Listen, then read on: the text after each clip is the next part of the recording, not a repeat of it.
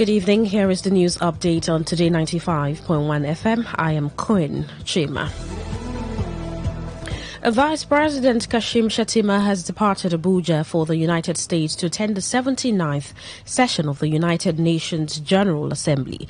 A statement by the Senior Special Assistant to the President of Media and Communications, Office of the Vice President Stanley Nkwocha, said Shettima left the country at the directive of President Bola Tinubu. According to him, President Tinubu had directed the Vice President to lead the Nigerian delegation to the high-level global forum, while he focused on addressing pressing domestic issues, including the recent devastating flood disaster. During the session, Vice President Shettima will deliver Nigeria's national statement, participate in key meetings on the sidelines of the event, and engage in bilateral meetings. A socio-economic rights and accountable fund collected by Borno State since 2001, including the 816 million naira collected by the state between January 2024 and June 2024. Serap said suspected perpetrators of allegations of corruption and mismanagement of ecological funds should face prosecution as appropriate if there is sufficient admissible evidence, and any proceeds of corruption should be fully recovered. Serap also urged the president to direct FABEMI and appropriate anti-corruption agencies to urgently identify and ensure access to justice and effective remedies to affected victims in Borno State. The organization also urged Tinubu to direct George Akume, Secretary to the Government of the Federation, to work with appropriate anti-corruption agencies to track and monitor the spending of ecological fund by the Federal Capital Territory, Abuja, 36 state governors, the 774 local government areas, as well as all emergency management agencies across the country funded through the ecological fund. This was contained in a letter dated 21 September 2024 and signed by Serap, Deputy Director Kolowole Oluwadare. Elder statesman and Chancellor of Afe Babalola University, Afe Babalola, has faulted the monopoly of the Nigerian National Petroleum Corporation Limited (NNPCL) in the sale of petrol from the Dangote refinery. Babalola, who expressed dissatisfaction with the hikes of petroleum prices, especially the recent one by NNPC, appealed to the government through their policies and actions not to turn Nigerians to beggars. The elder statesman spoke in Ado Ekiti, the Ekiti state capital, shortly after he received the Outstanding Achiever of All Times Award from a diaspora group, Ekiti Kete Coalition, United States of America. Babalola called on Aliko Dangote to sell his petrol directly to Nigerians at his own rate, saying free trade is the best thing for any society. The Abua Chancellor, who said there was no reason Nigerians should be put through excruciating experiences, called on the government to do what is needed to make life worth living for Nigerians. The Defense Headquarters says Seaman Haruna, who was allegedly detained for 6 years, was never arrested. Haruna's wife, Hussaina Iliya, had gone on a popular radio station in Abuja to accuse the military of unjustly detaining her husband since 2018. She specifically accused a senior military officer, Brigadier General A.S. Adamu, of ordering his detention. Her claims went viral, prompting Chief of Defense Staff General Christopher Musa and Minister of State for Defense Bello Matawale to order an investigation into the matter. Days after the order, a video emerged on social media showing Haruna resisting attempts to disarm him by other personnel. The video went blank during the attempt, but several gunshots could be heard. In an interview, the Director of Defense Information, Brigadier General Tukur Gusau, said Haruna was never arrested. When asked about his whereabouts, since his wife claimed he had been in the military's holding facility for 6 years, Gusau said this would be revealed after the investigation concluded. On the foreign scene, an explosion caused by a gas leak at a coal mine in eastern Iran has killed at least 51 people.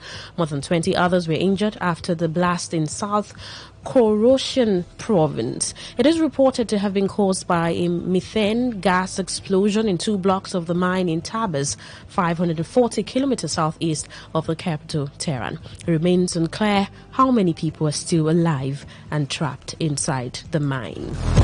And that was the news update on Today 95.1 FM. My name is Queen Chima. Thank you so much for listening. Good evening.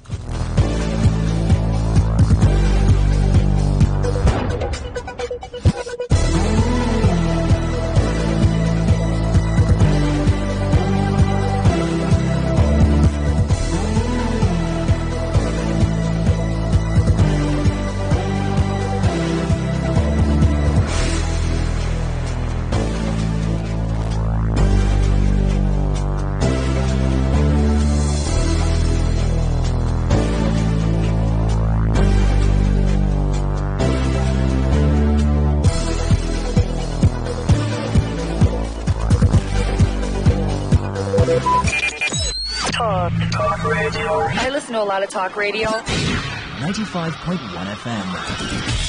FM. Say no to the ordinary. Embrace the extraordinary, because we are the voice of the people. Today, 95.1 FM. Today, 95.1 FM. Tune in for a journey beyond the ordinary. Fasten your seatbelts. We're not just a station. We are the station. Today, 95.1 FM, the voice of the people. Turn the dial and turn up the thrill. We are not in the same league. We are rewriting the rules. Here on Today 95.1 FM. We talk, you listen.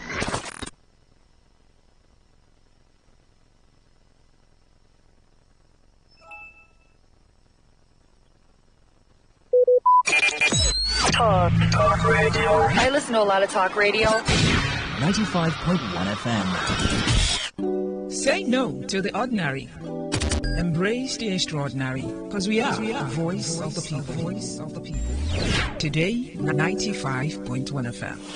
Today, 95.1 FM.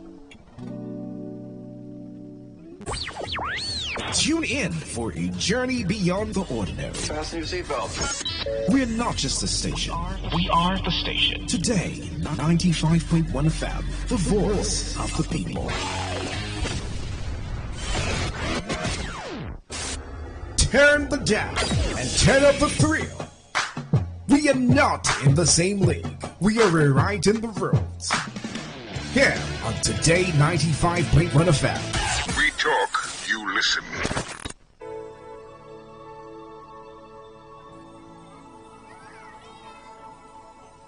Think about the generations, and so we want to make it a better place for our children and our children's children, so that they know it's a better world for them, and think they can make it a better place.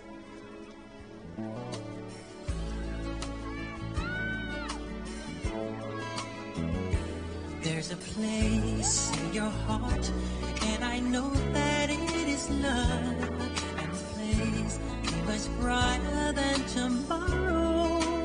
And if you really try, you'll find there's no need to cry. In this place, you feel there's no hurt or sorrow. There are ways to get there if you care enough for the living. Make a little space, make a better place. Heal the world, make it a better place for you and for me and the entire human race. There are people dying. If you care enough for the living, make a better place for you and for me.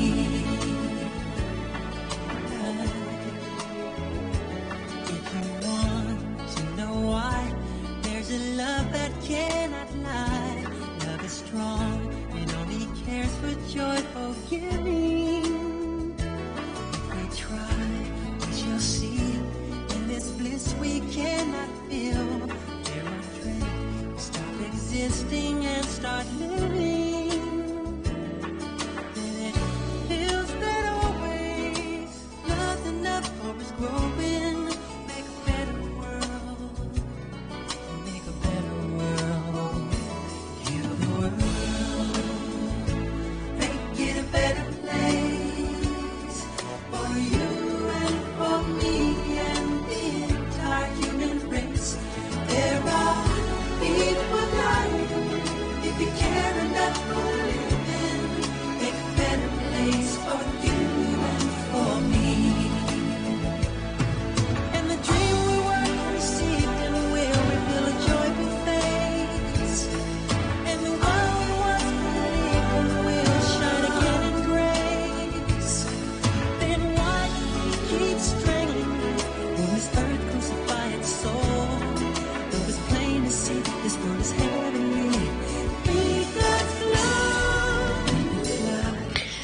It's a beautiful 22nd day of September 2024. It's good to be talking with you.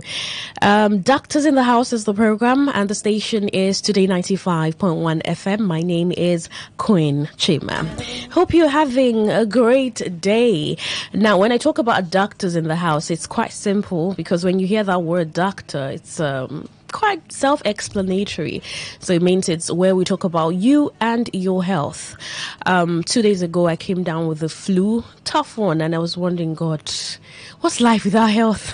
It was tough for me. My voice captured. I was coughing and cold. It got worse the next day, and I just had to quickly get medical attention. I feel better now, but that's just how your health is so important, that just something little can put you off balance. And for someone like me who works with her voice, imagine I come here and I'm sounding you wouldn't want to listen to me. All right, yesterday was World Alzheimer's Day. It has a connection with, it has a mental connection, but then I would not be doing all of that explanation, because I have an expert with me in the studio who will talk about it, what it means, how, and basically what it entails in its entirety, and why yesterday was celebrated, even the theme. So I have joined me already in the studio, Dr. Dede Oputamuno Gilbert, who is from the Nigeria Medical Association, River State Chapter, and a medical practitioner. Good evening, Dr. Dede. Good evening. Thank you for having me here. Yes, good to have you. Thank you so much for saying yes. Coming from the Nigeria Medical Association River State Chapter, I'm sure it's important that this conversations about health are very important to the NMA, and thank you for coming. Thank you very much for having me here. All right. Yesterday was World Alzheimer's Day, and maybe you'd take me through the theme of these years, which was celebrated yesterday, and also why that theme was picked. Okay. So, yes, as we all know, yesterday was the World Alzheimer's Day, and the Nigerian Medical Association River State Chapter thought it wise to commemorate this very day by engaging in social media publicity, talking to people about, what Alzheimer's is, because a lot of people don't know about this disease, and if you don't know about a particular disease, you would have issues with identifying when someone has an issue and when to seek medical attention. So that's why we had to educate people about it, on social media, in the hospital, talk to people generally, even engage in social media advocacies and all of that, So the reason why we are advocating for this is to enlighten the public. And we see this as very important.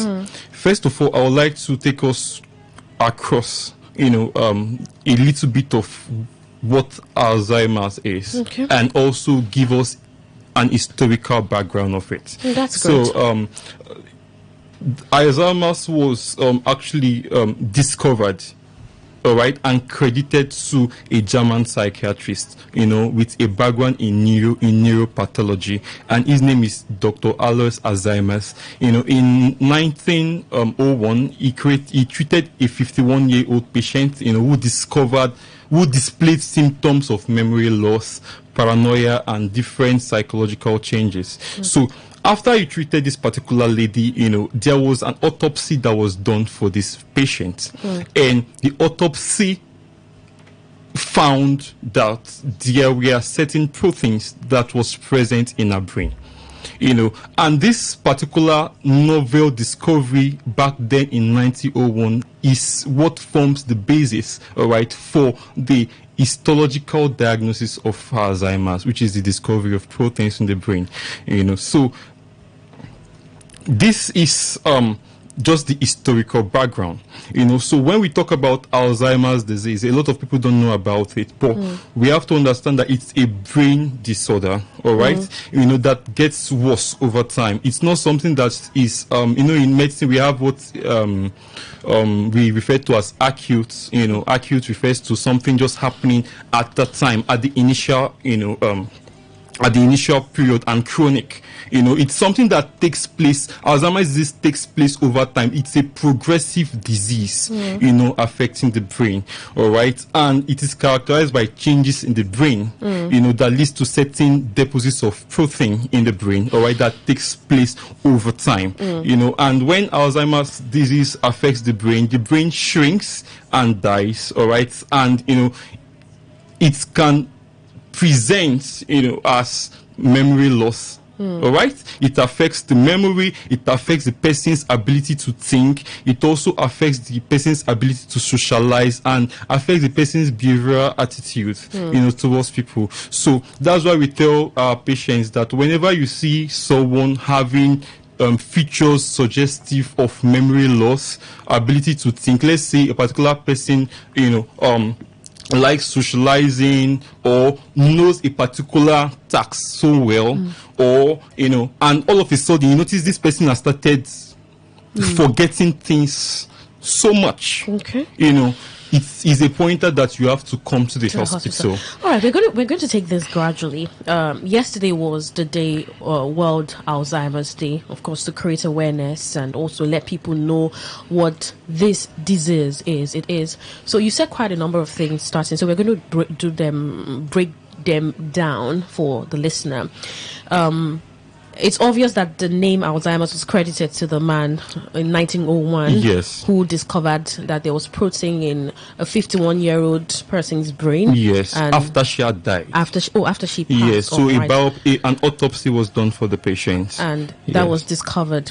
All right, so Alzheimer's, is it okay to call it memory loss or dementia? No, okay. Now that brings me to trying to throw light on dementia and Alzheimer's, because Alzheimer's is one of the causes of dementia. So there are different things that can cause dementia. Dementia simply means, all right, gradual decline in memory, thinking, behavior, and social skills. And Alzheimer's disease can cause all of these features I've mentioned. In fact, Alzheimer's disease contributes about 65 to 70% of all patients having dementia. So that's why we have other causes of dementia like vascular dementia and so on. There are different things that can cause. Dementia just means a decline in memory, thinking, behavior, and social skills. So Alzheimer's disease is one of the causes of dementia. And what is what we try to also tell our people is there are certain actions we take, that can cause Alzheimer's disease, or that can make you predisposed to having Alzheimer's disease. So we have the risk factors. We'll get to the risk factors. Right. You had earlier talked about the progression of this disease. Yes. Does it mean that it can start gradually and gets to a particular point where it's worse? Because I've seen some videos on social media where people put out and say you're getting to your 30s and you begin to forget things easily. I don't know if you've seen that video. Yes, like someone is coming down comes down from the staircase and is wondering, what did I come down to do? And they tag it as, you're getting old, you're in your 30s or you're getting to your 40s, so your brain is beginning to forget things. So I don't know if that's the progression of age that is connected to age, or could it be that people that this thing is happening to really showing symptoms of Alzheimer's? Okay, so what we have to understand is someone forgetting things, all right, does not necessarily mean this person has Alzheimer's disease. All right, we've already established that patients who have or people who have Alzheimer's disease already have a problem happening in the brain, where there is deposition of protein in the brain, and there are different factors that are responsible for it. All right, so if you have a young person, all right, and the person is probably forgetting things, it doesn't necessarily mean you have to say this person has Alzheimer's disease. The best thing you would have to tell the person is go see your doctor. One thing people do commonly along the streets is trying to give their friend or someone else a diagnosis without the person consulting to see a doctor. All right. Yes, Alzheimer's disease has different risk factors, and things that can make someone predisposed to have. A risk factor is not a cause of a disease. A risk factor is something that makes you predisposed to having this disease. So it does not necessarily mean that because you do this you have the disease. No, a risk factor just means that if you are engaging in certain tasks such as this, the tendency or the propensity of you having the disease is on the high side. All right, so as we slightly get into the risk factors, what causes that deposit of protein in the brain? Okay, so there are different factors responsible and that have been isolated. All right, number one is the genes. All right, so some people have a genetic trait of Alzheimer's, especially when it's in a first order relative. So let's say someone who is directly related to a particular person having Alzheimer's, the person has a risk of having the disease. All right, so that's the first thing. The second thing is people who have chromosomal abnormalities like Down syndrome. So Down syndrome, the chromosome affected in Down syndrome is chromosome 21, and that same chromosome is the same chromosome that is responsible for the particular protein I talked about, which is deposited in the brain. So people who are having Down syndrome are also at risk of having Alzheimer's. In fact, they have a very high index of having Alzheimer's disease.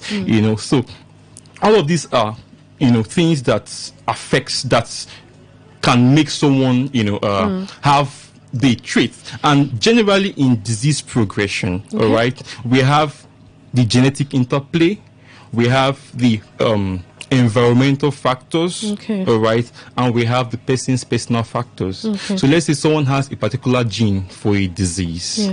Let's say someone has a risk factor for hypertension or obesity or diabetes, probably from the family. That's the gene, all right? The person already has the genetic traits for that, but it wouldn't express naturally until there's an interplay with the environmental factors.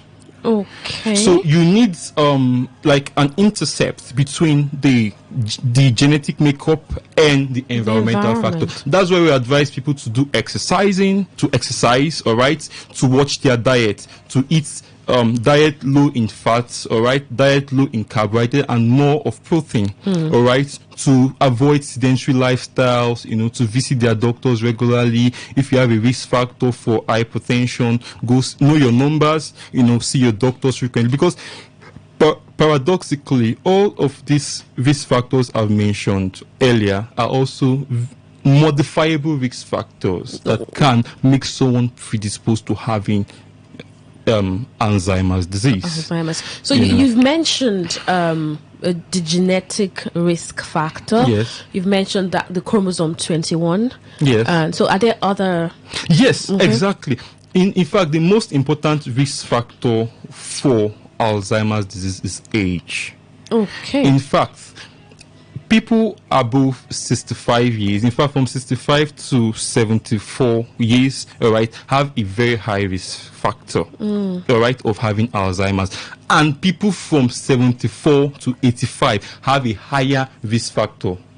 So it means the longer a person gets, the higher the chances down, of right? Yes, exactly. But Alzheimer's can also occur in younger population. Whoa. Yes, that's why we now talk about the early onset Alzheimer's. So yes. Before we get to you talking about young people, because some young people might just say, "Oh, thank God, it's for old people, so I shouldn't even bother listening." Why is that for the older brackets? Is it because of lifestyle or age? Is it just basically because of age? No, it's age. Okay. All right, it's age. But we have to understand, like I said earlier, that lifestyle, all right, also contributes to someone having. In fact, that's why part of the treatment for Alzheimer's is we have to work them up. We have to counsel them properly on how they can. And research, a lot of research done has shown that with adapting a good lifestyle, someone has a good outcome from Alzheimer's disease. Oh, amazing. So you said it can also affect young people. What's the brackets for young people? Like the early onset Alzheimer's disease, has been shown in people from 40 to 65. 40? All right, yes, from 40 to 65, So we can't just say only the elderly population above 65 can have Alzheimer's. People younger than 65 years can also have Alzheimer's disease. That's where we talk about the early onset Alzheimer's disease. All right, yeah. So before we get into, are there more risk factors that you want to mention? For me not to confuse my listeners, all right, and make everybody, follow, I would want to divide the risk factors into modifiable risk factors and non-modifiable risk factors. Okay. So non-modifiable risk factors are things you cannot change. You can't change your genes. You can't. Someone who's having a Down syndrome cannot change the fact that he has a Down syndrome. Someone worthy of note is Alzheimer's is also common in the female population. Oh, more so than you have the male. more females. The reason why it's more common in the female population is because we have increasing number of elderly women than men. Okay. All right. So you have more older women than the older men. So, and we've already established that age is a risk factor for Alzheimer's disease. So it means since the women live longer, all right, they would also be having a high population who's having Alzheimer's disease. All right, so the other risk factors include the head trauma. All right, someone who's had contusion injury, let's say the person that's been involved in road traffic accident that had impact on the head, is also at risk of having Alzheimer's disease. All right, and this is under the non-modifiable. Yes, non-modifiable, because you cannot change the fact that you had the head trauma. So someone who is having air pollution, that's why when there was the suits all over Port Harcourt, we were always advocating for that, because air pollution has also been linked to as a risk factor, yes, to Alzheimer's disease. So we have to stay in an environment with clean air, all right, so we can breathe in fresh and filtered air. So moving down to the modifiable risk factors. Modifiable risk factors are more of things you do, all right, that you can change, because our lifestyle directly affects our health. All right, so if you want to live long, I tell my patients, if you want to live long, if you want to have a good health system and all of that, and good health care, you have to adopt healthy lifestyle. You have to have a healthy lifestyle, and normal things that can help you have a healthy lifestyle can also reduce your risk of having Alzheimer's disease. And this includes sleeping properly. A lot of people don't sleep properly. I tell my patients to sleep very well. People are trying to make money. That's the problem, in our society, due to the economy. A lot of people are now putting more work and less rest. Yeah, someone was just telling me this morning how he plans to sleep 3 a.m. and wake up 6. Please advise. And he says because there's so much to do, he needs to make money. I tell people that if you want to spend a lot of time at work, if something happens at work, within the twinkle of an eye, your job is going to be given to another person. True. So your health is very important. Find time to rest. Take care of your health. People spend so much time, energy to work and earn money. And when they've gotten the money, they now have to put in the money back into healthcare to pay for their health, their health needs. So what's the number? What's the hours of sleep that one should get? You should sleep for at least 6 to 8 hours. 6 to 8 hours. All right, sleep for at least so proper sleep. All right, exercise. When you exercise is very good. Exercise has a lot of positive impact on your health. When you exercise, all right, you burn down excess cholesterol, all right, you increase the cerebral perfusion, the blood flow to your brain, all right, you have a healthy system. And when you exercise, the risk of you having obesity is reduced, because obesity is also a modifiable risk factor for Alzheimer's disease. So smoking, we've already established that air pollution, all right, is a risk factor. Smoking, all right. So we advise our patients to stop smoking. It's funny how smoking contributes to a range of health issues. All through my medical practice and while I was in medical school, there is only one thing that smoking has a positive effect on. It does have, and that's endometrial cancer. Oh. Women who smoke have a low risk of having endometrial cancer. But then they can come down with other things. So it's like So that's all through medical practice, all through medical school. The only place I've seen where smoking was in the positive side was in endometrial cancer. Only just one. But it is now responsible. It's now a risk factor for a myriad of diseases. The kidney, so it's exactly. So I advise my patients, stop smoking. Don't smoke. Reduce the amount of alcohol you take. Now, it's alcohol for Alzheimer's too. Yes. Oh. You reduce the amount of alcohol you take. Okay. All right. What do you of note? I would like to throw a light on this, because it's difficult for people who are chain smokers to abruptly stop smoking, because if they do, they will have withdrawal syndrome.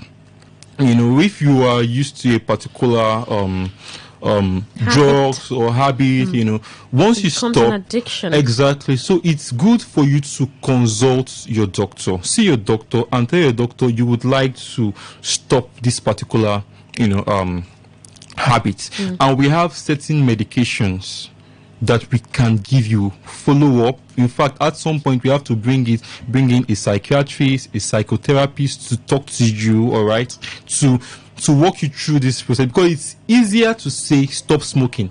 It's easy for me to just come and tell someone stop smoking. Well, it's actually a journey to healing. Yes. You don't just tell someone stop smoking and tell the person to go. No, the person has to see his doctor. All right. There are certain medications, we can give to you to help you. All right. So when the withdrawal effect of stopping that particular, drug or substance comes, the medications we give to you is going to help you. So high blood pressure is also a modifiable risk factor. That's why we advise patients who are hypertensive to know their numbers, take their medications, all right. And we also tell them have the automated blood pressure check at home. All right, put it on your table, check it at least in the morning and the evening, and write it down. So when you come to us, we are going to see the how your blood pressure has been over the weeks. All right, and also high cholesterol level is also a modifiable risk factor. So these are risk factors that that we can control. All right, that if you do this, you are going to be having a low risk of having the Alzheimer's disease. Okay, so you mentioned trauma, right? Yes. And when you talked about trauma, you mentioned an accident or hit or something. So what about trauma from fear? Let's say you had a terrible experience probably with robbers, and you still have not got over that incident. Somehow you something can easily trigger you, make you scared, and you start palpitating. Can that also cause Alzheimer's? Because I know someone who tells me that she has not got over a robbery incident. She's still scared of moving at night.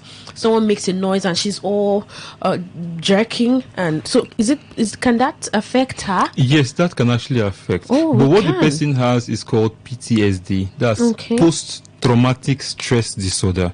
So let's say someone had a terrible incident, all right, and every time the picture just plays in the head, all right. So that's why we advise a person to see a doctor. We have the specialists for such a person. Such a person needs to see a psychiatrist.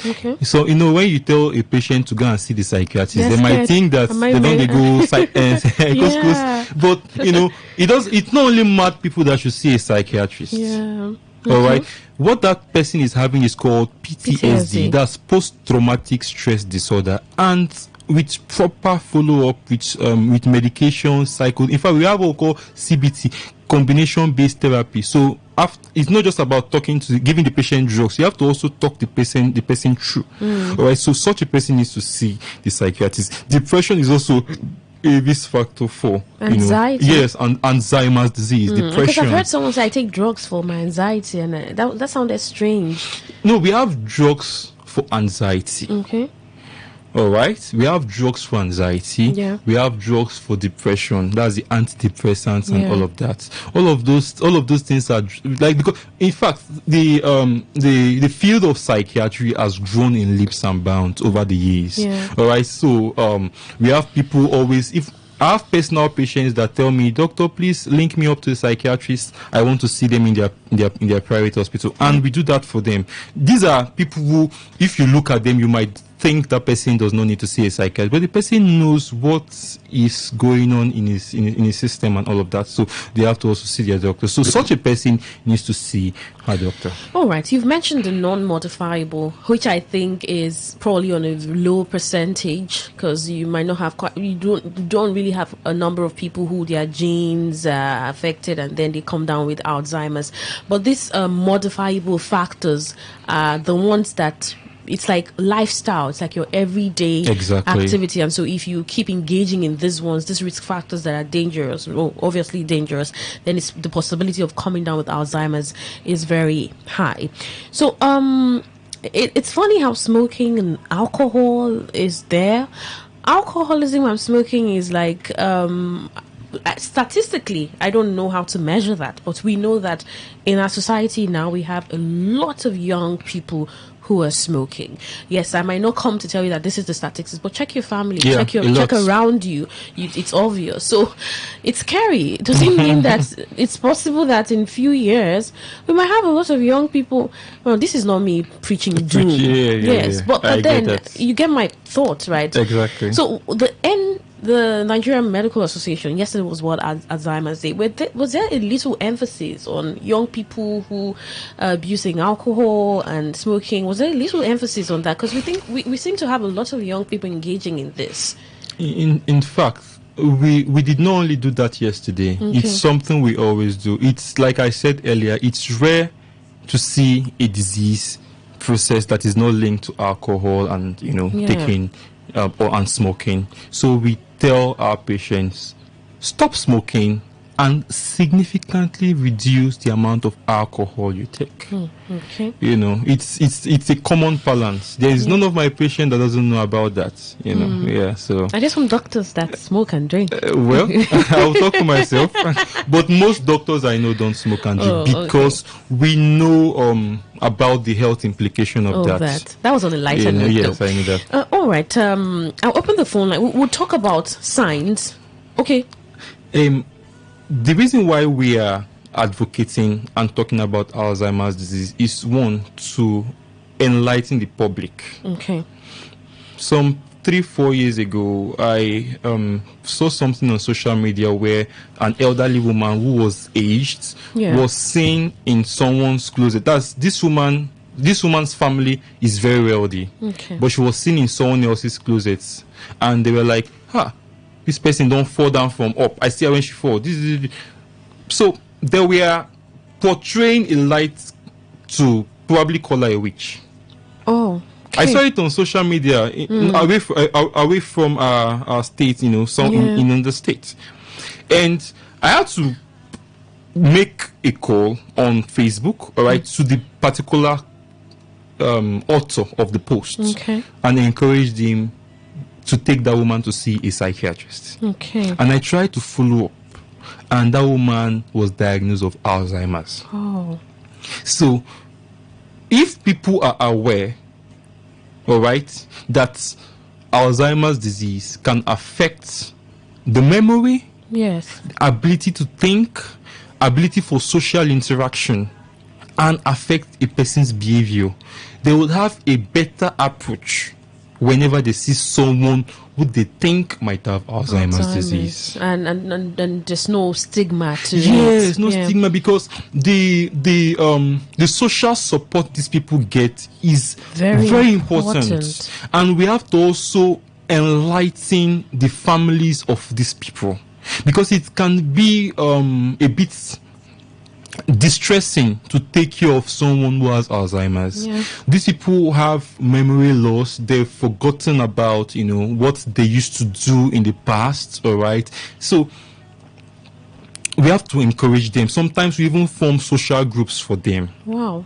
All right. They forget to eat, so you have to feed them. Forget to eat? Yes. That's why they are at risk of malnutrition. And someone who is malnourished can even make the disease progression worse, one, and can also cause a myriad of other diseases. All right, someone who is malnourished cannot fight infection, so it means that they'll be having issues with infection. So someone who is having Alzheimer's will be forgetting to take his drugs. So it means you, the caregiver, you have to remember. Sometimes we tell them, set alarm on your phone to give these people their drugs. So you have to give them their food, give them their water at the right time, give them their medications. All right, it's like a total state of incapacitation.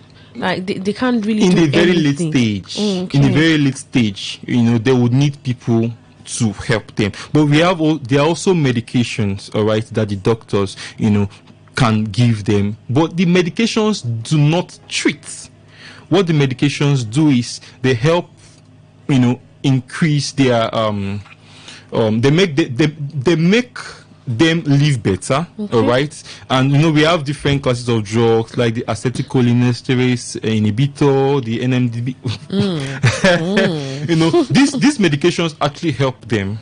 All right, it slows down the disease progression. Okay, but it does not stop the disease. It only slows it down. All right, and makes them do better. So there's no cure for Alzheimer's. Yes, no cure.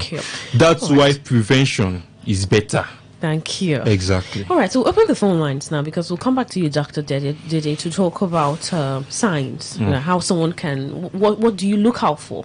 Or you probably see this, you see someone acting up in a certain way and say, oh, I think we need to take this person to the hospital, because I heard on Today95.1 FM from Dr. Dede that these are the signs of Alzheimer's. But then let me open the phone line. Just maybe you have a question to ask, or concern, or just some sort of clarification that you need. The doctor is here and he will do justice to that.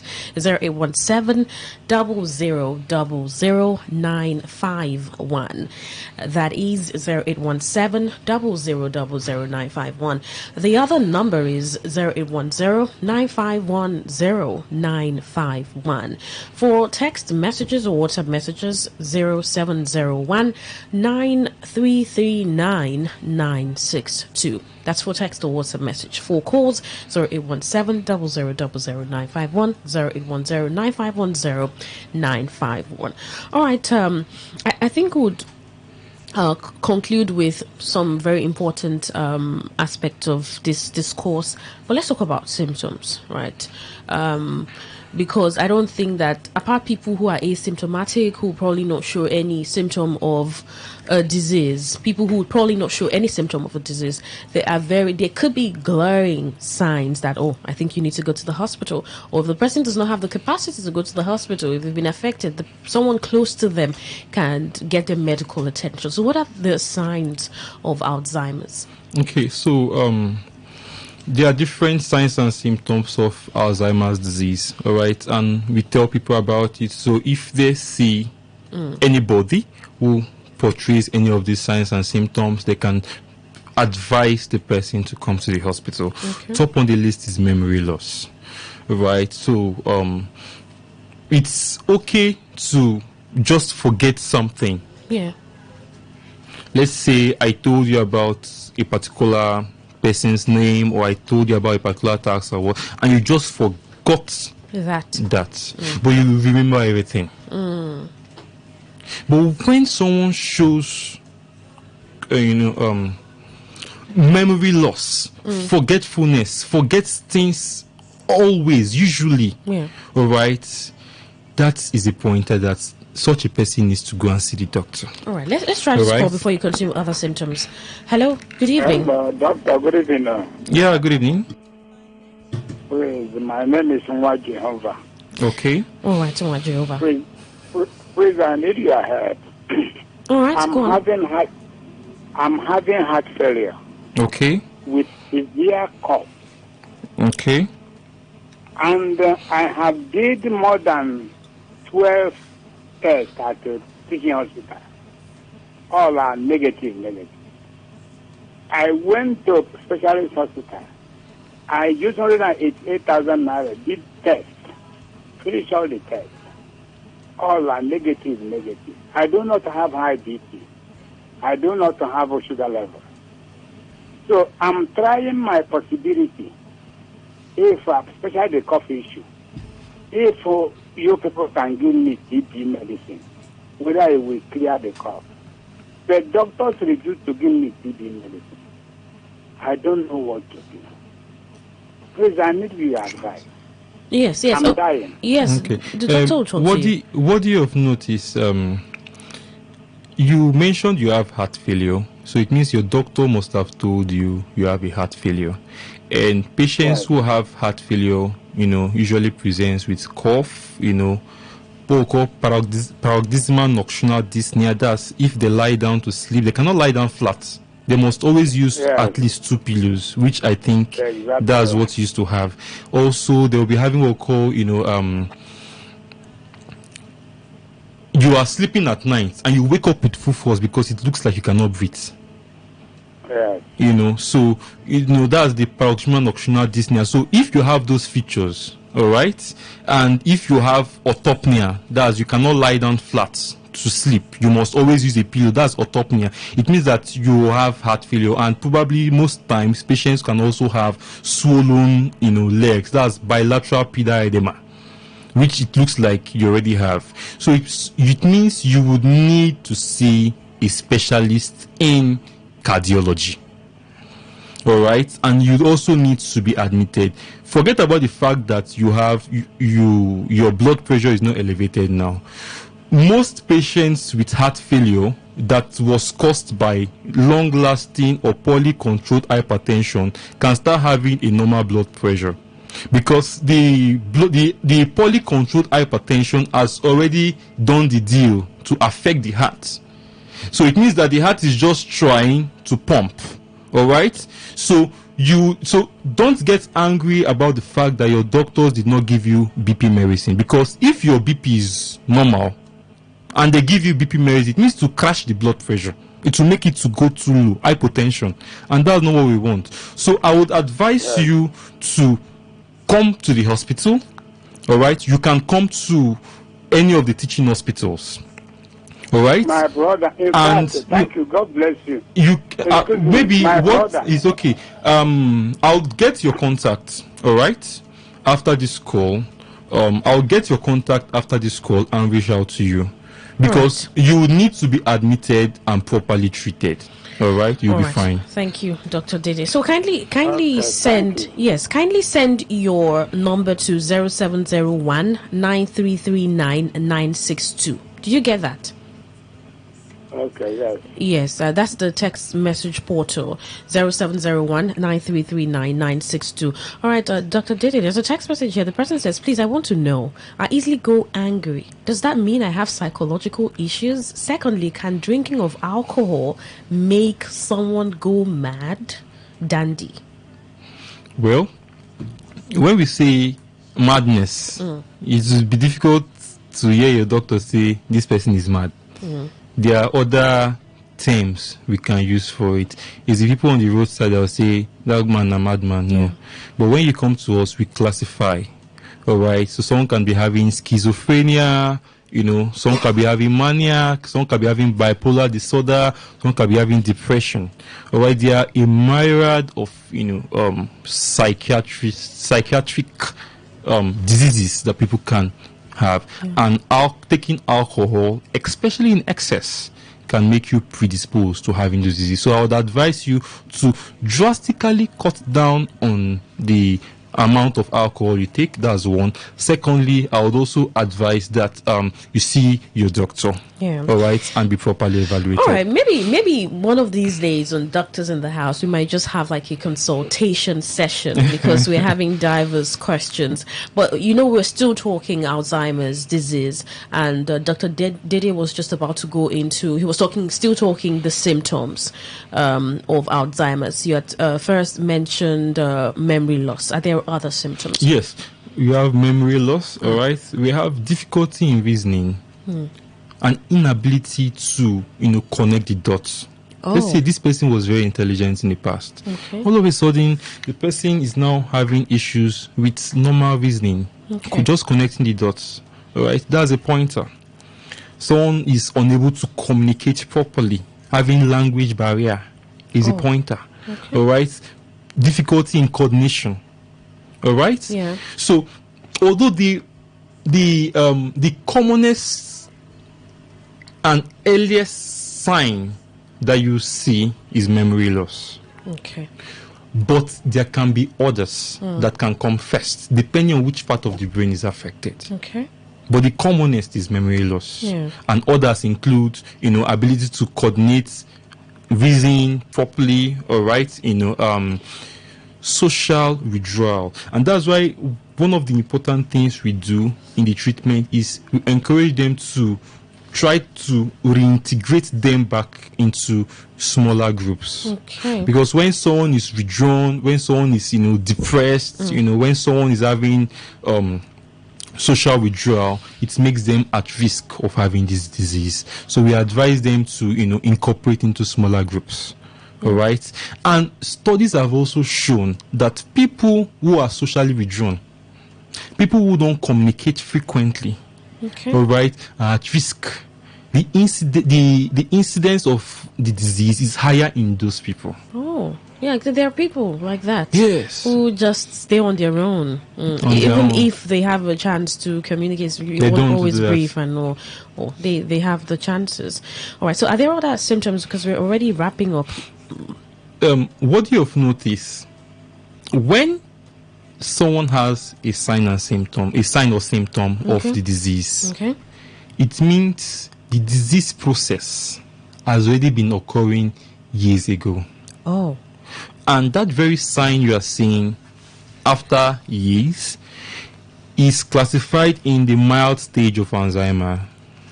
That's the early stage. And so at that early stage, I'm guessing that the possibility of putting it on check is more effective. It's more effective. And if such a person, has a better lifestyle, like the modifiable risk factors we talked about, exercise, reducing alcohol, stopping smoking, inhaling, pollutant and all of that. If someone has a healthy lifestyle at that stage and sees his doctor to start taking medications, all right, it means that the person will most likely, all right, have a good quality of life. Amazing. All right. So let's hint more on care, because it's one of the conversations that was talked about too on World Alzheimer's Day, the care that's given to these people. Can you just highlight more on that as we wrap up in two minutes? Okay, this is very important because a lot of people taking care of patients who have Alzheimer's, all right, like I said, they can go tired. Some people say, doctor, I never take care of myself finish. I'll come take care of another person. All right. That's why the psychotherapy is important. We have gone past the days when you just see your doctor will just give you this drug. Madam, take. It will help you. It's not just about prescribing drugs. You have to also work on their psyche. And that's where this question you've asked comes in. Yeah. So we advise these people to stay mentally active. All right, play board games. All right, even if they don't understand what they are playing, let it just be in their front. Encourage them. Even if they make a mistake, don't act like they've made a mistake. Yeah. Cheer them up. When they now try to get or do something right, hail them a lot. Yeah. All right, they can do puzzles. If they can play musical instruments, they can do that. They then get physically active, because I've said exercise and getting physically active improves your general well-being and increases the cerebral perfusion to the brain. So let them get physically active, all right? Because this increases the blood flow and oxygen to the brain, which can also, help the brain health. Okay. All right. Let them also wear protective headgear if they are participating in any activity to prevent head injury. Remember, I've said head injury is a risk factor. True. So there's that time we were using a bike, motorcycle in River State. Yeah. The then governor said everyone should wear helmets. Those are actually important things.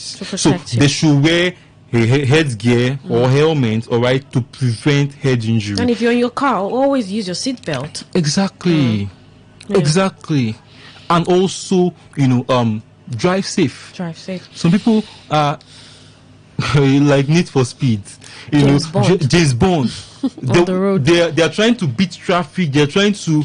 But I tell people, that place you are driving fast to, if God forbid something happens, will you still go there? No. So it's good for you to drive safe. Right. And if you're a driver with other people in the car, please consider their lives too. Because God forbid if anything happens because you are driving and have an accident, not only you will be affected, every other person will be affected. So where you are going to is not running away.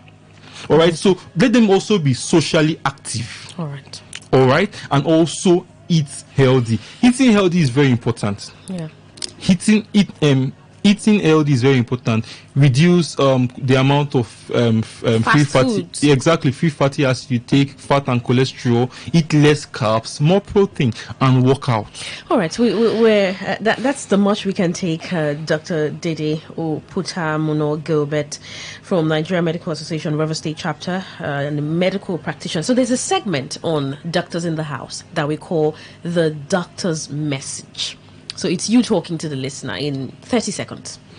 Okay. You might want to add dear listener. It's a letter. Dear listeners. Amazing. All right. Alzheimer's disease is not a death sentence, all right? The reason why we are coming with this advocacy is to educate the public about this disease. And I've mentioned the signs and symptoms. Memory loss, ability to coordinate, ability to think properly, So if you see someone having any of these features, do not stigmatize the person.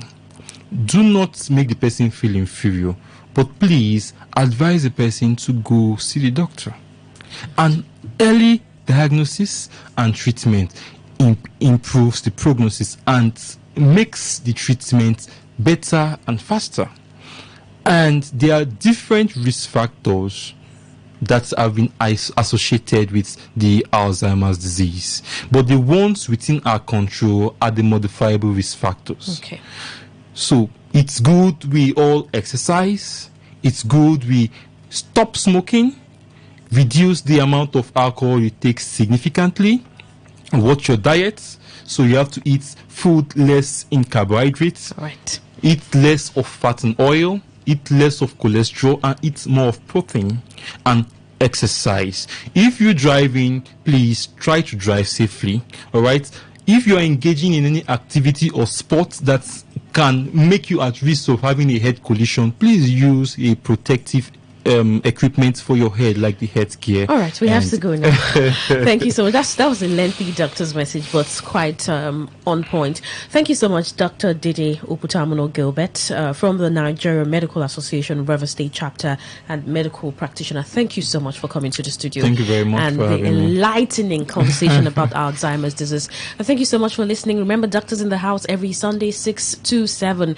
Here you get everything about your health and how to stay healthy. Thank you for your calls and text messages. My name is Cohen. I'm still here. Cruise control up next, and quite a number of activities lined up for you here on Today 95.1 FM. Good evening and stay with us.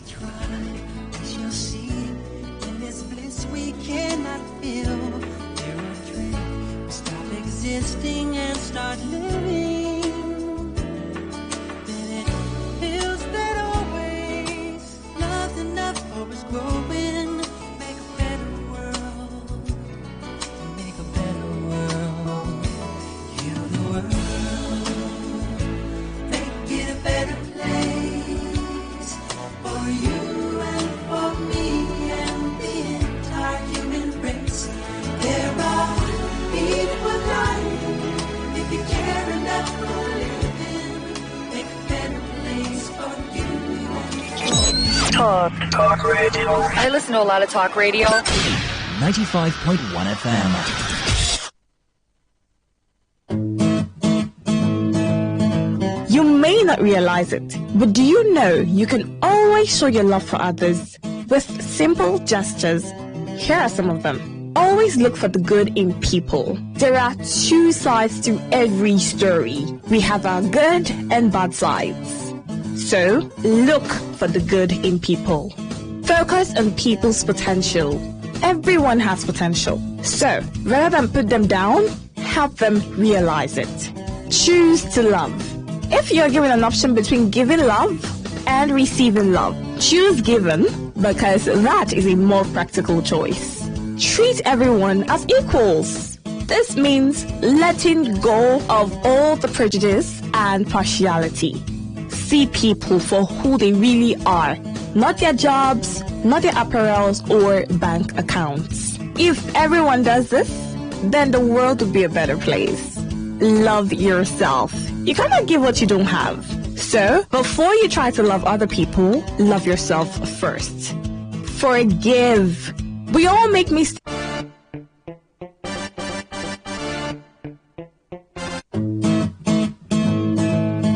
You may not realize it, but do you know you can always show your love for others with simple gestures?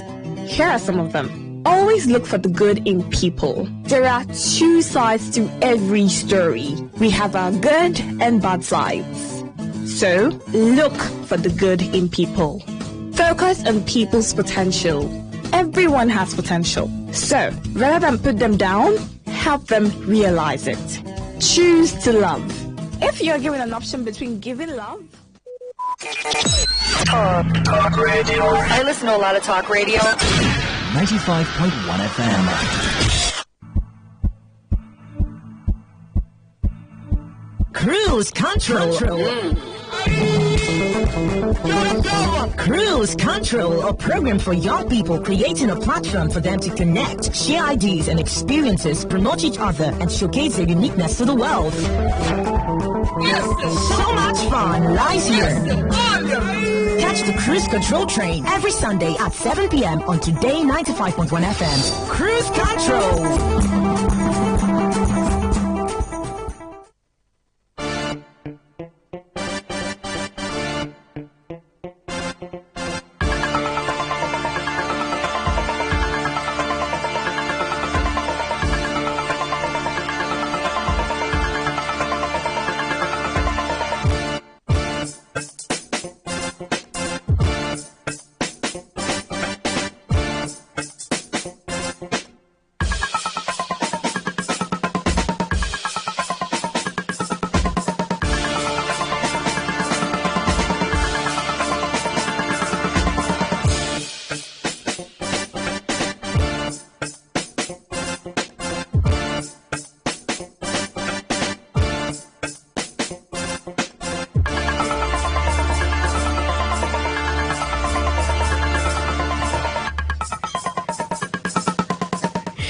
All right, today 95.1 FM, and it's still a beautiful Sunday evening, September 22nd, 2024. 22nd already. I think we're getting close to the end of September. Very soon it to be 1st of October, where we get to celebrate Nigeria's independence, and I think I'm looking forward to that. My name is Quinn. Welcome to Cruise Control. I like that. All right, Cruise Control with squad. There's Rona Bay. Finally, you called it the right way. Rona Bay. I tried so not I'm not to going to correct you again. Now I think we're good now. I am an attentive human being. That's fine. And there's Brandon. Hey, I'm here again. You're here, Brandon. It's been a while. How are you doing? Vibes. I'm good. Vibes on vibes. Yeah. No cap. No, vibes. It's good to have you. So it's the both of us today. The three of us, rather. Esther, I don't know. I think she might just be on her way. Oh, we're hoping. So we want to talk about something that is quite relatable. And a conversation that's always talked about. You know, when you mention relationships, everyone's ear is open. Like, okay, what aspect of relationship do you want to talk about? Is it father-mother relationship, father-children, mother-children? What colleague relationship? Right? So, and maybe when you talk about romantic relationship, people are like, oh, okay, I think I like this one. It's interesting. But so much has changed in the world in terms of digitization or globalization. Some people say the world's moving so fast. Some others will say, oh, it's not how it used to be. You know, the dating scene or the courting scene, what you call it now is not what it is, or what is happening is not what it is. This is how it's supposed to be, and that's why a lot of things will not happen in terms of separation. Why are we having a high rate of divorce? Well, that's not a conversation we want to get into, divorce or no divorce. We just want to talk about young people getting into relationship, and we have to use the word young today because we might begin to analyze the age as we go on. Or is it 15 or 14 or 16, 17 to 20? And when is the appropriate time for a young person to get into a relationship?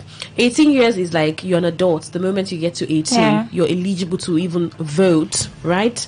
As a Nigerian. But I saw a video on social media. It was on TikTok, actually. And this girl who looks like, I might want to call her 14-year-old girl. These days, people can be so big and yet their age is... They're not adults. Yeah, not adults, exactly. And it was a TikTok live. And so she was talking with the other guy at the other end. And the guy says, take off your clothes. And she does that. She takes off the one on top. Well, she's still wearing an innerwear, and he says, "Oh, the other one down." And she's like, "Oh, my mom is here." That's what she said. My mom is here. And then immediately there was a capture of the woman lying down. And so the guy was like, your mom is there and you're doing the video and you took off your clothes. And I was laughing and asking myself like, oh, okay, what's going on? So today we want to talk about what age is appropriate for a young person to get into a relationship. And now we're not just talking about any relationship, but we're talking about romantic relationship. And as young people will be having that conversation, you can also get into the conversation by sending text messages and calling, and I would get the number to you as we get into that. But first, let me start with the lady, Rona Bay. Okay. How would you, growing up and observing relationships, right? And now that you're an adult, how would you analyze the dating scene? If you have a glimpse of what it used to be maybe 10 years ago and now, what would your analysis be?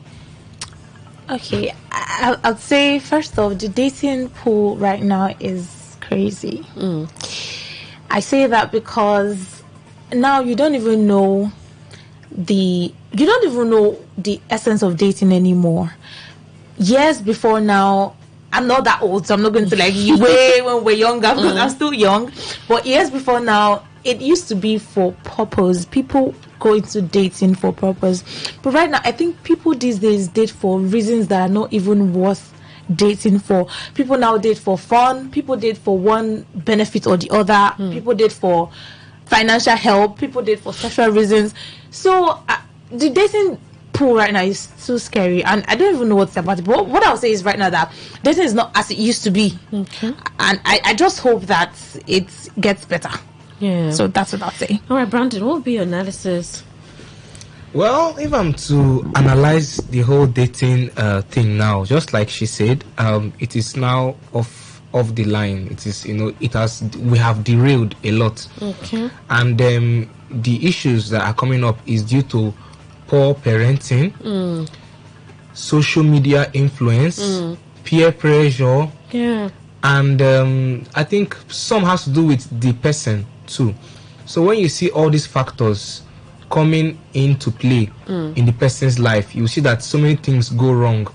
So just imagine someone, even well trained, go to a university, hearing different experiences from his or her friends, will change your mindset or your perspective.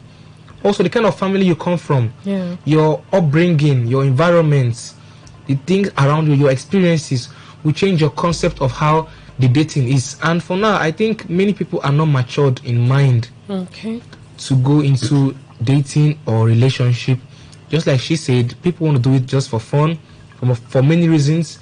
There is now a transactional relationship that is the most common. Even if many feel like, okay, I want to date, but the girl has her ulterior motive, the guy has his own. And they both know that this is what they're coming for, and they both just find themselves there, and then because it's sad that we have seen a lot of cases where we hear that a girl was battered, sometimes killed, right? Sad, killed by her boyfriend. This year we've had quite a number of those killed by her boyfriend because, and then there are investigations, and then everyone on social media is just lambasting girls or lambasting the guys. Oh, why would you have a boyfriend at this age? Why would you go to visit without anyone's notice and all? So that's why this conversation is important, especially for young people listening. And when and why should you get into what we call a romantic relationship, when you have to say that, oh, I think I'm ready for this and I can handle whatever comes with it. So, but before we get into that question, so it means that there are lots of factors that have changed the dating pool. You have mentioned quite a number of them, but Rona, are there some more that you might want to add to what Brandon mentioned? Some of the reasons why people go into dating. Yes, earlier. Okay. There's peer pressure. I think you mentioned that, where you see your friends, they already have boyfriends, and if you're not dating or if you don't have a boyfriend, it seems like you're missing out on something.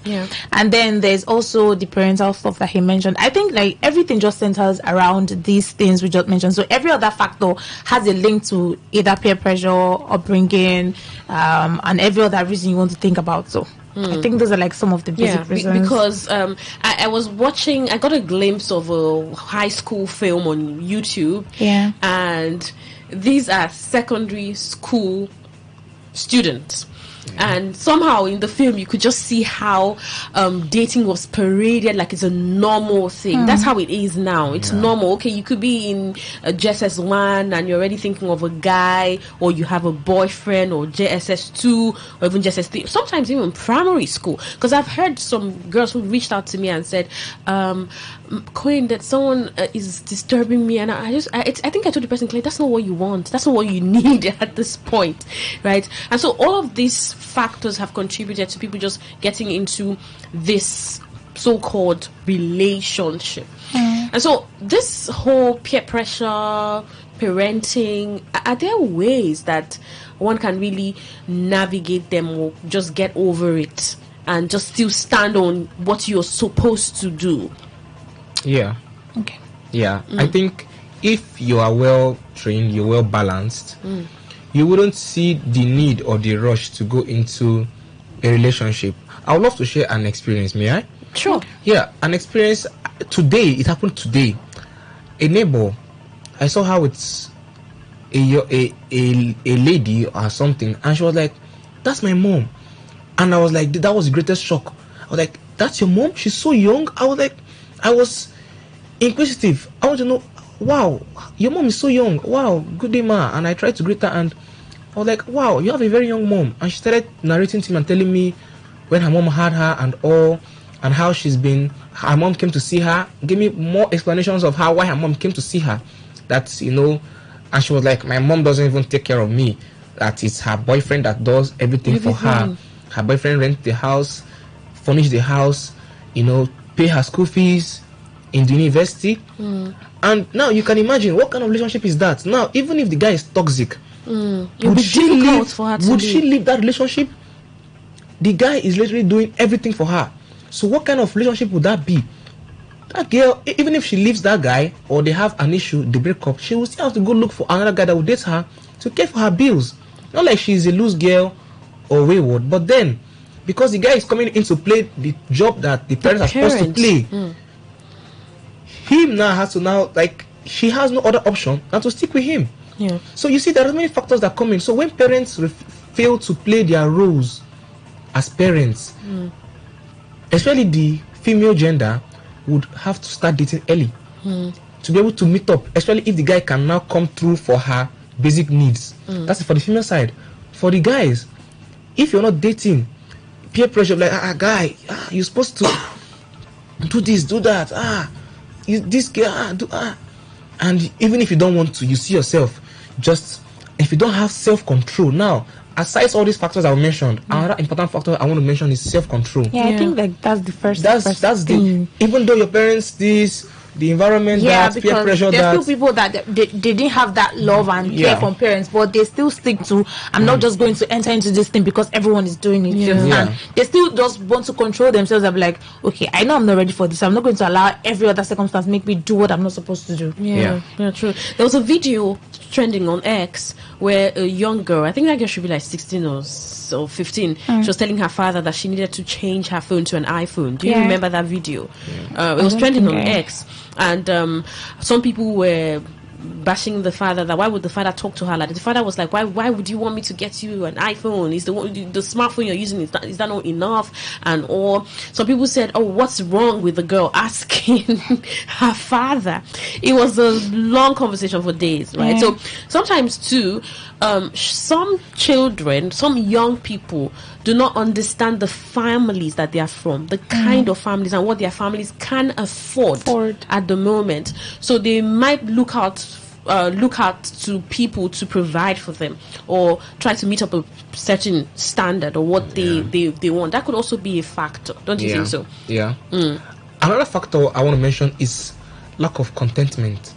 When you're not contented with what you have, yes, very importantly, when the one where you get no belly for you, you want to look out there for different, once you have that. And sometimes this peer pressure that we call, many times is not only your friend pressuring you, telling you things. You yourself, you give yourself the pressure. We should have that. Pressure. Because, for instance, okay, now, if I'm using an iPhone, I know what I'm using an iPhone for. There's some girls that have an iPhone due to the nature of what they're doing. Okay. Then you know that what you're doing is not in that nature. You now see yourself wanting to now compete. Wanting to compete. Okay. Let me assume. Imagine a girl that is the only child. Okay. She will have all attention from her parents. The resources the parents have will be enough to go around the child. Then you, that people are 7 in your family, you want to compare what you have and what that person has. So the person want to pressure, but you want to. When you're feeling inferior, inferiority complex is another very important factor. Inferiority complex make people feel like, I feel inferior. I want to meet up. I want to. Especially girls. I don't know if it's mostly on the girls' part. You see your friend wearing very long bone straight wig, and you are on braids, and you start feeling like you are less of a girl. I want to be a baddie. That's why you see teenagers. They already claim this. Oh, I'm a baddie. And what's a baddie supposed to have? Wigs, iPhone, lash extension, and all those many stuff. I think like that's another reason why young girls going to early dating, because why should a teenager of 15, 16, 17 be thinking of a boyfriend? And don't you have your books to read?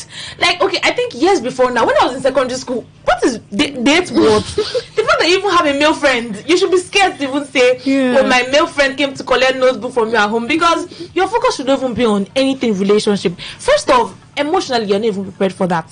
Mentally, you don't even know what it entails to be in a relationship. And the purpose, definitely, you're not even going to marry that person like in the next 5 years. So why are you doing the dating old stuff? So basically, I just feel that pressure that you put on yourself is the reason why people go into early dating even when they're not supposed to. Yeah. So you know that there are these instances that people will be like, you see, this can be my case. So you see people put on social media, we've been together for 17 years, and 17 years means they started since 17 school. Secondary school, and now they are telling you their testimony. We finally everyone's story is different. Right, we got married, right? So, and some people are like, yes, that's so.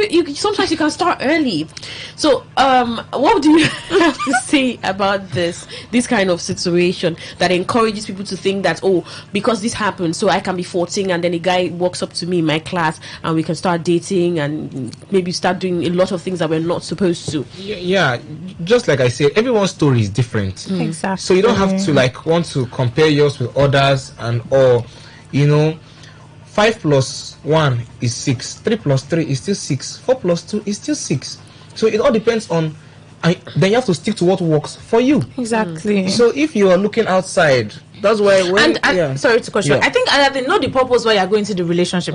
I think for those persons that share their stories on, we started dating 12 years ago and then we are married, maybe they probably entered the relationship because they already see a future. I really don't know.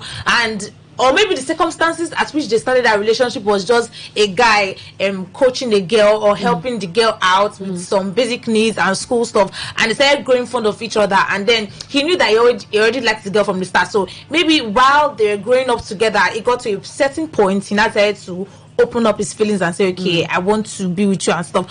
But you can't just use that and compare. You can't follow that book and say, oh, I want to live my life like that. This person started dating for 17 years, I'm 14, so let me look for my own man. What if it doesn't end that way for you? And most of the times it doesn't always end that way if you are copying someone else's story, because that's not you, and that it doesn't always have to happen like that for you. So just do what works for you. Don't look at someone else's story or life and emulate it and feel that it will end that way for you. Most of the times it ends in disaster. True. All right, so the question has been, when do you start dating? Because we're talking to this is cruise control program for young people, and because of how the dating scene is, or the dating pool is, and also some of the dangers that early dating have caused young people, we have been able to highlight the reasons for that. But then I'd like to just highlight that there are cases where people are friends, genuine friends, and in that case the families are aware. Yeah. So you have a case where a 14-year-old or 15-year-old, 16 has a friend who is a male, but the families are aware, the mother is aware, the father is aware. Sometimes they're spending time together, but in the houses, one of the homes, right? So there are healthy relationships like that. Yes, it's true that at a point a man or a girl or boy will start developing emotions because they are human beings, and biologically you start feeling like, oh, I think I feel something different than likeness for this person. But because the parents are aware, they're able to control and observe and watch these people. So I think it's time to open the phone lines. We've done a lot of background thing for you, so we want to hear from you now. When do you think is the appropriate time for a young person to start dating? Maybe before we come back to us and give our thoughts, right? So when do you think is the right time for a young person to start dating? 0817-0000-951, 0810-951-0951. That's for calls, and for text message or WhatsApp message, 0701-933-9962 for text messages. So for calls is 0817-0000-951, 0810-951-0951. So it's funny how the love to just get a lot of things can really lead people to start dating pretty early, so that they can get some of these things from the young men, or vice versa. I don't know if you have cases where you have young boys start dating women. Women will hardly give you money, the girl wants to collect from the boy, right? And so some of these young boys, what do they even do? How do they get the money to give you? And in other cases, there are situations where very young girls are out with older people, right? And most times girls out with older people and just for them to get money. So I think we should talk about it now. Brandon and Ronabe, do you think there's an age? Do you think there's an age that you can say, okay, this person is ready? Because we'll be wrapping up for Fertility 101. Okay. I'm not going to put this, okay, there should be a particular age. Okay.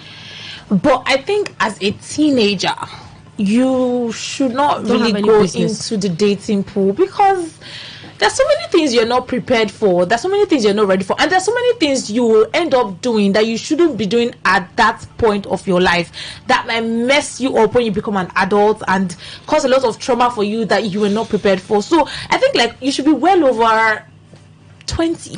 If I should put an age to it, like, okay, let's say you're 20 and you are now thinking of dating, it's understandable. But in your teens, I feel you don't have any business entering a romantic relationship. That's my own take on that. Oh, right. As a teenager, you don't have any business. How about you, Brandon? Yeah, I wouldn't want to give an age bracket.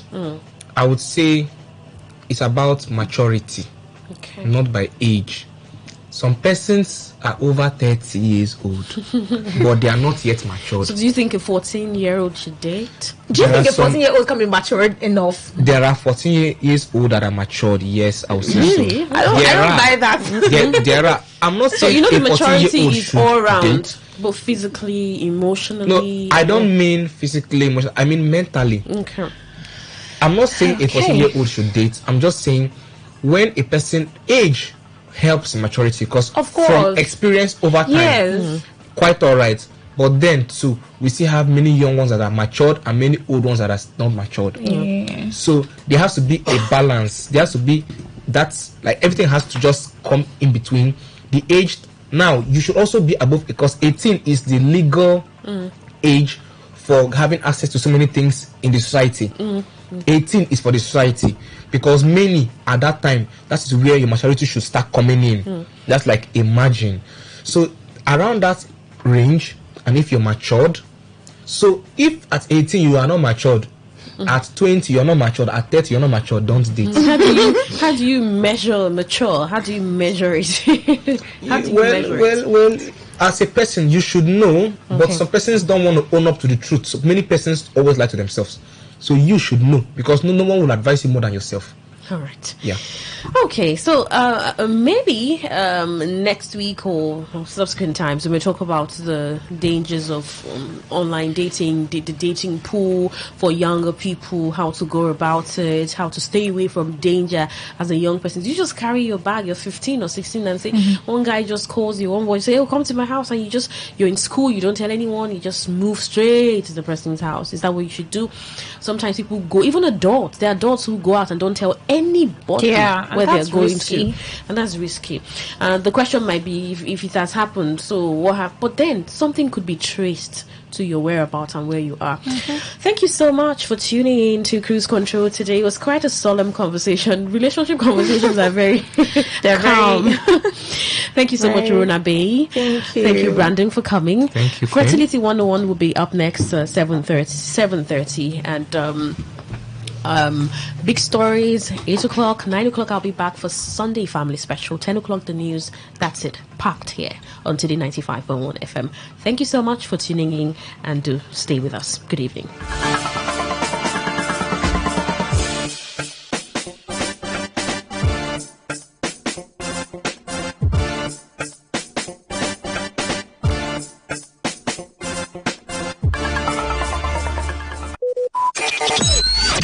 Talk radio. I listen to a lot of talk radio. 95.1 FM. You may not realize it, but do you know you can always show your love for others with simple gestures? Here are some of them. Always look for the good in people. There are two sides to every story. We have our good and bad sides. So, look for the good in people. Focus on people's potential. Everyone has potential. So, rather than put them down, help them realize it. Choose to love. If you're given an option between giving love and receiving love, choose giving, because that is a more practical choice. Treat everyone as equals. This means letting go of all the prejudice and partiality. See people for who they really are, not their jobs, not their apparels or bank accounts. If everyone does this, then the world will be a better place. Love yourself. You cannot give what you don't have. So, before you try to love other people, love yourself first. Forgive. We all make mistakes. So, whether it's a family or a stranger, the best way of showing love is forgiveness. Everyone deserves a second chance. Show compassion. Care for other people. Care for what they're going through. Do what you can to help. Give back to the community. Remember that a single drop of water can cause countless ripples. That donation, no matter how small, can inspire others to do the same. Smile, even to strangers. Remember that you're never fully dressed without a smile. So, do not underestimate the power of a smile. Not only does it lighten up your face, it will also brighten up another person's day. Be the spark of positivity you want to see. When you smile, the whole world smiles with you. This message is brought to you by Today95.1 FM, the voice of the people.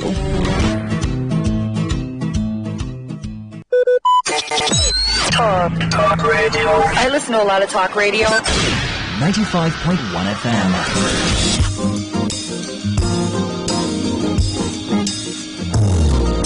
Infertility is a global issue, especially in Africa, as it affects the relationship between couples and families. To get all the requisite knowledge on how to preserve your fertility before and after marriage, join Dr. Dolapo Shitu on Fertility 101 every Sunday at 7:30 p.m. on Today 95.1 FM. Fertility 101 with Dr. Dolapo Shitu every Sunday at 7:30 p.m. Don't miss it. This program is sponsored by Sheltered IVF and Fertility Center, Port Harcourt.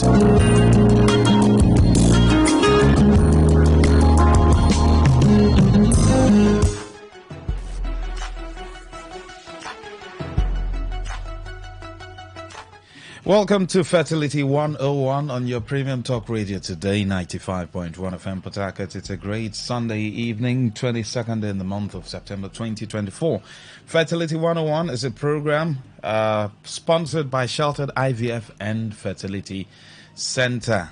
Now, infertility is becoming endemic in our society, but the good news is that God has given wisdom to man. And in this case, we're looking at doctors.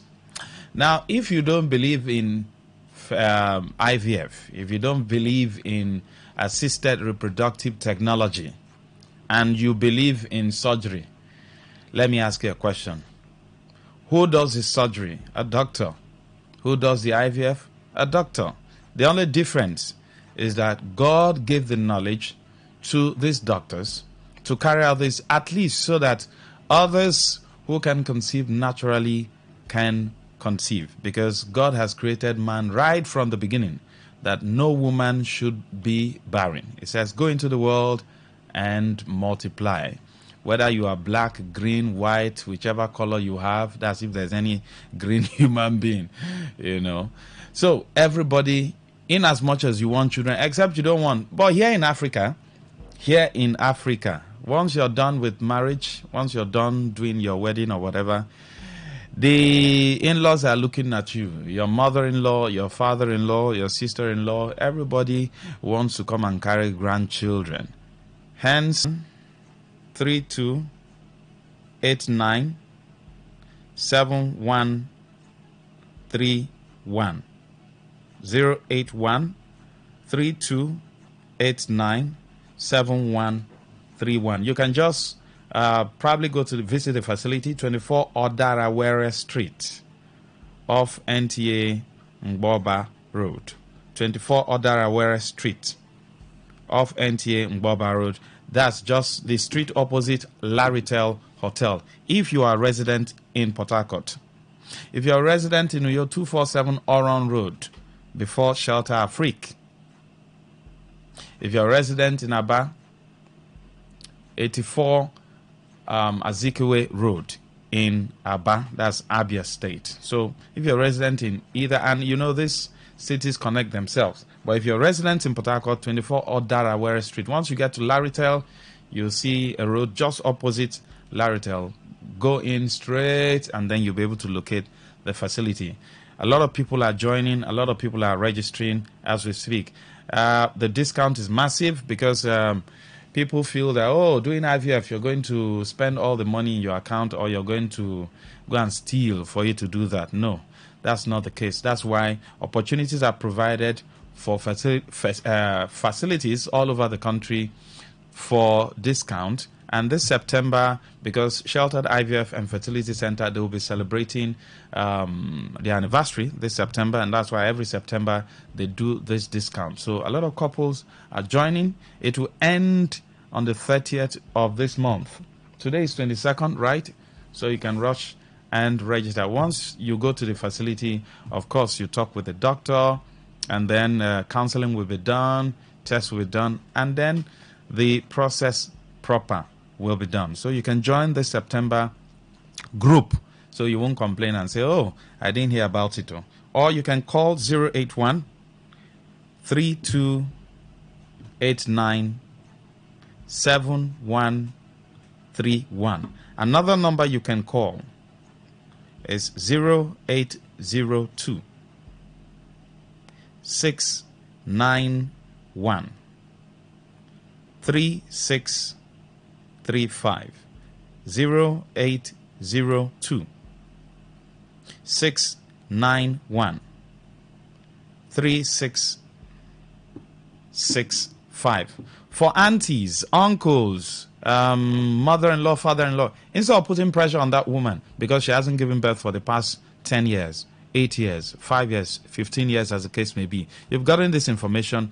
Now, what do? You go back home, you tell your brother who is married to her that I heard this information on radio. This is the number. Call the number. You guys can meet with the doctor. And then instead of putting pressure on them, insulting the woman, because of course here in Africa, once a woman has not given birth for some years, the blame is always on the woman. But sometimes the blame is on the man, because the man might have low sperm count or any other issue, but everybody just focuses on the woman, and that's not right. I always also say that in Africa, why is it that we're good with contributing money for burial? When someone dies, we'll contribute money to renovate the house, to build new house. Now, this couple, they don't have children. True? Why not also do your family meeting, contribute money, and let her register, she and her husband, let them register if maybe they are not that financially buoyant. Let them register for the September group for the discount. Instead of insulting them, instead of mocking them, you hear things like, you won't understand now. It's only we who have children that will understand. They are mocking you. So why not gather the family meeting? And this one brings 1 naira, 2 naira, 3 naira, 4 naira. You put it together and say, people should go and register. And then you start praying for them, for the process to be successful. With that, God will bless you now instead of mocking them. Because your brother's wife hasn't given birth, then you feel you have the right to go to their house, insult them. Even some mothers do that. Their son's wife has not given birth. Instead of her to be praying and then hear this kind of information and take it to them, what they will do is to go to the house, look all around. When the woman is cooking sweet food, they say, no wonder. That's why she has not given birth. She has been eating up and down, blocking all her tubes. That's why she has not conceived. No, now, mommy, that's not the will. What you can do is, now that you have gotten this information, just do the right thing. What is the right thing? Tell them that this is the case, and then do a family meeting, do your own contribution. While they are going to register, you stay in your upper room and pray for them so that they can conceive. At the end of the day, you can carry your grandchildren. Here in Africa, you hear mother-in-law say, you don't want me to carry my grandchildren before I go and meet my ancestors. And they will not go and meet any ancestor. But that's Africa for you. We value children. Most times, another beautiful thing about IVF is the fact that the results are most times multiples. When I mean multiples, twin, triplet, quadruplet. Singleplet is usually, scarce like that. But yes, people usually have one. But most times, it's usually twin, triplet, and quadruplet. So for those who have been mocking someone else, you have 2 children. If someone goes for IVF and the person now has 3, the person has overtaken. Even though Dr. Shitu says he hasn't seen anybody who overtaken. I told him by next year, September, while we are celebrating another anniversary, definitely someone will overtake him. Okay, so we are going to look at misconceptions about IVF. So I've told you about one of the beautiful things about IVF, multiples, most times, and the sexes are usually mixed. I mean, it's usually boys and girls. Yes, if you have 3, most times you see 2 boys, 1 girl. If it's 4, most times you see 2 boys, 2 girls, or 3 boys, 1 girl. The sexes are usually mixed. God has a wonderful way of doing things, and couples have been testifying. Go to Facebook, Sheltered IVF and Fertility Center. You will see the testimonies there, the videos there, the photos there. I saw a recent triplet that I posted. Yeah. Wonderful. Yes.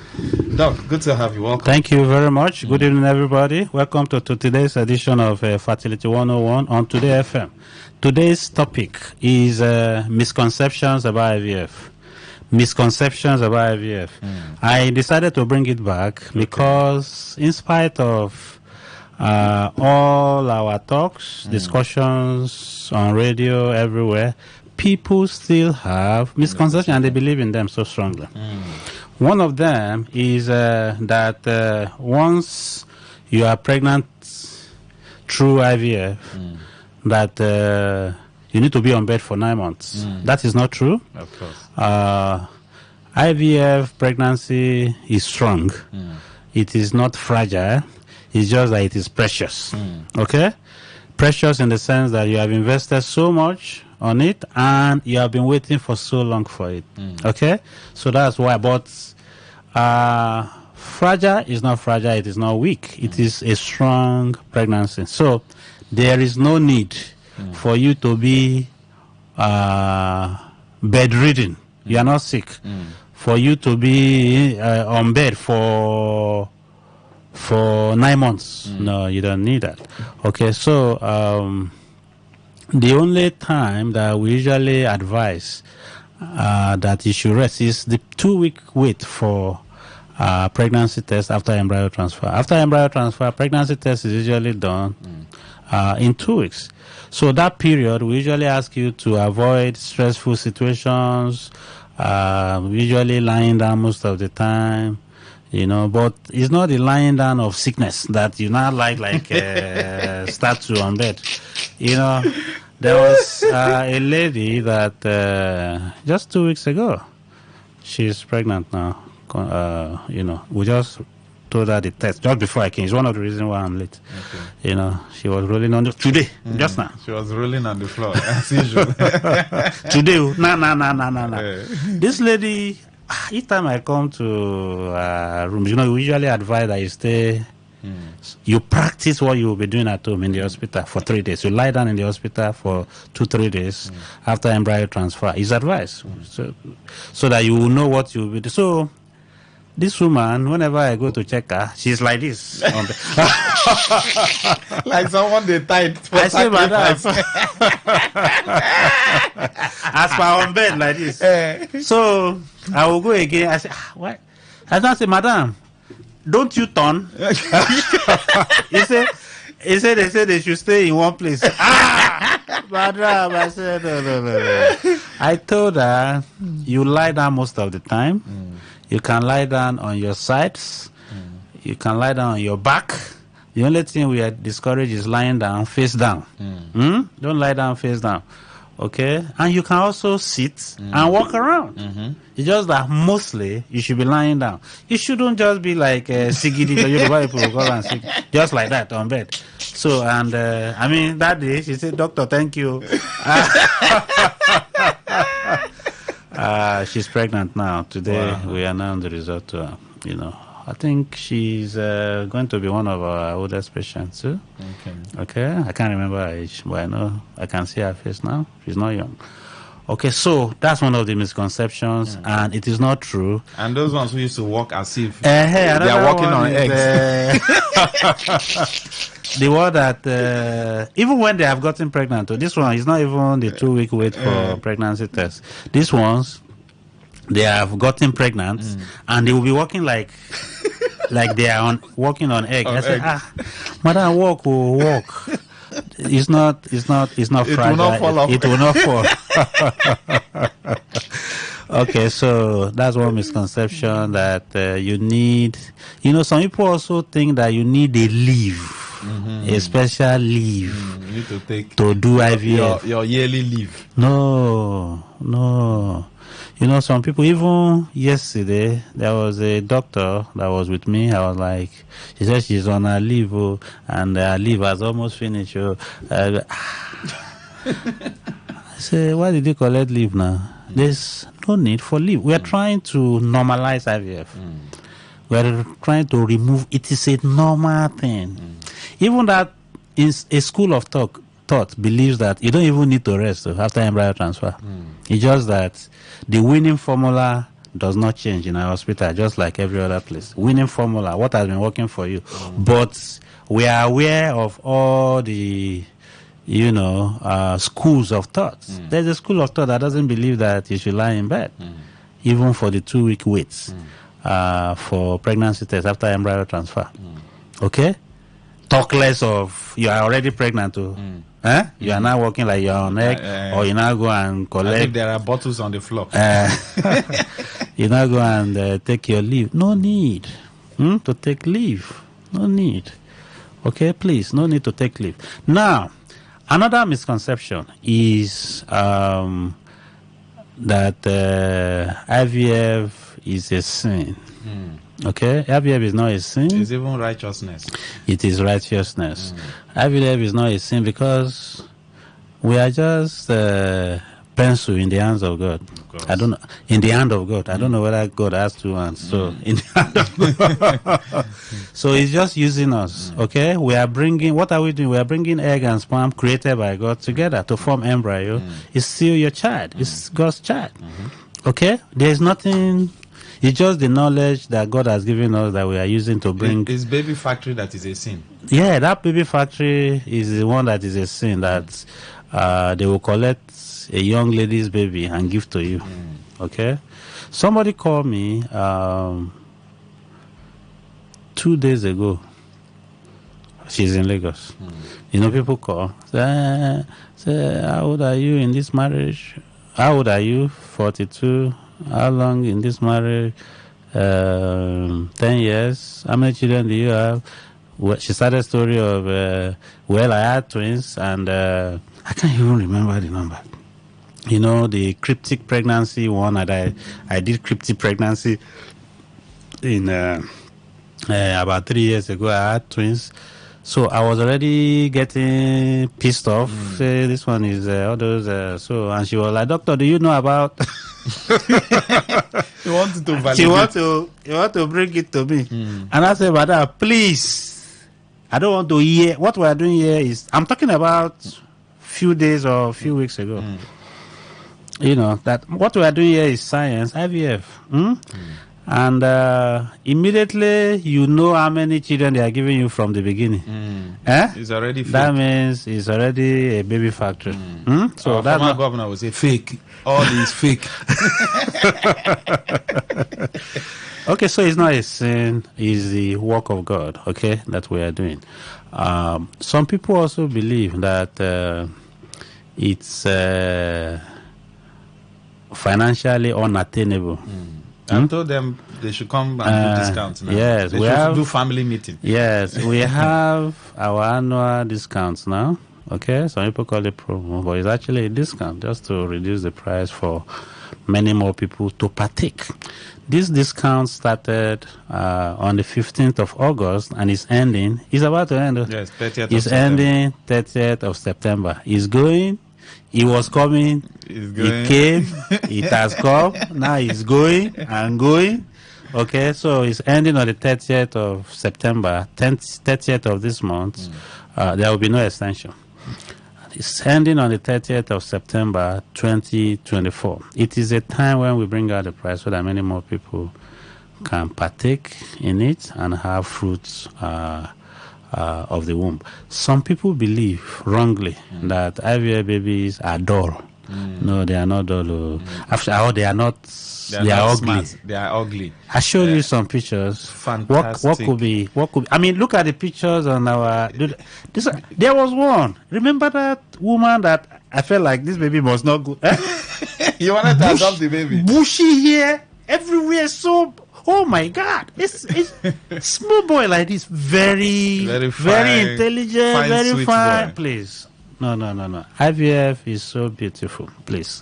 They are so smart. The babies are so smart. Okay, so another misconception is when you do IVF that is only the doctor that can see it.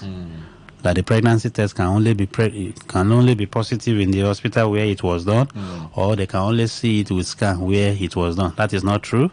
Once you are pregnant through IVF, pregnancy test anywhere in the world, including Asia, including US, Europe. Everywhere is positive. Okay, and when you do scan will see it. That means you can be pregnant here and go abroad and give birth. Yes. You can be pregnant in Lagos, come here and give birth. Yes, you can. Yeah, it's not only where you did it that you can deliver. Is when something is hidden, when something is bad. You don't want other people to see that you say it's only here. No, you can go once you have the IVF success with the pregnancy. You can go anywhere in the world. Okay, and we have a program of documentation and letters that we send to hospitals all over the world. Okay, I had a patient just left, Victoria, Precious. When did she leave? About 2 weeks ago. We have some of our patients that just came back. I'll show you the picture of that old woman that looks young. There's one old woman, there's one that I said she's old but looks young. I'll show you a picture. She just came back from the US. She said that that place is so lonely. I said there's no place like Africa. The only problem we have here is bad even leadership. People where they fight you for compound. You don't know, say once you born, they do you good. Once you born, they will rub powder. Everybody say, Mama Nkechi don't now born, we get time together. We get time together. Hey, bring drink. Nobody sent you. One of our patients that delivered. One of their neighbors almost called police on them. So the baby was crying too much. Abroad is a and they had to call me that what can we give this baby so that they can sleep? Triplets. I even suggested there are some drugs you give, but there you can't get any drug unless without prescription. Okay, so it is not true that results of IVF pregnancy is cryptic. It's not cryptic, it is real.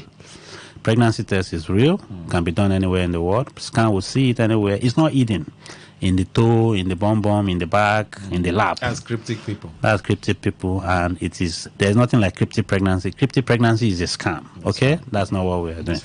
So, this discussion cannot be complete without talking about the discounts in a little detail, okay? This discount is for everybody, okay? Everybody that is looking for fruit of the womb, okay?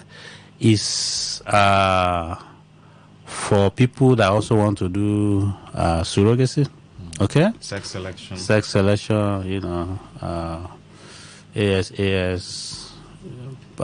couples trying to get sickle cell free, okay? It started on the 30th of August. It's ending on the 30th September. It started on the 15th of August. It's ending on the 30th of September 2024. What do you need to do? The protocol, the process is consultation, test, then IVF. Consultation, followed by test, followed by IVF. Okay? Now, consultation can be e-consultation, but the best is physical. You come to the facility. The walking point is number 24, Odarawere Street off NTA Road. Number 24, Odarawere Street off NTA Road. Odarawere Street is opposite Laritel Hotel on NTA Road. Okay? Or number 108, Azikiwe Road, Aba. Number 108, Azikiwe Road, Aba. Or number 467, Oron Road, Uyo, Akwa Ibom State. Number 467, Oron Road, Uyo, Akwa Ibom State. The number for, description, address, and all of that is 081 32 897131. 081 32 897131. 081 32 897131 or 080 269 13635. 080 269 13635. Don't forget, you can also go to our page where you see a lot of testimonial images and stories. Sheltered IVF and Fertility Center. Sheltered IVF and Fertility Center. Sheltered is sheltered. Just like somebody is sheltered. But the last E is apostrophe, not E. Sheltered IVF and Fertility Center. Don't forget the IVF anniversary discount is on, starting on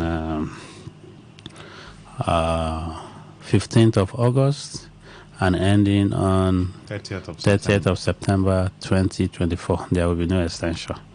Don't forget, the process is consultation, tests, and then the IVF proper. The walking point, number 24, Odarawere Street off NTA Road, Port Harcourt, or number 108 Azikiwe Road, Aba, or number 467 Oron Road, Uyo. The number is the phone number to call for description and address and all of that. 081 32 897131. 081 32 897131 or 080 269 13635. 080 269 13635. Thank you. All right, so Facility 101 will come your way again next week, Sunday, 7:30 p.m. Don't forget to join us. This program is sponsored by Sheltered IVF and Fertility Center. All right, all you need to know about this one is that 95.1 FM. Such a unique style.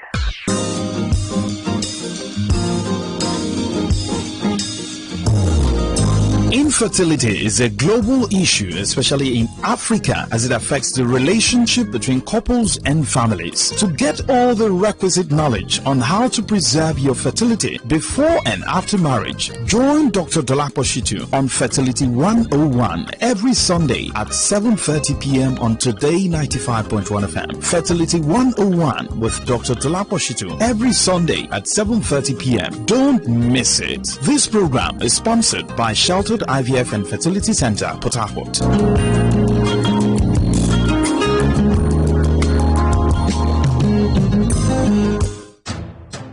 This is The Big Stories, a program where news professionals here at Today FM take another look at the stories that made headlines over the last 7 days.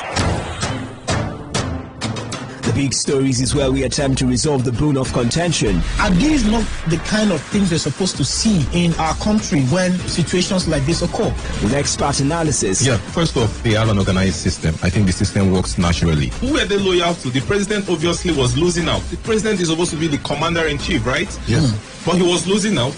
The protest was in his favor. I see politicians in Nigeria, I see governance as people who just come together to put up policies that will only favor them. Banter and more. I came to find out that you can actually sell your name. How possible? How possible? I don't know, man. Nigeria has developed that kind of technology that can reprint this thing outside the federal government. At the end of the day, who are you loyal to? Nigerian governance system. Everything always ends in rough. The Big Stories is a Today FM newsroom production, and it comes your way every Sunday at 8 p.m. on your premium news, talk, and sports radio station, Today 95.1 FM.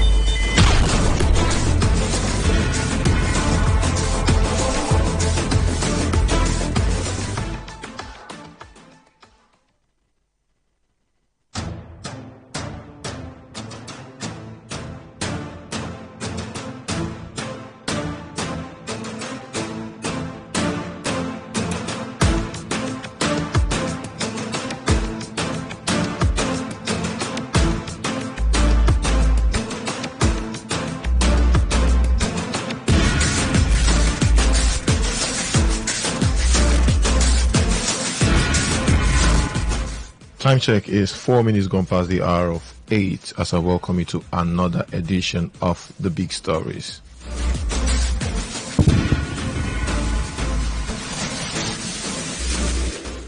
The Big Story is a current affairs program on your premium talk station, Today95.1 FM, where we review events and issues that made news headlines over the past 7 days.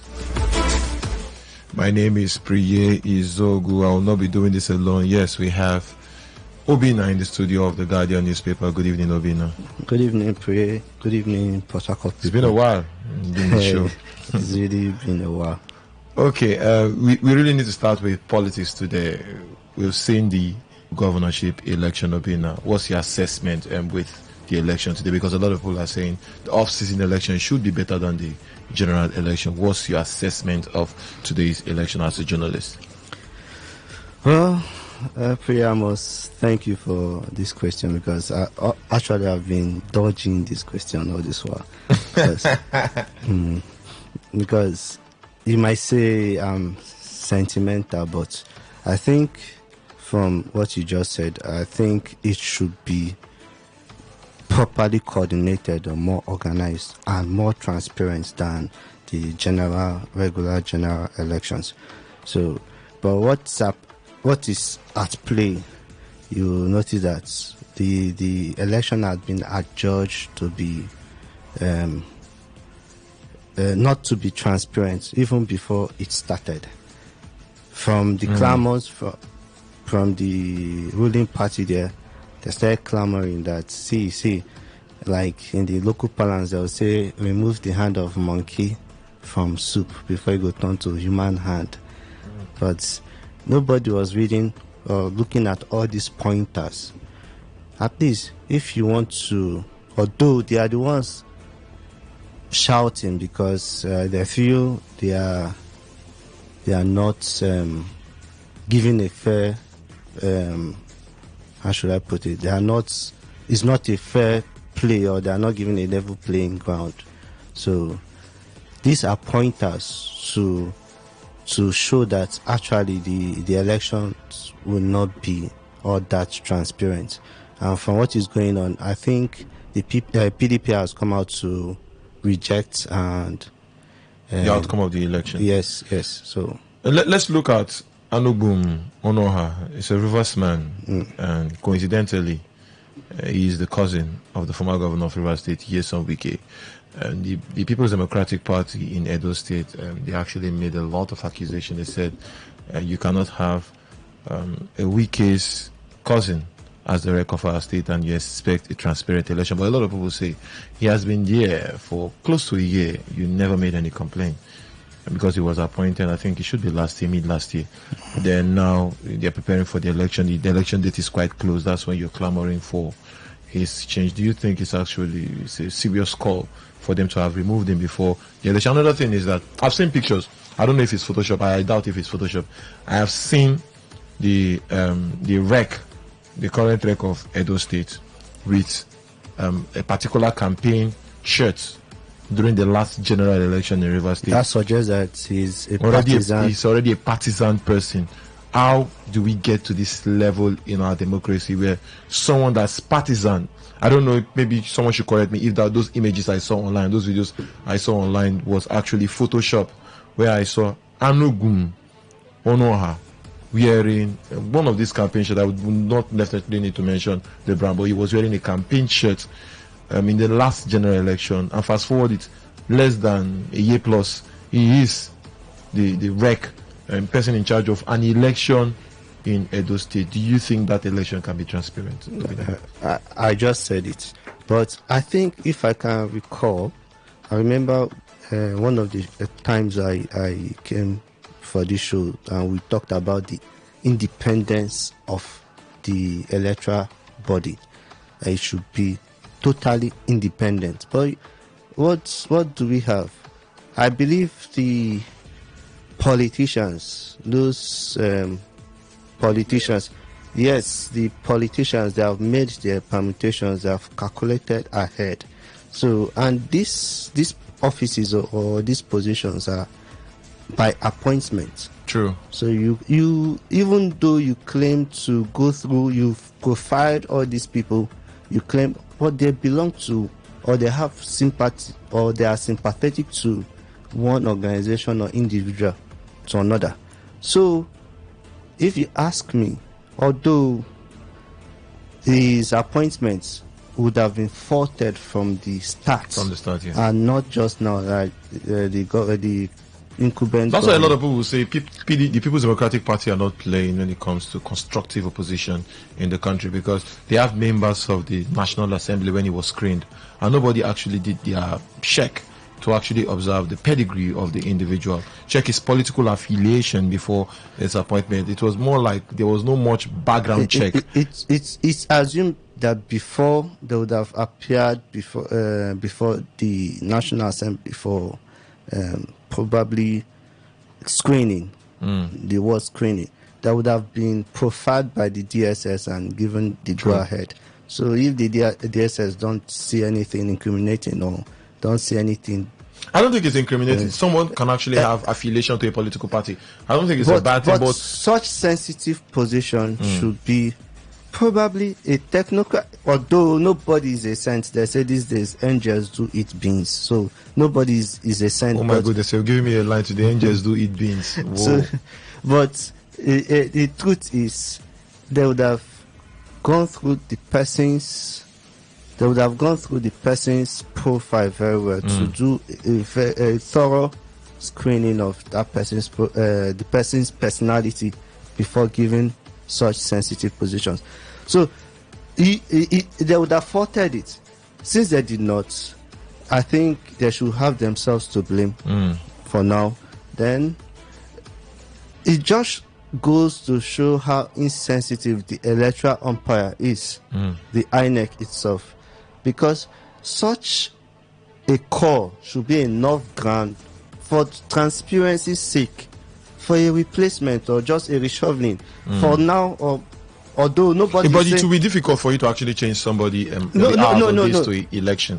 For convenience, for convenience sake, because if you check, it does not have a major role to play. It's just like a supervisor. Yes, overseeing everything. Yes. So it does not have a major role, but it still has a role to play. But if for convenience sake you reshuffle the management system, or you for the purpose of this election and for the call for his replacement, you tweak it a little, transfer him to probably Bayelsa, bring the Bayelsa person here, who should be assumed a neutral person, then see how it plays. So as for transparency. Before I ask you the next question, you can actually join the conversation via text message or WhatsApp and portal. The number is 0701 9339 962. 0701 9339 962. I need to ask this question. Looking at the election, the whole process, the electoral process, one of the grounds of the PDP fault in the election is they said, according to they alleged that the process was not smooth as it's supposed to be, from the unit level down to the ward level, from the ward level to the local government level, then before the state announcement. They said they did not follow the process. It was more like there was more of a boycott of some of the major channels before it gets to the state level. They are faulting, especially the local government coalition. And so how can we better the electoral system? And because we have covered a lot of elections, from local government elections to state and national elections, and we've seen that we are doing the same thing and we're expecting different results. Different result, basically. We want it to be transparent, yes. but we are doing the same thing. Yes. Although I don't know the position of the Electoral Act if some sections have been amended, because the last elections they said actually the Act does not permit or does not give room for electronic display. My issue is not about the electronic display. My issue is we have ward level where the representatives of all the political parties will gather together, see the result at that level. It calls for transparency. Move down to the local government level where representatives of all the political parties should be there. Then that's the point. The point is we need to eliminate this human factor that will affect the transparency of the election, because the world is looking at us just a single election one day, and we are seeing this drama. It's more like the country is turning into a one-party system. Because there are no stiff oppositions and no strong opposition. But the truth of the matter is, everything boils down to the Electoral Act. We should try to see how we can circumvent these hurdles of manual system. Yes, the manual, counting it at the ward level, sending it unit level rather, then down to the ward level. From ward level to the local government, then state. All this is the rigor there. At least to a point, you will notice that the figures will start taking towards, and it won't correlate with what was taken at the unit level. So it's for us to look in depth and see how we can correct these anomalies with the electoral acts. Although it has been evolving, and at where we are now, we still need to adjust it so that we can eliminate all these hurdles. You can join the conversation 0701 9339 962 0701 9339 962. You can send us a text message or a WhatsApp message via that portal. The very first story for today: a Port Harcourt-based security expert, Ugochukwu Frank, has advised the university authorities to take proactive measures to prevent cult clashes on campus. Speaking to Today FM's Priye Izogu, Frank emphasized the need to improve surveillance, counseling and security patrols to ensure student safety. According to Frank, the installation of CCTV cameras in strategic locations across the university will serve as a deterrent to cult activities and help identify perpetrators. He also stressed the importance of counseling services to reorient students who are vulnerable to joining cults. Frank further recommended that university authorities enhance their security patrol system to ensure prompt response to emergency. He also advocates for increased sensitization program to educate students about the danger of cultism. Strengthening security infrastructure and surveillance, enhance its security presence by developing well-trained campus security personnel equipped with modern surveillance systems like CCTV cameras in key areas. This will help monitor suspicious activity and deter cult-related violence. Collaborating with local law enforcement agencies can also improve response time during security breach and set up a regular patrol system to make sure that peace and sanity is being maintained in those areas. Establishing counseling services and rehabilitation programs for students involved or at risk of being recruited by cult groups. Working with social workers and religious community leaders can help reorientate students' mindset towards a positive engagement. Students should engage in peer-led anti-cultism campaign on the danger of cultism and its legal consequences. These measures, if implemented, can help create a safe environment in the university. France's recommendations come amid growing concern about cult clashes in universities and a recent clash of cult groups at the University of Port Harcourt. We saw that video, it was trending online, where I think with the investigation, it seems like it's the same cult group fighting each other, supremacy, who will control the group. Do you think the university authorities are doing enough to protect students within the campus? I think they are not doing enough, because the measures spelled out by Frank, for me, if you ask me, I'll say they are secondary measures. Primary measures is to put out this disposition as a no-nonsense, non-tolerant institution that will not take all these vices. Once you start, before as at the point of entry, even at the post-UME level, you start make it known to. If you're caught, you're out of the school. Yes, there's no two ways about it. So anybody coming into this institution, we have that at the back of his mind. So it should be a risk the person would want to or would not want to. But this era where everybody wants to, every institution wants to have more intake and forgo the necessary things, because the institutions, if you ask me, are places to mold characters and build personalities. So if you don't put this at the forefront, people will come and think that is a place for them to flex and exercise their freedom from home, and they will engage in all sorts of nonsense. Well, some people have actually questioned some big players in the university when they talk about lecturers, even non-academic staff, of being members of some of this cult group, allegedly. How can you stop this system there should be a mechanism. That's non-tolerance, because once an institution frowns at it, any staff member or any staff member that wants to indulge in it should know that his job is at stake. But there should be a mechanism, there should be a way of going through assessing the staff, not just giving them academic degrees and the rest of it, but at least there should be a feedback mechanism where if there is a complaint about any staff, the person can be questioned, called for interrogation, and they go through and know what has happened. So I think it just comes to that non-tolerance of all these vices. Okay, the Nigerian National Petroleum Company Limited, NNPCL, says it will sell the petrol lifted from the Dangote refinery for nothing less than 950 naira per litre in Lagos on Monday.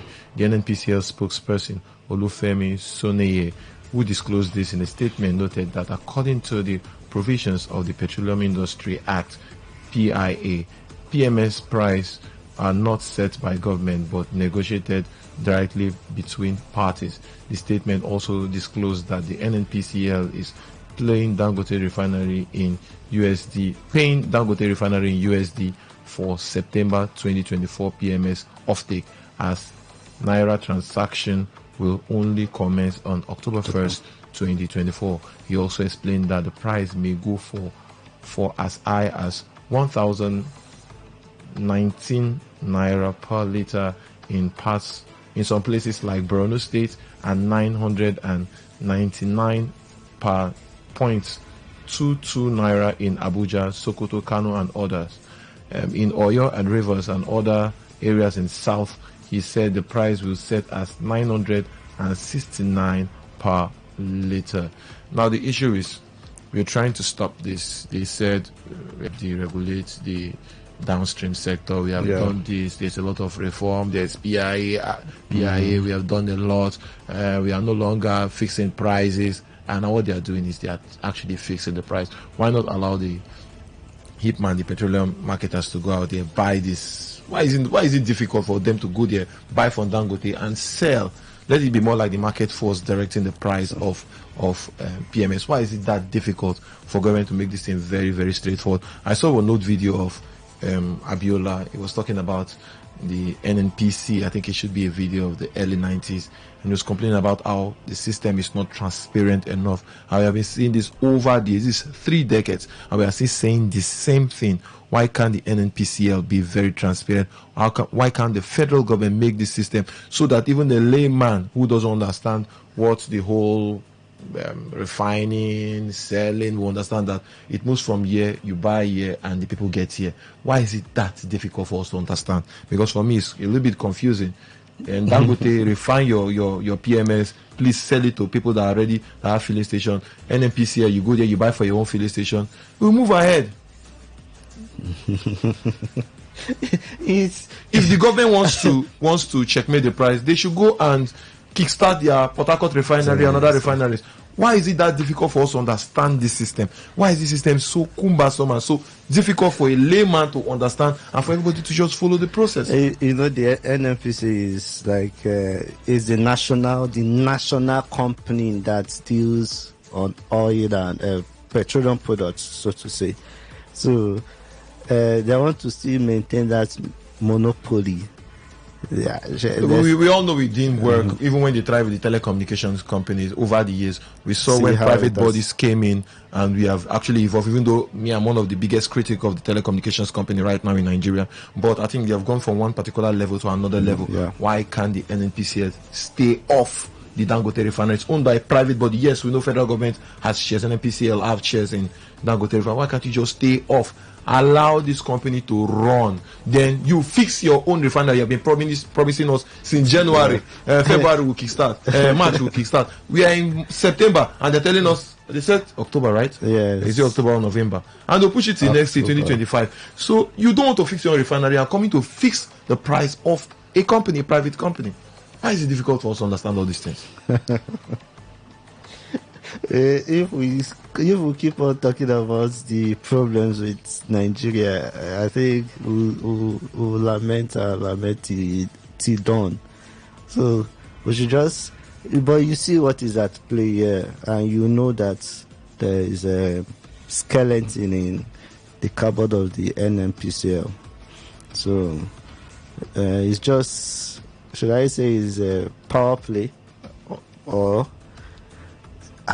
if you ask me, I think the leaders, so to say, because the leaders, I'm making reference to the Minister of Petroleum, who happens to be the president of the country. They are not just being sincere, and with their dispositions, with their attitude, you show that you see that they don't just want the country to work. They are like adding, because we observed that I think the last time we had a petroleum minister was during the time of Goodluck Jonathan. The administration of Muhammadu Buhari, he was the minister for petroleum, and we are seeing the same thing with this administration. Then that means we need to question the president because he's the minister of petroleum. But let me read this message and find solution. In the last election, the will of Rivers people was subverted by one man. Today, the will of Edo people have also been subverted by the same man. I'm sorry for our democracy. God is watching. I'll not mention the name you called because you can't say that particular person actually. I come think on, you can't do that. It's sentimental because no in Edo elections, no one man can play God to say he's the sole decider of what goes on. Somebody might have a hand or might play a role, but no person can come to say he's. So if the person is making reference to a particular individual, then you know that it's just being opinionated. It's not. What's his opinion, though? Yes, it's not the general fact out there, or it's not the fact out there. So, but let's go back to the petroleum issue. Okay. How can we finally come out of this? But I think it's quite close to this particular story. I will link the stories together. The presidential initiative on compressed natural gas, CNG, has commenced the distribution of 1,000 conversion kits across some states of the Federation to minimize the impact of fuel subsidy removal. Speaking at a news conference in Abuja to mark the commencement of the distribution of 1,000 conversion kits across some states, the program director of the initiative, Michael Oluwagbemi, said the move will bring down transportation costs. According to him, the initiative will generate over 100,000 direct jobs over the next 3 years as it aims to convert about 3 million vehicles within the same period. Oluwagbemi revealed that commercial transport operators will be converted free of charge to minimize the impact of the fuel subsidy by bringing down the cost of transportation. Now, I want to link this with the other story. It was very quick for the federal government, for the president to actually remove fuel subsidy. Why didn't the president just take possibly 6 months, 7 months, talk about fixing the CNG to a certain level where we know that a lot of vehicles within the country are actually using the compressed gas. Then before you now say you are removing the fuel subsidy, you're taking it off, and now we are reacting, trying to tell us that it will create job in the next 3 years. Why is things not just smooth in the country? That's the issue. That's to tell you that the leadership or the leaders in this country, they are not sincere to Nigerians or the followers. Although I'll commend them because, and I also told your line because they are looking for alternative. But why don't just bring the fuel price down? They make an alternative so as life will be better for Nigerians. Just leave the subsidy. Then when you make the alternative, then it's easy for people to switch. The impact will not be more on the Nigerian, on the populace. It won't be more. But this one, you removed everything and now you are trying to see how you can play around it to start. All these things are just mere words because as it is now, there is no state you can say is operating or the transport system is running on CNG aside the big overhauling lorries and trucks that you see use CNG.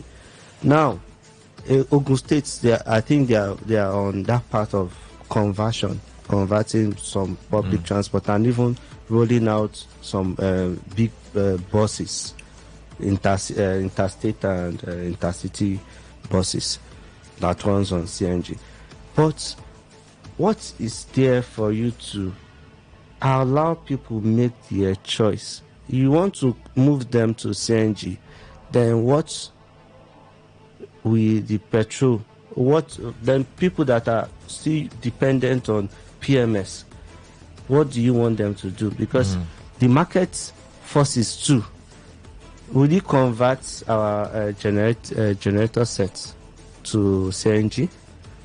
No, it's just the transport sector. Will you convert other things that runs on petrol, other machines that runs on petrol to CNG? So the impact will just be minimal. So the real thing is, since but at least to cut down the price of transportation. Yes, or it will. Yes, that's why I say it's minimal. Now, with that, although it's another indirectly affects the market price too of commodities, because why things are very expensive in the market is because of the cost of transportation, not production, not this and so. But now, the impact will be minimal. Why not find way to subsidize the petrol itself so that people will have options, and whatever decision they make, they should be able to bear the burdens of their choices. So that just as we have the diesel, we have petrol and we have CNG. So the person to since we have been relying on PMS or petrol over time, try at least to make it to be a bit. Rivers, Bayelsa and Delta, while responding to questions from newsmen in Port Harcourt, said the NDDC was doing a lot, including distribution of relief materials in mitigating the negative effect of natural disaster. The NDDC board said the initiative aims to discourage the use of schools for camping of flood victims and will also serve as camps for other groups affected after the flood. Relief materials to also send various states, as what NDDC has been doing before now, to also cushion the sufferings from the people. As much as it is a natural disaster, it is not something that we can stop. We can only just try to mitigate. And in mitigating, the NDDC have also started building flood and emergency shelters for this situation, where we are building 2 in Bayelsa, 2 in Rivers, 2 in Delta. These are the ones who started, and we're also going to do others too. We had to do this in taking mapping from areas of where we normally have major floods. Obina, let's look at it from another dimension. What I mean another dimension, beyond the NDDC, the interventionist agencies, So let's look at what the state, federal, and local governments are actually doing to be more proactive in solving this issue of flood, and also trying to cushion the effects of the flood and basically to victims. Do you think, especially in River State, do you think the River State government, the local government, are proactive enough and to actually mitigate the sufferings of flood victims during when we see this flood incident happen? Yeah. Because a lot of people have actually called for the state to create its own emergency agency. Yeah. Should we wake up tomorrow and hear that flood has ravaged a particular community in River State, what do you expect the government to do? Like a video I watch, they say whenever things go up, if things are not working, the government will always recommend rice, and they'll tell you those are the first things to do first before any other thing. And after giving them rice, probably blankets and other things, edible things, the matter dies off, and we'll look up to the next year again to start telling people, "Yeah, come out for your house, so flood they come." So, but if you ask me, the state government, I think that they have taken a good step by trying to enact an act that will establish an emergency agency in the state. Although it's I will not want to dabble into which of the assembly is doing that, but that's for another day. But is a good step in the right direction. But that is not enough. That is not enough. These are natural things, just as NDDC is doing. At least you build a camp, high level grounds. Yes, probably by now they would have, because let's say it's a recurring incident now, because some years ago it happened, not too long it happened. So they should map out a place, build a camp, then watch out for trends and see how they can do move people, evacuate people on time, so that goods and property will not be entirely destroyed. So that's it. Then the step the NDDC is taking to is a laudable one, but that's East West Road, as is between River State and Bayelsa. They should try to do something, because if another flood happens, like the previous one, probably the two states will be cut out entirely until the flood dances away. Then it will take months too before there can be motorable, passable. So they should try to build a road network or a road infrastructure that can cushion or can adjust to the flood when it comes. It's still your premium station, Today 95.1 FM, the voice of the people. Let's move on to the next story. The Nigerian Police Force says the Electronic Central Motor Registry, ECMR innovation, will ensure that motorists are no longer stopped on the road for verification of vehicle information. This was revealed by the Force Public Relations Officer Olumuyiwa Adejobi in a series of posts on social media, where he also highlighted the potential benefits of the ECMR. According to him, under the leadership of the Inspector General Kayode Agbetokun, the Electronic Central Motor Registry system has been launched to make roads safer and the policing process smoother. He noted that this new system allows vehicle owners to register their vehicles digitally and provide a quick response for emergencies. He added that the system will alert all field officers nationwide within seconds, improving the chances of swift recovery. This comes after the IGP had ordered the enforcement of the digitalized Central Motor Registry. He had said the move was to modernize and digitalize the motor vehicle registration system and improve the nation's safety and security framework. Is it not, according to our local palace, you say, is it not whining talk? Are they not whining us? I saw on one of the national dailies that says police has gone digital, and I had to just laugh over it, because although it's a nice move, just like we've seen a lot of innovations in the past from just the like security the BVN agencies, and the NIN, even from the security, the police. We saw, I think, during the time of Arase, where there was this technology where they used to in actually tracking and more like getting intelligence. Immediately left office, died off. Now we're talking about making it quicker for them to register. That's to tell you, lack of continuity. Will this system work? We'll not get to the way where we'll still go back to the same old manual process. The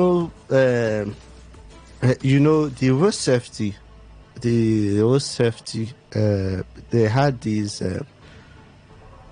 this tool, or is a code to know which plate number is authentic and which plate number is fake.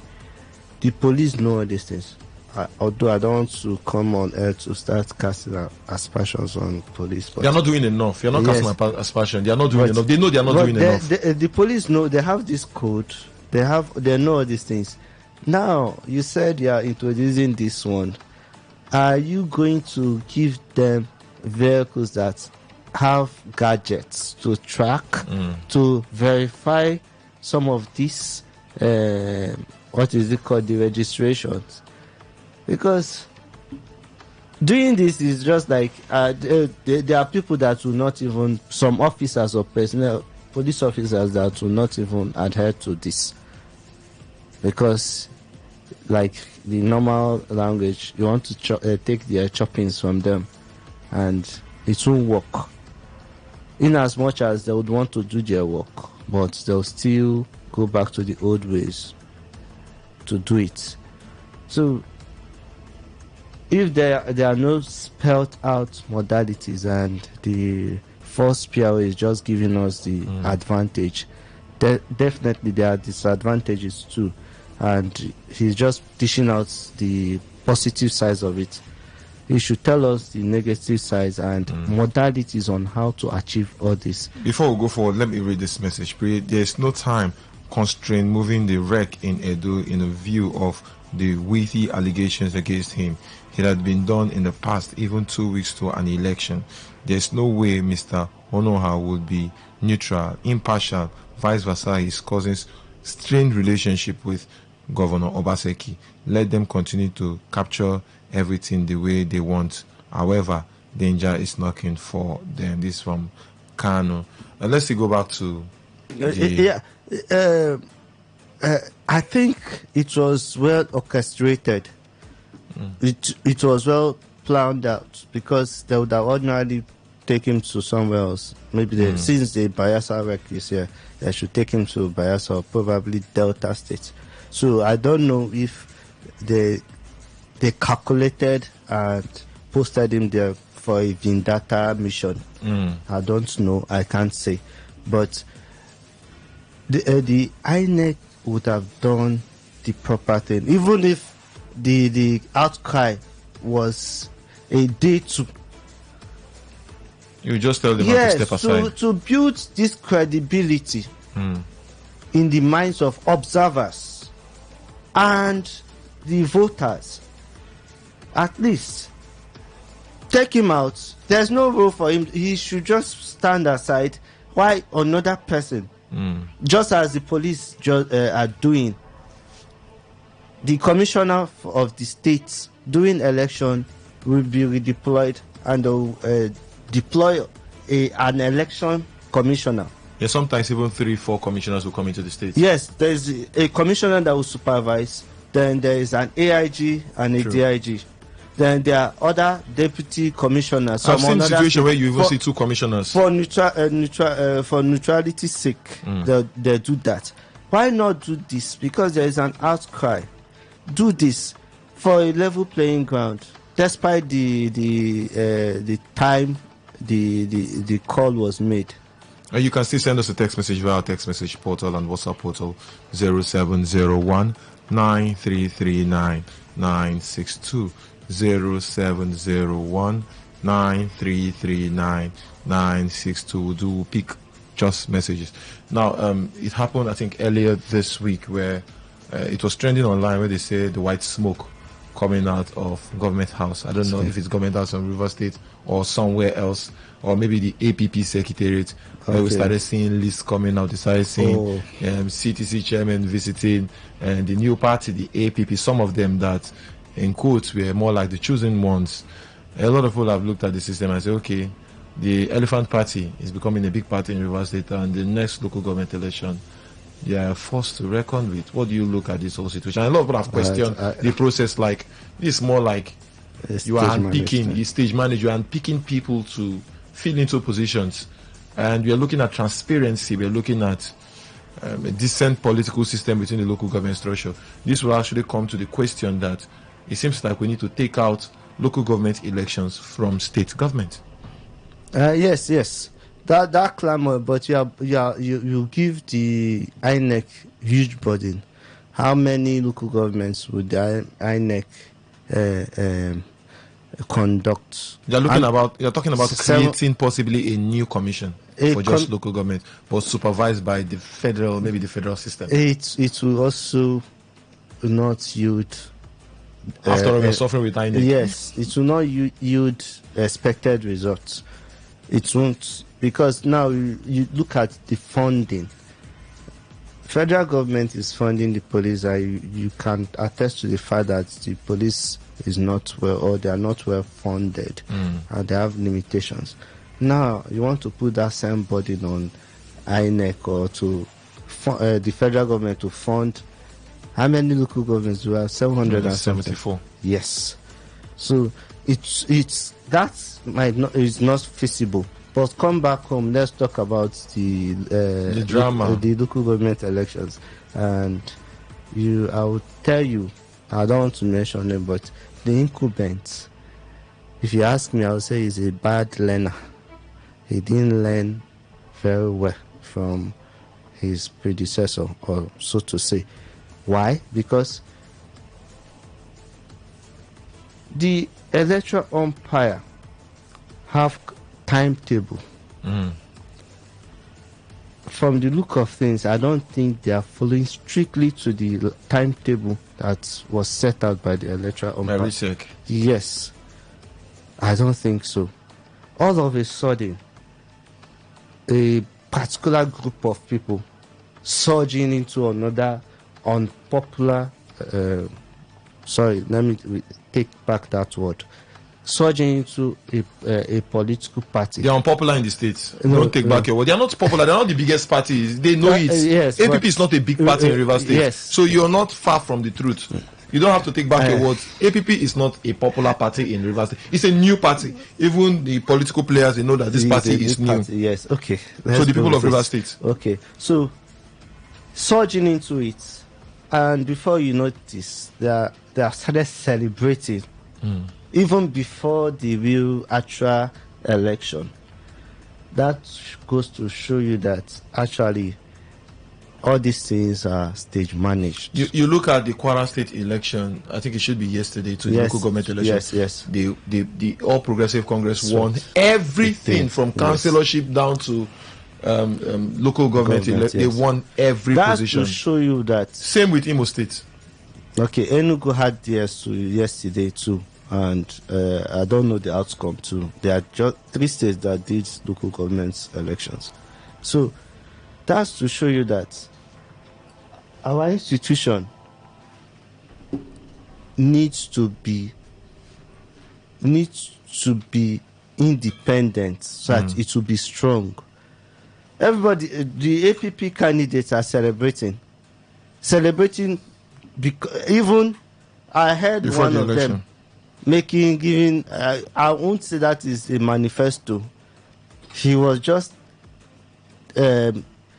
telling his followers or reading an address of acceptance, like he's thanking them for what they have done, and he started making pledge that he will do this even before the election. And it's very annoying and disturbing to the sane mind, because in these states, if we have a hand-picked people and not allowing the process to be open for people to participate, yes, for people to contest and show their popularity, because that's the essence of there election. should be a primaries even in the APP. There is none. So they just subvert all the processes, and you think that their emergence, people will now give what is this word? Will not give. I'm trying to use this word.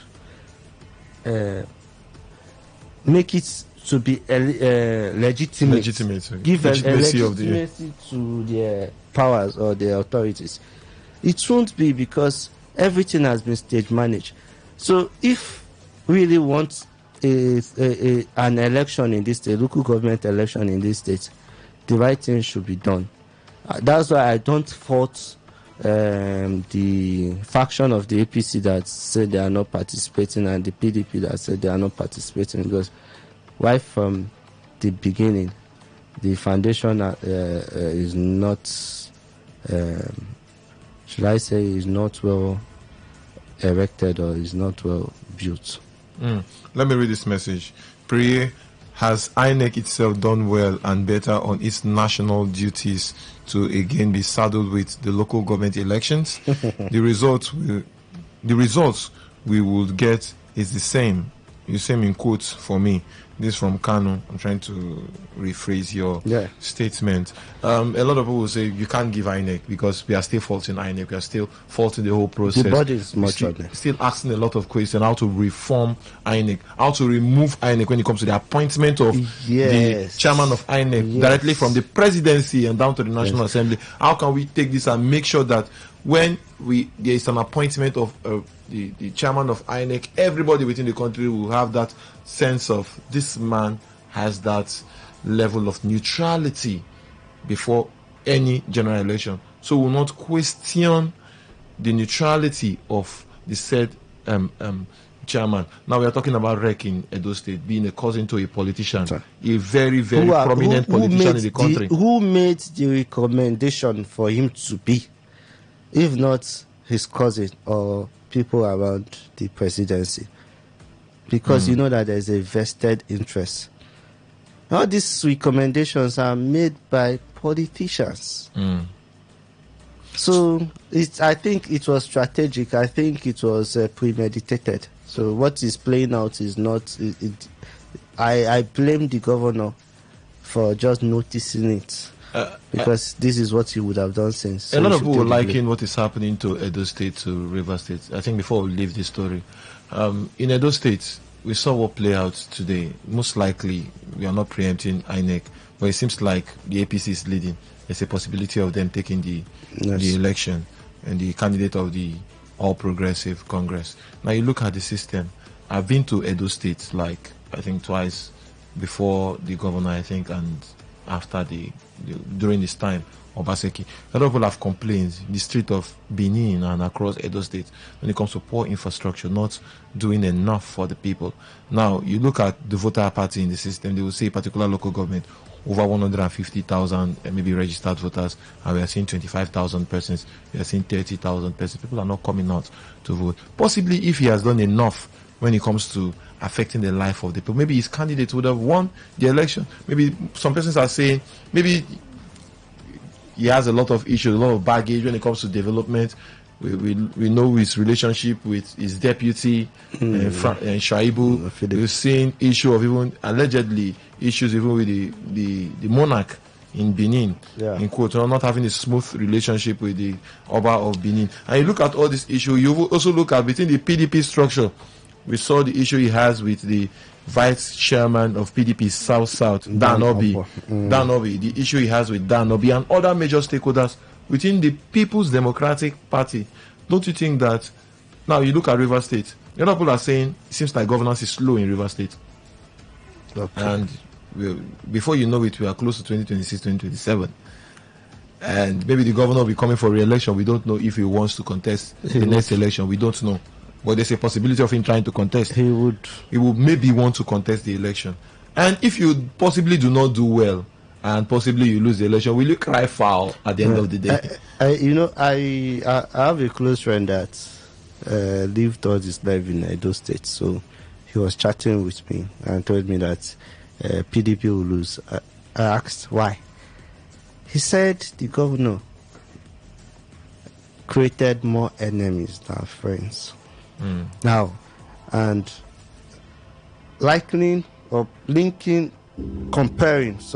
comparing Rivers to Edo because of the political crisis in Rivers State. Not this, almost the same thing that happened, the switching of allegiance. That is the main bone of contention. Switch allegiance. He said, no Godfather and the rest of it. Now, the first tenor, when I asked my friend, he said the first tenor the governor tried.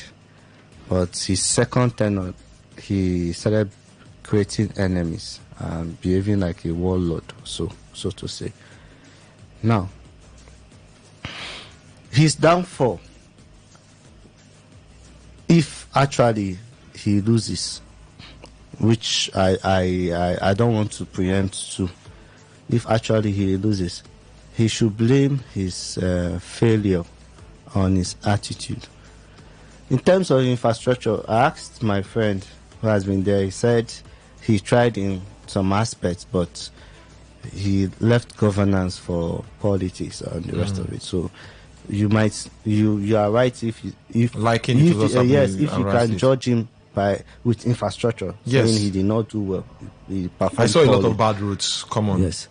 Now, if he should lose or if he fails to install a successor, that means you should blame his adversaries because they teamed up. He created enemies that teamed up with his old enemies and they fought him. And on that side, but the current issue, linking it to Rivers State. The current issue in Rivers State.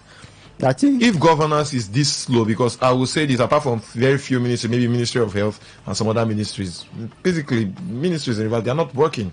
A lot of ministries are not working the way we expect a government after 1 year of election. An average Rivers person would say they are not feeling the impact of governance. Yes, it's more of politics. Yes, but they are more.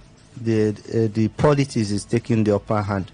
The politics in the state. But if you ask me, having observed the governor and looking at his track record, I think he's trying to revamp the institution, trying to make them to be independent and strong, not an individual. Some of his policies and all these things, his policies and his achievements too can attest to what I'm saying. So it's more of policies than the infrastructure would peg governance on. So for me, I'll score him average. Okay, apart from INEC, let's also look at the people, the electorate. The people always complain about the leadership, but it does not show clearly is in how they vote. For instance, if the people feel they are not okay with the ruling party regarding the hardship in the land, why do they still come out to give even one vote to that same party? It shows they have not felt the impact of hardship enough. This is Jay from Ajib, and I think this will be the last message. Everybody don't reason alike. Yeah, definitely. And one thing with elections, it arouses emotions and sympathy. So whatever sounds right to anybody at that moment, that's what the person does. I don't expect that people, because politicians don't deliver on their mandates, that people should not vote for them anymore. They will not have governance. So On that note, we call it a wrap on this week's edition of The Big Stories. It was produced by the news department. I am Priye Izogo. I did this with Obina of the Guardian newspaper. Thank you, Obina, for coming through. Thank you, Priye, for having me. Yeah, we'll still see you next week on The Big Story, same time. Good night, good evening.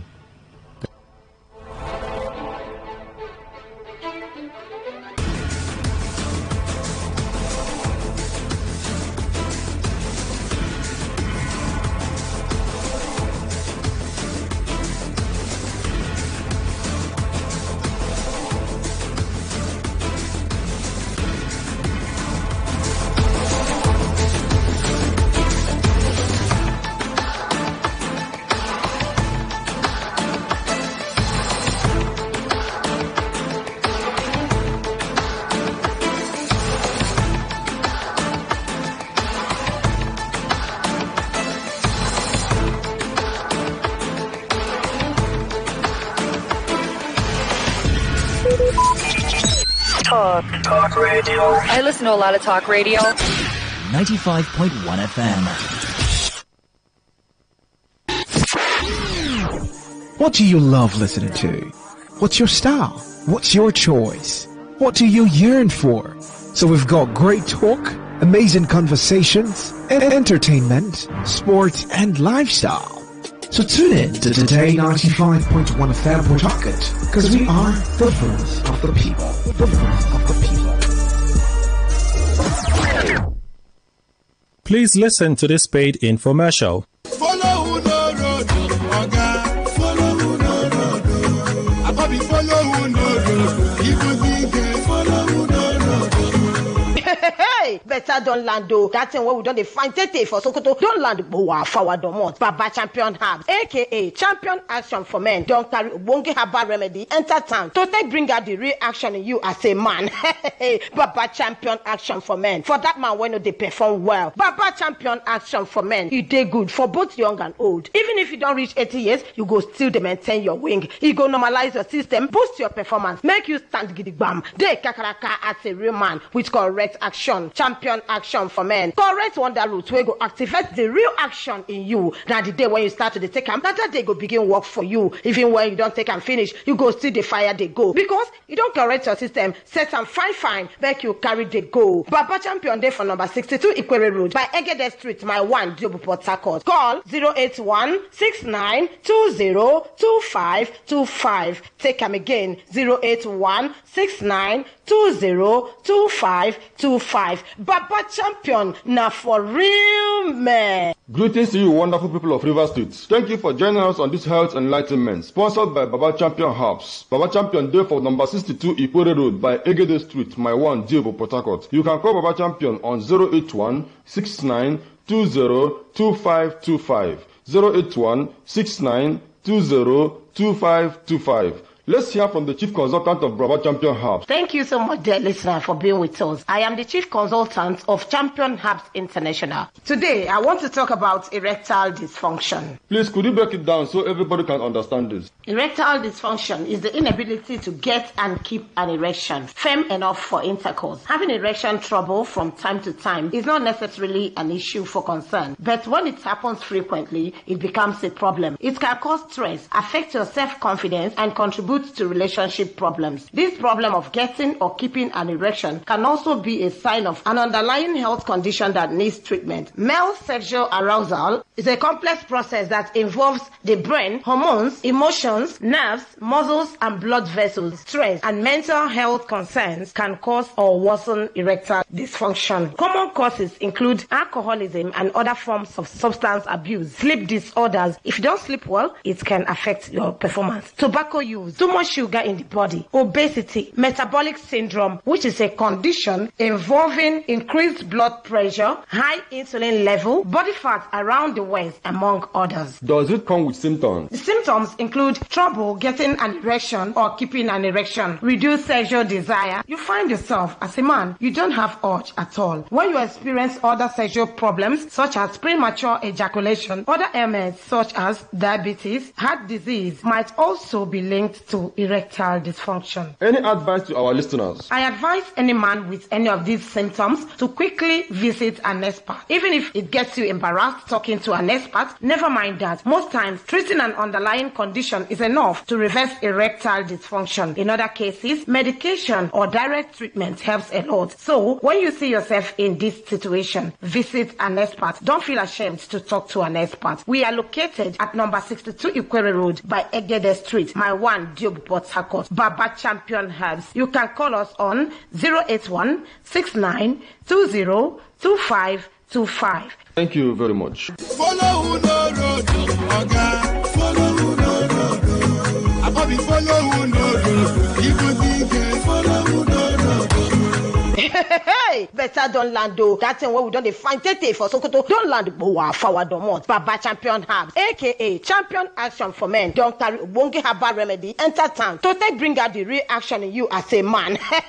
Baba Champion Action for Men. For that man when they perform well. Baba Champion Action for Men. You dey good for both young and old. Even if you don't reach 80 years, you go still maintain your wing. You go normalize your system, boost your performance, make you stand gidigbam. Dey kakaraka as a real man with correct action. Champion Action for Men. Correct wonder root wey go activate the real action in you. Now the day when you start to take am, that day go begin work for you. Even when you don't take and finish, you go still the fire they go. Because you don't correct your system, set and fine, make you carry the go. Baba Champion Day for number 62 Ikwere Road by Egede Street, my one Diob Port Harcourt. Call 081-6920-2525. Take am again, 081-6920-2525. Baba Champion, now for real man. And that was a paid infomercial.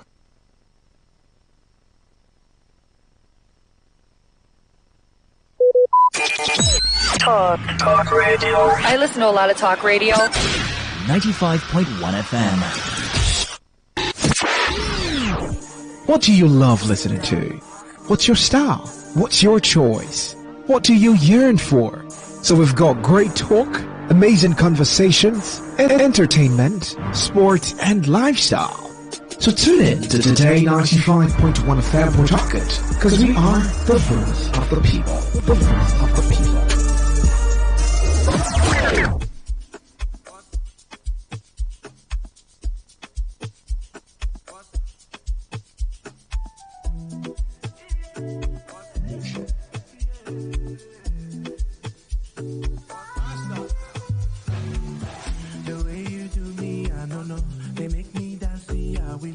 I know I used to be a player, but I retire like Babylon. Make I tell you if you don't know. Now you be my piece of domino.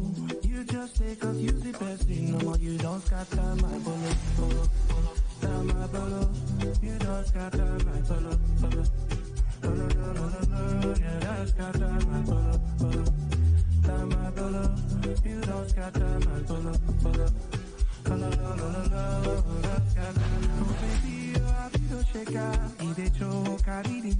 My honey, you don't replace her. You don't pin me down for come now. If I injure now, you go heal out. My medicine, my antidote. No, they say la for happy wake up. I don't fall like Jericho. The way you do me, I don't know. They make me dance, see how we love. I know I used to be a player, but I retire like Babylon. Make I tell you if you don't know. Now you be my piece of domino. You just take us, use the best thing. No more, you don't scatter my bolo. Down my bolo. You don't scatter my bolo. Yeah, that's scatter my bolo. Down my bolo. You don't scatter my bolo. That's scatter my bolo. Your mama, child, your mother, giving me nights, oh mama, bad girl on fire. Mama, child, your mother, giving me nights, oh mama, bad girl on fire.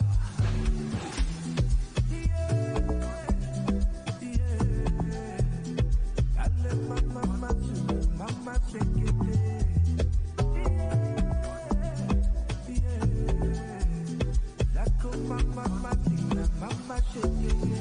The way you do me, I don't know. They make me dance, see how we love. I know I used to be a player, but I retire like Babylon. Make I tell you if you know. Now you be my piece of domino. You just say confuse the person. No more you don't scatter my bolo. My bolo. You don't scatter my bolo. Yeah, that's scatter my bolo. My bolo. You don't scatter my bolo. That's scatter my bolo.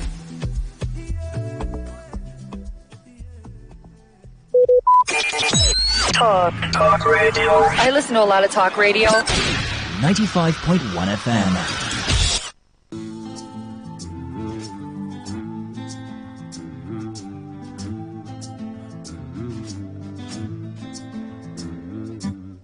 Some people where you meet go show you good loving. All them go come your way.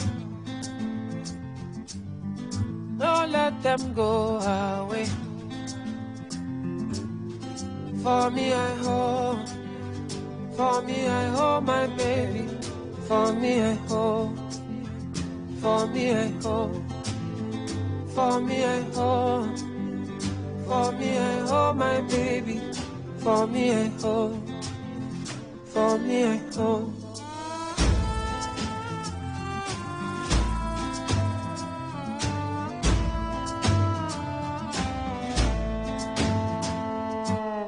Some people in your life are there to make you smile. Or they will take your pain and give you so much joy. For me I hold, my baby. For me I hold, for me I hold, for me I hold, for me I hold, my baby. For me I hold, for me I hold.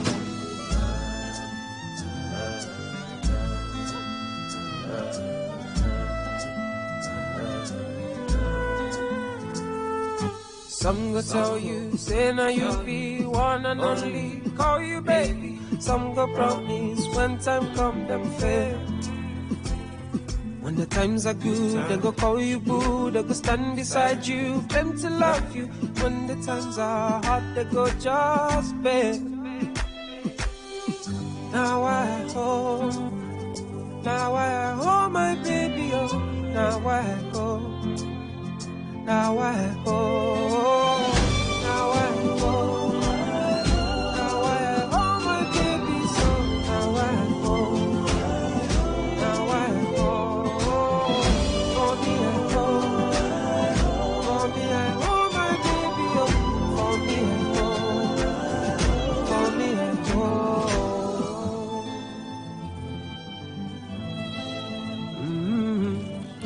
All right, it's a beautiful Sunday evening. It is the 22nd day of September 2024. Sundays are very special days for me and for us.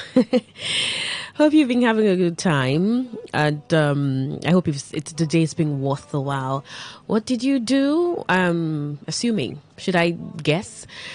Because some days have these ritual, right? It's tied to it. Sundays are for Christians. Like, you go to church, you come back, you relax. Sometime in the evening, you could decide to maybe take yourself out or visit family or something, and as you prepare for Monday. But then there are people who also don't stick to the ritual. Probably you're not a Christian, a Muslim, or not. You don't have a religion, so you probably don't stick to the ritual of Sundays, and you just do your thing. But I'm hoping that it's been a fantastic day for you. If it hasn't, maybe because one or two things happened, please try and get over it, right? In the Nigerian parlance, they will say wahala no dey finish, right? So you just get on and on. What matters is you're the factor in the equation. So take charge. Welcome to Sunday Family Special. This program happens every Sunday evenings from 9 o'clock to sometime around 9:49 because there's a commercial. There's always, at least, I think you should always be there. It's good for good money for us. And after that, 10 o'clock, the news. But then this Sunday Family Special is, as the name is, Sunday Family Special. It's a program for you and your family. And I think I like to say that as long as you're from a home, you're from a house, you have a father, you have a mother, you have siblings, even if you don't have these complete, probably there's no father, but there's a mother, but it's a family, it's a home. So if you say, you're telling someone, I'm going home, right? You're not saying I'm going mom. Is I'm going home. So it could be I'm going to my mom's or I'm going to my dad's, depending. And that depending is a lot. It could be that they are separated, so you want to go to your mom's or go to your dad's. But if it's not a case of separation, it's a case of maybe a passing of one of them, then I'm going home. And so home is not just apart the fact that it's an atmosphere of love, a place of belonging, a place where people are part of. It also is a place that constitutes a number of people, and that's why you call it home. So people, and when it's family, people who are tied to you by blood, and so you call it home. Interestingly, so every Sunday we'll talk about this place called home, or this people called family, and that's why it's Sunday Family Special. Interesting because we're assuming that you're relaxing, or you could have spent time with family, right? And it's a great time to talk about family. So welcome to Sunday Family Special. My name, because you might have been wondering, who's this person talking? My name is Queen Chema. It's good that you're joining me.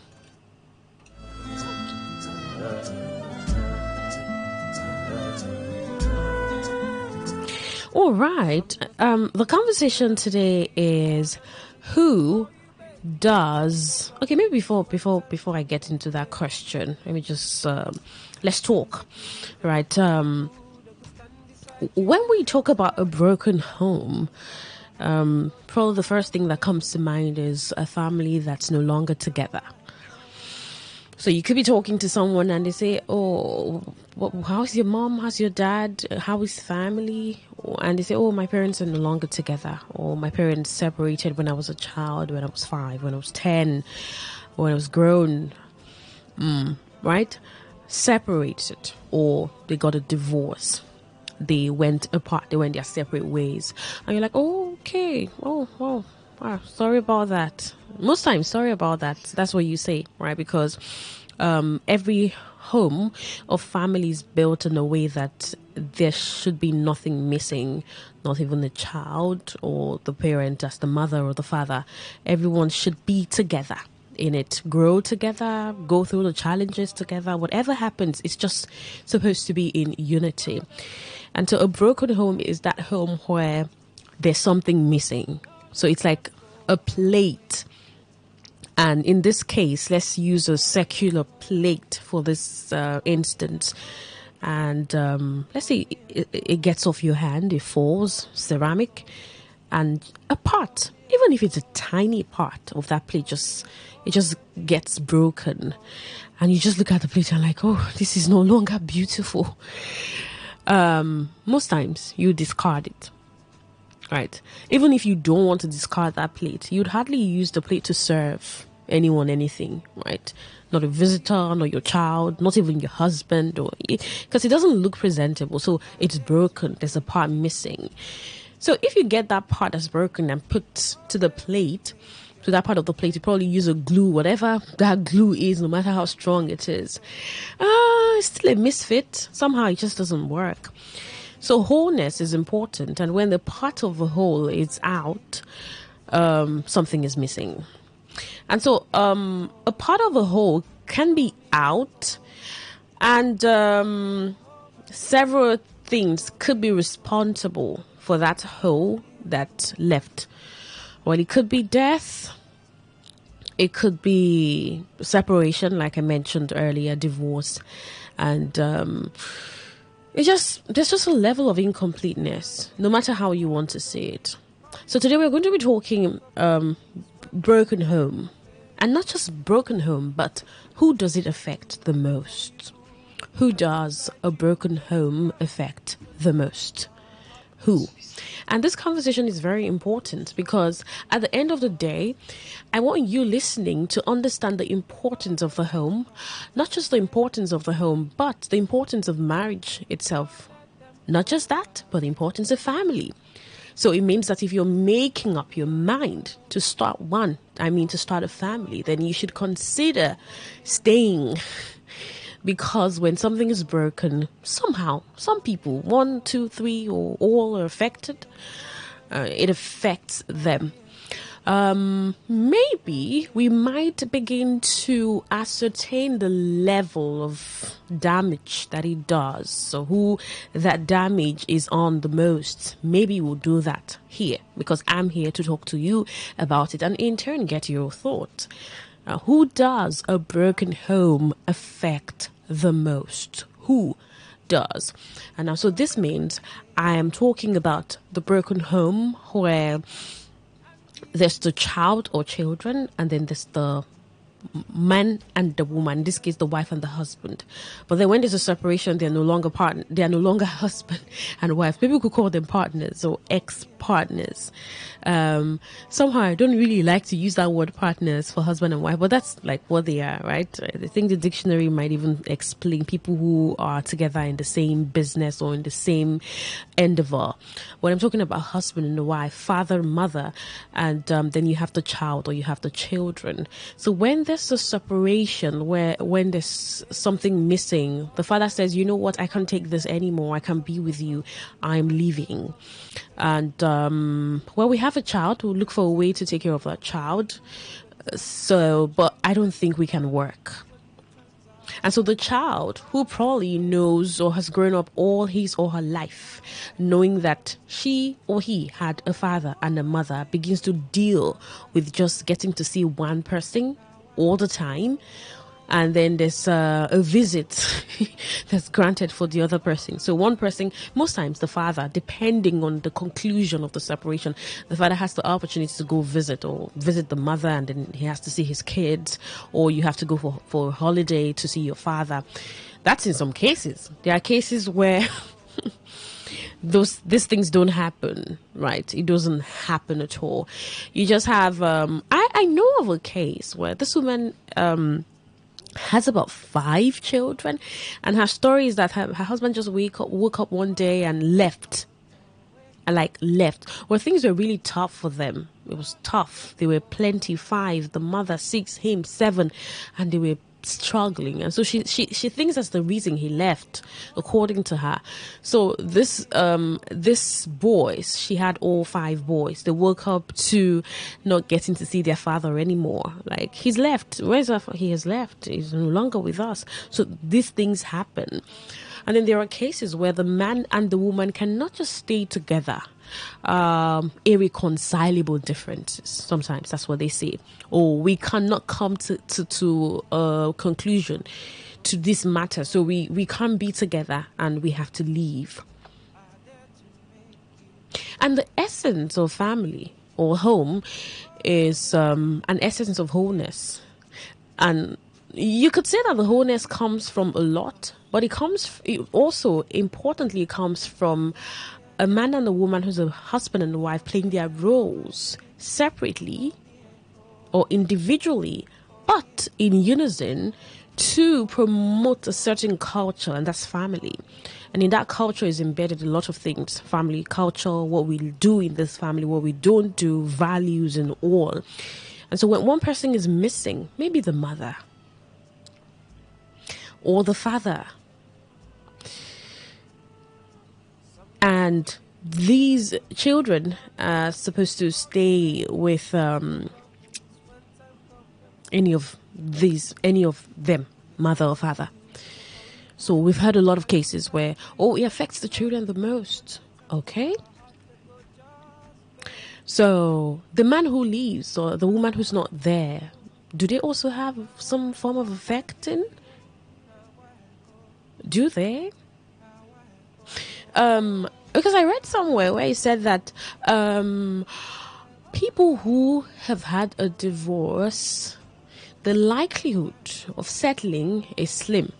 So you could get into another marriage after leaving the other one, and you can't stay. The chances of what happened in the previous is higher, it becomes higher in the next. So, and you can begin to go on and on to talk about what was responsible for the separation and how it affects the person who separated from the other person. And that's what is responsible, right, in that case. But then, let's talk tonight, right? Who do you think a broken home affects the most? The children? The children? Or the partners? Remember, the question is the most. The children or the partner? Who gets the brunt of the separation? Who gets it more? Who does it affect? Emotionally, physically? I mean, all around affecting now, not just, just talk about emotions or growth, or all around. Who does it affect the most? I think you'd like to share with me, right? All right, the phone lines are open now. 0817 0000951 or 0810-951-0951. Those are the numbers to call. It's Today 95.1 FM. Sunday Family Special is the program. My name is Quinn. 0817 0000951 0810-951-0951. So for text messages or WhatsApp messages, you can send those messages, your thoughts, to 0701-933-9962. So that's the number you can send text messages to. Because Sunday Family Special is geared towards ensuring that we have better families. We talk about these family issues here and come to reasonable conclusions. So sort out a lot of controversial issues, right? And it's we doing it together. Controversial issues, something that might be a bit confusing, or have people have several thoughts to it. Or this is how it's supposed to be, or this is not how it's supposed to be. Sometimes we talk about the role of the father and the mother, or the role of the children. Entirely peace, tranquility for the home. So today, this is a very great conversation that I think you should be part of. Who do you think a broken home affects the most? Hello, good evening. Your name and location. Oh, that call dropped. You can dial again, right? 0817 0000. That's 0000951. 0817 00000951. 0810-951-0951. Those are for calls. For text message or WhatsApp message, 0701-933-9962. Good evening. Your name and location. Oh, I don't know why that's happening, right? But keep trying. I think you'll get through to me. Hello, good evening. Your name and location. Are you there? Hello, are you there? Oh, so I could not hear you. This was cracking, right? I think that's the word. 0817 00000951. Keep trying. I think you get through to me. 0810-951-0951. Right? So because sometimes people want to leave marriages, and you hear them consider a lot. Right? A lot of people do that. The reason I'm still here is because of... The reason I'm still with this man or still with this woman is because of... But another question might be, do you have to because of against your mental health, against your peace? Some people would ask. Other questions might be, is it not something you can work out? Isn't it? Hi, good evening. Your name and location. Good evening. Yes, good evening. What's your name? Where are you calling from? Hello. I can hear you. Can you hear me? Hello. She can't hear me. Hello, good evening. All right, so when you call, kindly turn down the volume on your listening device or move away from it so we could have a reasonable conversation. I might not be able to get your thoughts if you're close to your listening device. I think you know this already. All right, who does a broken home affect the most? The partners or the children? So I was saying that sometimes some people want to leave and you hear them say, I did not leave, or I have not gathered the guts to leave because of... Hi, good evening. Hello, good evening. Yes, good evening. Your name and location. Are you there? Yeah, I'm there. All right. Yes, good evening. I can hear you. Go on with your thoughts. Huh? I can hear you. Go on. Okay, the people that this broken home affect the most I think, are the children. Oh, the children. What's your name? You didn't tell me your name. My name is Lovetta. Loretta. All right. Lovetta. Okay. Why do you think so, Lovetta? Yeah, the children, while growing up, are protected mentally. You know, having friends that have a complete home, when they see them, they maybe get back where they're coming from. All right. Thank you for your thoughts, Lovetta. All right. Good evening. Okay. She says the children. All right. Let me get from you. Right. Who do you think it affects the most? Who? A broken home. Who? Is it the people who attended the wedding? Why did I have to remember this as a thought? Right? On the very lighter note now, a friend of mine was telling his friend who's getting married and make sure nothing happens to this marriage, because if I spend all this money for Ashrabi and the both of you just wake up and say you're not doing again, you do me a refund.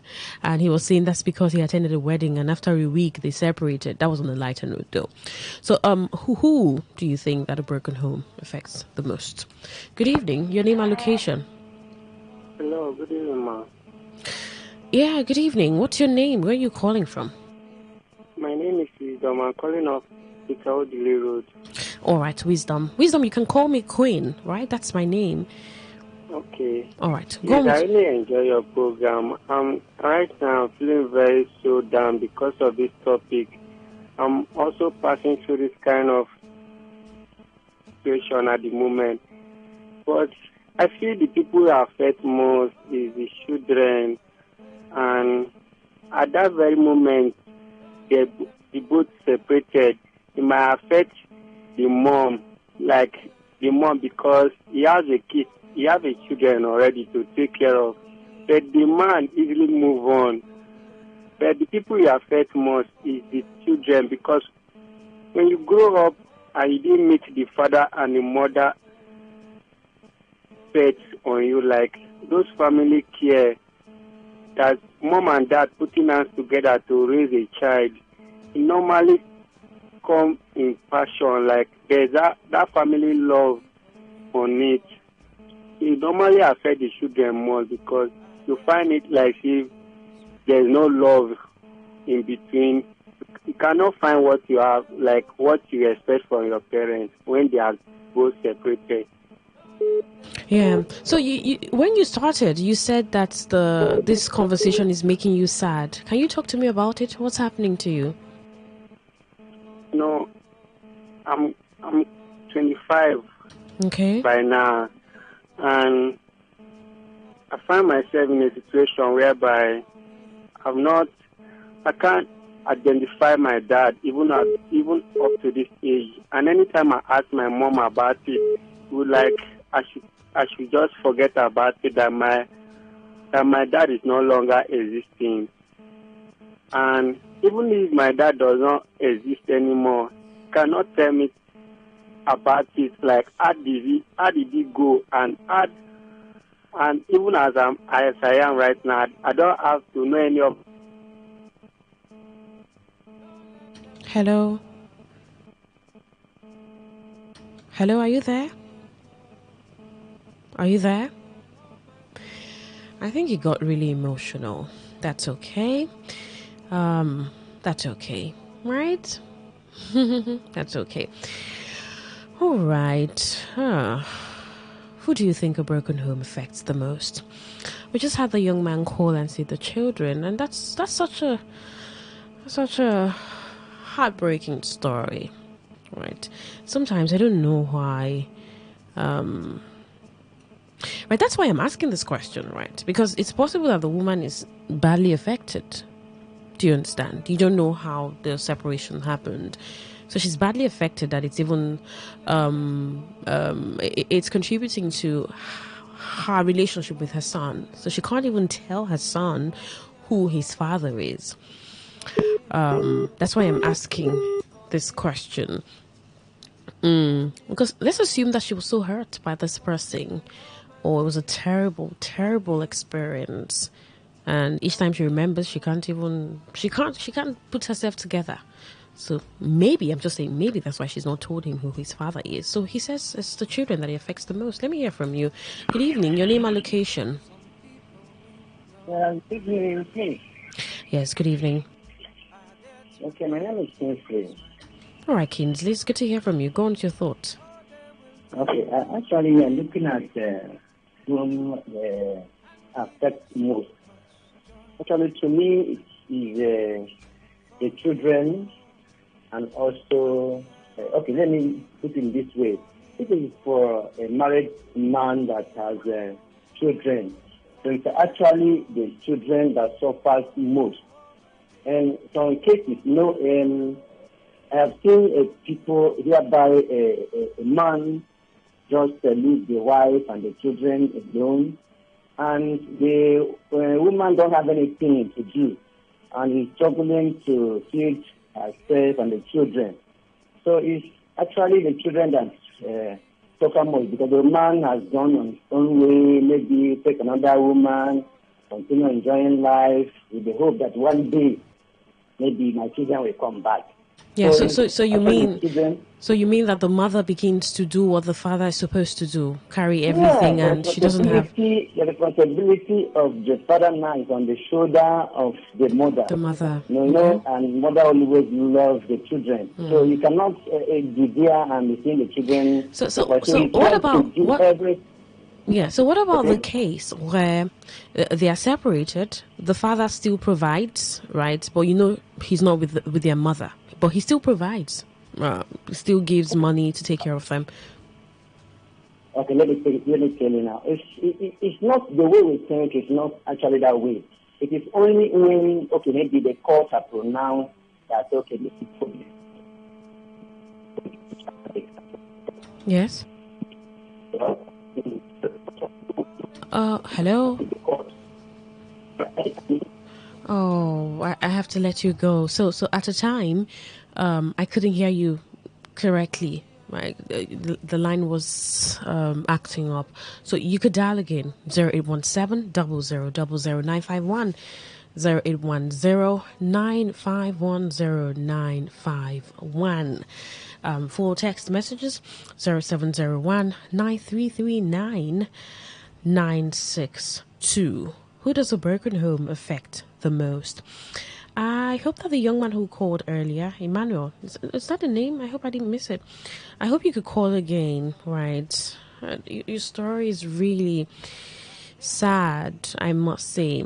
But then, I suspect that you got emotional and that's why you stopped talking. Right? I'm hoping that you're still listening to me. I just want you to understand that your mom will tell you who your father is. I think she would. just give us some more time. Hello, good evening. Your name and location. Yeah, this is still Kingsley. All right, Kingsley. Thank you for calling. Go on. Okay, I was saying this actually whereby court has pronounced and the other person, being the man, is standing to maybe to bring a particular amount has been pronounced. Or whereby people that separated without court being involved now. So what actually would the people do? Being the wife and the children. So in this case, they actually suffer. So I have seen a woman that the husband just separated it, or it was just let go, and the woman is being the one caring for the children. Even the family member now is involved. I mean, he's trying to raise something for the woman and for the children to see something to eat. Also education. So even the 10 children now is no longer going to school because it is not easy to feed them and also to be able to cater for their education. So actually in this aspect, it affects the children, the mother and the children most. But in the aspect of people that got married, you understand, that do not have children, I'm telling you, the one that suffered most is here. The still remains the lady. Because why? Now, every people have heard that this person is a wedded woman, and within 1 week or 1 month or thereabouts, they are separated. So it tries to bring a question to people. So what actually may be the thing that made the husband to leave you? Understand? So, yeah, we'll not get into all of those, right? We're just talking about who a broken home affects the most. Thank you for your thoughts. Okay, thank you. Yes, thank you for your thoughts. You can get in your thoughts by dialing 0817 000951 0810 9510 951. We've got two people call and see the children, right? Hello, good evening. Hello? Yes, good evening. What's your name and location? My name is Coin. What's your name? Hello. I can hear you. Can you hear me? Hello. Oh, I think you can't hear me. I could hear you, but I think you can't hear me. So try dialing again. 0817 0000 951. 0810 9510 951. That's the number you can call. Who does a broken home affect the most? Who does a broken home affect the most? Remember, it's called a home, not because it's an atmosphere for love or familyhood, but because you have people, entities that make up that space. You have the father, you have the mother, you have the children. So who does a broken home affect the most? The first caller said this conversation is making him emotional, and that the children. The second caller said the children. Hi, good evening. Your name and location? Hello, good evening. Yes, good evening. What's your name? Where are you calling from? My name is Destiny. I'm calling from Suba. All right, Destiny, go on. Hello, concerning the matter on ground now. Oh, Destiny, the call dropped. Apologies. Good evening. Your name and location? Destiny, you can call again. 0817 0000 951 or 0810 9510 951. I think it's the network acting up. And so, okay. Good evening. Hello. Yes, I can hear you. What's your name and location? Hello. I can hear you. Can you hear me? He can't. Hello, good evening. Hello, good evening. Yes, good evening. Your name and location? This is Miracle calling from Port Harcourt. Can you speak up? What's your name? Miracle calling from Port Harcourt. Miracle. All right, go on. I want to ask you what I'm going to say. Ever since it affects the children. Okay. Why do you think so? Ever since my dad was going through that, left my mom. I didn't even get the education that I was supposed to have. It's okay. It's okay, Miracle. It's fine. It's okay if you want to get emotional. That's okay. That's why you're a human being. Even ever since my dad was, I've been living in ministry, I believe it gets as a friendship. Yeah. Oh, this conversation is making... Hello? Good evening. Oh, okay. I didn't mean to do this to you, right? But it's okay to get emotional. It's very perfect. That's really touching. Miracle says ever since her dad left and she just went on and on and on. The children, she says, it affects the most. All right. Let's hear from you. Good evening. Your name and location. Good evening. My name is Goodman, calling from Port Harcourt. All right, good news. I think it affects the children the most. Okay, why do you think so? I'm a victim for that. A victim? Tell me about it. Yeah. Would you like to share? Of course. All right, go on, please. Like when I was a very little child, my mom was adult, and I lost my father under 11, 12. So it affects me very seriously. So each time I have this kind of conversation, it thing touch me.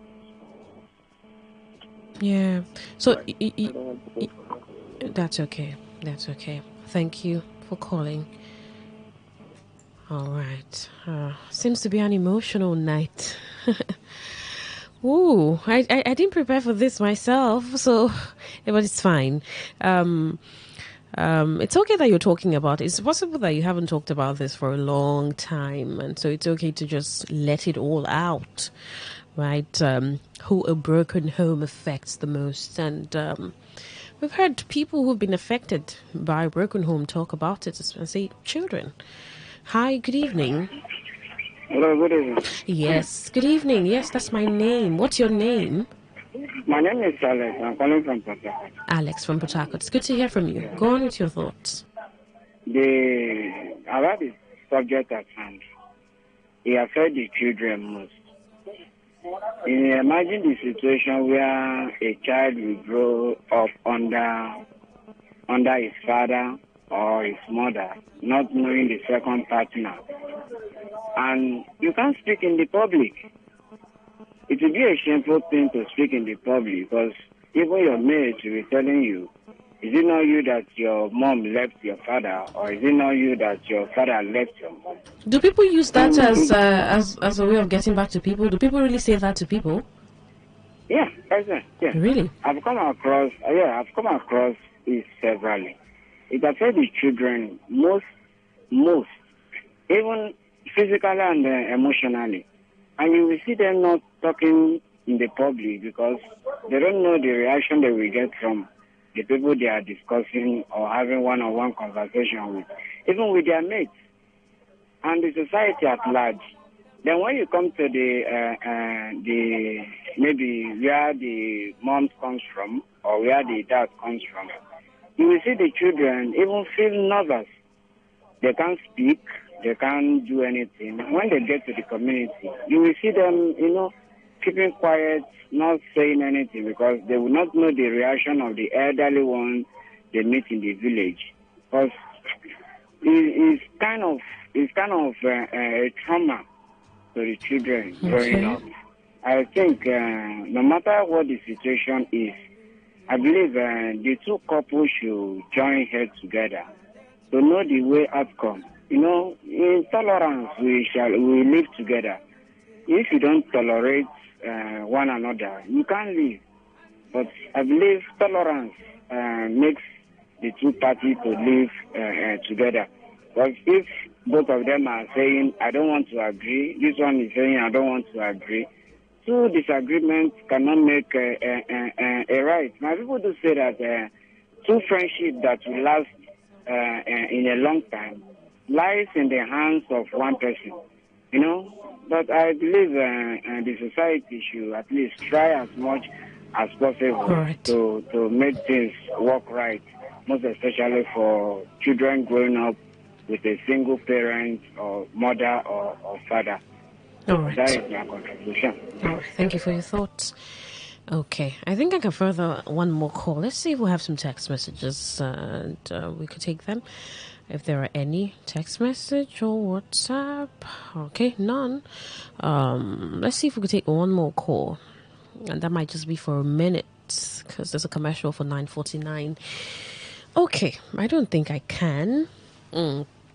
So quite a number of people saying that it affects the children the most, a broken home, and it often affects the children the most, right? Because the children can experience emotional, psychological, social challenges due to instability, lack of security, or conflicts between parents. So these effects can manifest in various ways. Behavioral issues, difficulties in school, trouble forming relationships. But although this impact varies depending on factors like the age of the child, the level of parental conflict, and the support systems in the place. So it's very important that if a separation would have to happen, that the children must be considered. Yes, adults may experience a certain instability as a result of a broken home, right? Some emotional distress, financial strain, mental health challenges. But children, especially being in their developmental stages, tend to be the most vulnerable to long-term effects. So it's very important to consider children when there's a separation is about to happen, probably divorce. So for children who can think, it's nice to talk to them about why this marriage will no longer work while I'm moving away from your father. Sometimes, some parents intentionally hide their separation from the children because of the mental capacity of the children.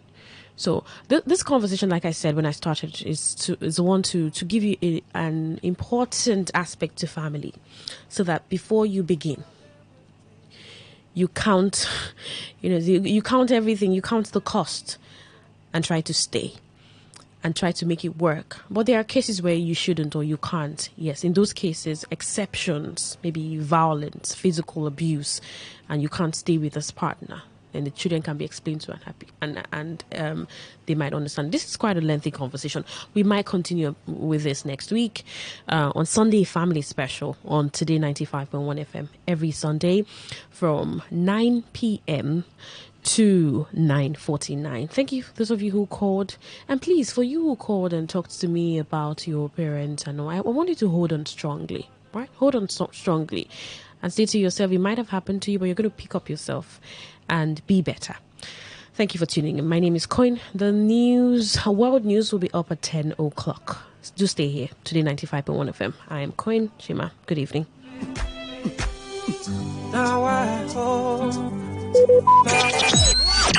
Talk radio. I listen to a lot of talk radio. 95.1 FM. Please listen to this paid infomercial. Herbal Heritage International, the Kokoroko, for herbal medicine, when they produce strong, correct medicine, they take it, they support the country healthcare system. Countryman, correct, holistic, ogbonge herbal medicine, they we know they come out for public anyhow, like a big basket, full ground, as every Christmas have been boundary, seeking a self-sabi medicine will pass them. After all, monkey smart now, because tree near tree is a forest. Heritage International will use the technology of computer testing machine to see and know before attacking that your health condition, we don't become ubarugba for your life with the correct treatment. Therefore, whether definition or without definition, make you visit Herbal Heritage International. Offices way near you. Herbal Heritage International. Now you. Hello and welcome to the program Roots and Herbs. Roots and Herbs is a program that discusses health-related challenges and suggests possible ways out from the herbal medicine perspective. Roots and Herbs is put together and sponsored by Herbal Heritage International, also known as Baba Yoruba. Baba Yoruba is currently having a special promo package. This promo package will give you the opportunity to enjoy 50% discount on all their products and services. This offer runs while the stock lasts. at number 24 Ikwere Road, Mile 1 by Education Bus Stop, Port Harcourt. Number 24 Ikwere Road, Mile 1 by Education Bus Stop, Port Harcourt. This promo package will give you the opportunity to enjoy 50% discount on all their products and services. And at the same time, it will give you the privilege of meeting Baba Yoruba himself at the venue. For details and inquiries, the telephone number to call is 080 33 111 946. I repeat, 080 33 111 946. 080 33 111 946. On today's edition of the program, our topic for discussion is staphylococcal infection. And I have with me in the studio Dr. Otumba Abiodun. Sir, you're welcome to the program. Thank you, Mr. Moderator. Staphylococcal infections do occur in the body system when Staphylococcus bacteria enters into the body system and spread within the body system, destroying body cells. Staphylococcus bacteria are majorly of 3 types that can afflict men. But of these 3, the most pathogenic in nature, that is the one that is capable of causing diseases easily in men, is the Staphylococcus aureus, because it is capable of invading body cells, destroying them, causing different pathological changes in the body. When Staphylococcus bacteria spread in the body system, there are a number of changes that one can experience. This can result to burning sensation within the individual, and this can be seen as fever from time to time, or a situation where there is certain hotness coming from within. There can be skin manifestations in staphylococcal infection that can be given one periodic boils or rashes all over the body. In some people, such rashes can come around the pubic region, or even leading to boils that can lead to blisters or even ulcers on the skin. It is possible for one to experience persistent headache in staphylococcal infection because the body fluid is already contaminated. Staphylococcus, as we know, is a form of bacteria. Any bacteria that is capable of spreading in the body system can lead to reactions in the body that can further damage body tissues. And when this occurs, it is possible for one to experience joint pains in form of infective arthritis. Part of this bacteria can spread deep into the tissues of the heart, affecting the valves of the heart. And when this occurs, you discover that there can be palpitation that some will start witnessing as if they have panic attack. When this is allowed to continue in the body system, it is possible for one to start getting tired easily. There are many people, by walking from one pole to another, they get tired, or by doing just something that is not supposed to be that tasking in terms of energy consumption, they discover that it's as if they don't have enough hair where they are located. All this can be as a result of weakness of the heart, resulting from infection or spread of this bacteria we're talking about. When this bacteria is able to pollute the body fluid, it is possible for one to witness mouth odor. Mouth odor is a form of changes that is called halitosis, where people will start coming up with breath coming from within that is already polluted. There is no amount of time such people wash their mouth, you discover that the breath coming out is very offensive. All this can be as a result of pollution of the body system. It is possible, if any bacteria is able to dwell so long in the body system, to contaminate the whole body fluid and even damage nerves. When nerves are damaged, there can be tiredness. Not only this, it is possible for men to suffer a lot because this can degenerate to a situation where a man is unable to stand like a real man. When a man is unable to stand like a real man, it is seen as a serious challenge because the whole family can be affected. Part of the joy of the relationship can be stolen, and this can cause different rancors in the family. A man that is unable to stand as he should can find it difficult to get arousal. The desire for opposite sex can disappear, and once that arousal is not there, that is the ignition point. It means such a man will not be able to stand like a real man. In some people, the arousal can be there, but you discover that because nerves have been damaged, the transmission circulation from the upper center down to the power point of man, that is in between his two thighs, can be weakened. When such occurs, you discover that such a man can even get arousal or is able to stand, but the type of standing that he has is not strong enough to help him to even get into the act. In some people, they make efforts to get into the act, but you discover that they are unable to spend more than a minute or more before they are exhausted. Mind you, before a man can be called a real man, such a man must be able to have the arousal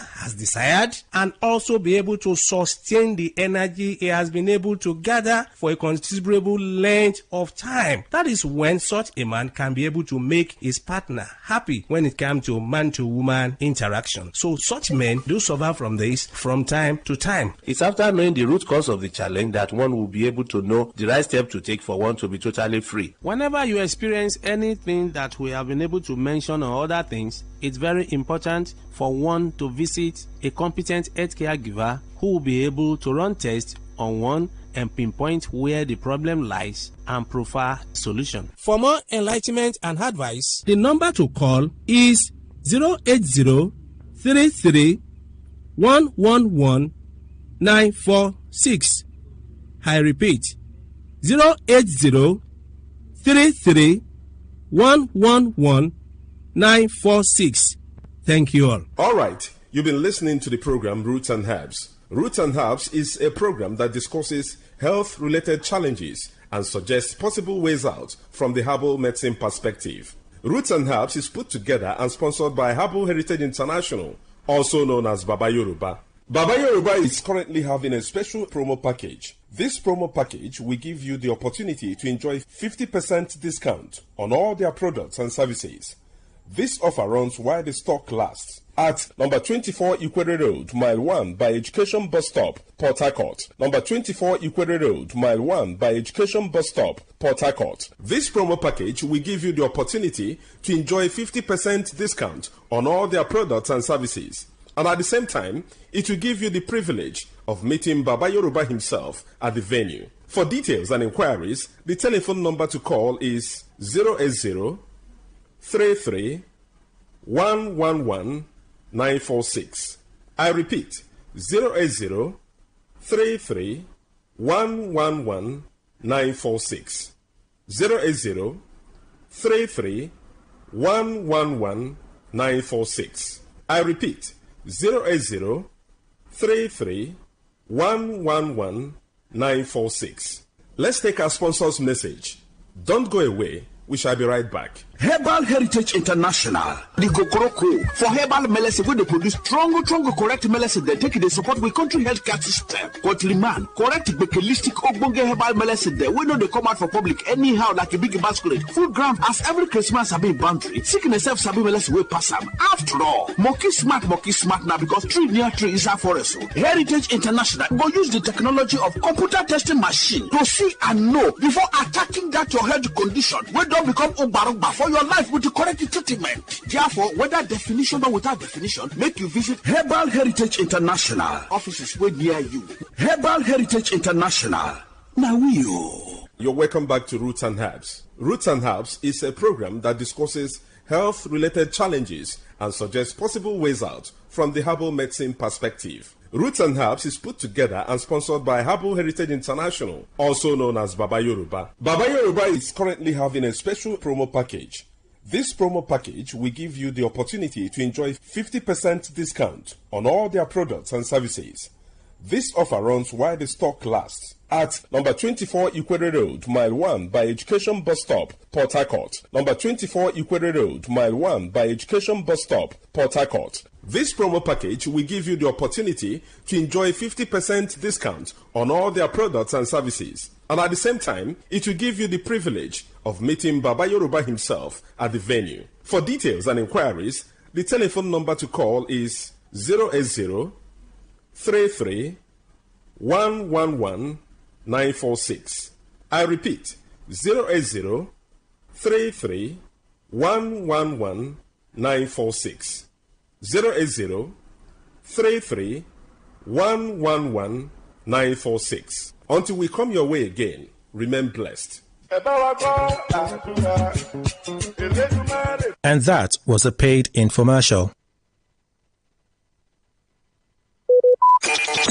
Talk radio. I listen to a lot of talk radio. 95.1 FM. Every day, every hour, when the big stories break, depend on our 24-hour news team to bring you the latest. Today, 95.1 FM. This is Today, 95.1 FM, Fort Harcourt. News.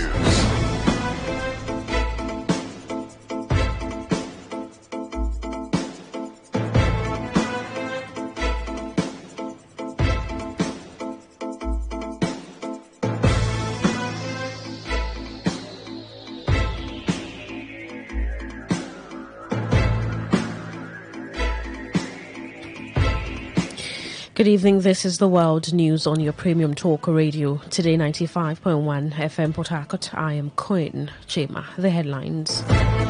Falana requests information on completion date for rehabilitation of Port Harcourt, Warri and Kaduna refineries.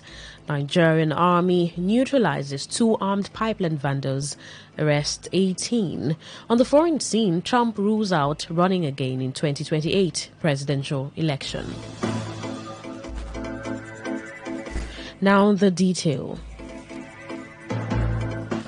Governors under the People's Democratic Party have asked the Independent National Electoral Commission to respect the wishes of the Edo people in respect to the Edo governorship election. Chairman of the PDP Governors Forum and Bauchi State Governor, Senator Bala Muhammad, made the call in a statement. Meanwhile, the PDP has asked INEC to review the results submitted from the 18 local government areas before announcing the final outcome. Briefing newsmen at its Situation Room inside the Government House, the Edo State Chairman of the PDP, Anthony Eziagbemi, explained that the discrepancies between figures on the EC8 form is not tallying with that on INEC's IREV platform. A senior advocate of Nigeria, Femi Falana, has written to 2 contractors, Mari Technimont SPA and Saipem Contracting Nigeria Limited, to request information on the completion date for the rehabilitation of the Port Harcourt, Warri and Kaduna refineries. A copy of the letter obtained by newsmen dated September 17 and addressed to the managing directors of both firms, Falana said he confirmed that the federal government awarded Myra Technomont SPA the contracts for the rehabilitation of the Port Harcourt refineries for the sum of $1.5 billion, while Saipem got the contracts for the Warri and Kaduna refineries for the same amount. The senior advocate made the request under the Freedom of Information Act, which gave the contractors 7 days within which to respond to his letter. Falana stated that notwithstanding that the contractors are private companies, they are bound by the provisions of the Freedom of Information Act because they utilized huge public funds to execute the rehabilitation contracts, and failure to provide the requested information will result in legal redress at the court.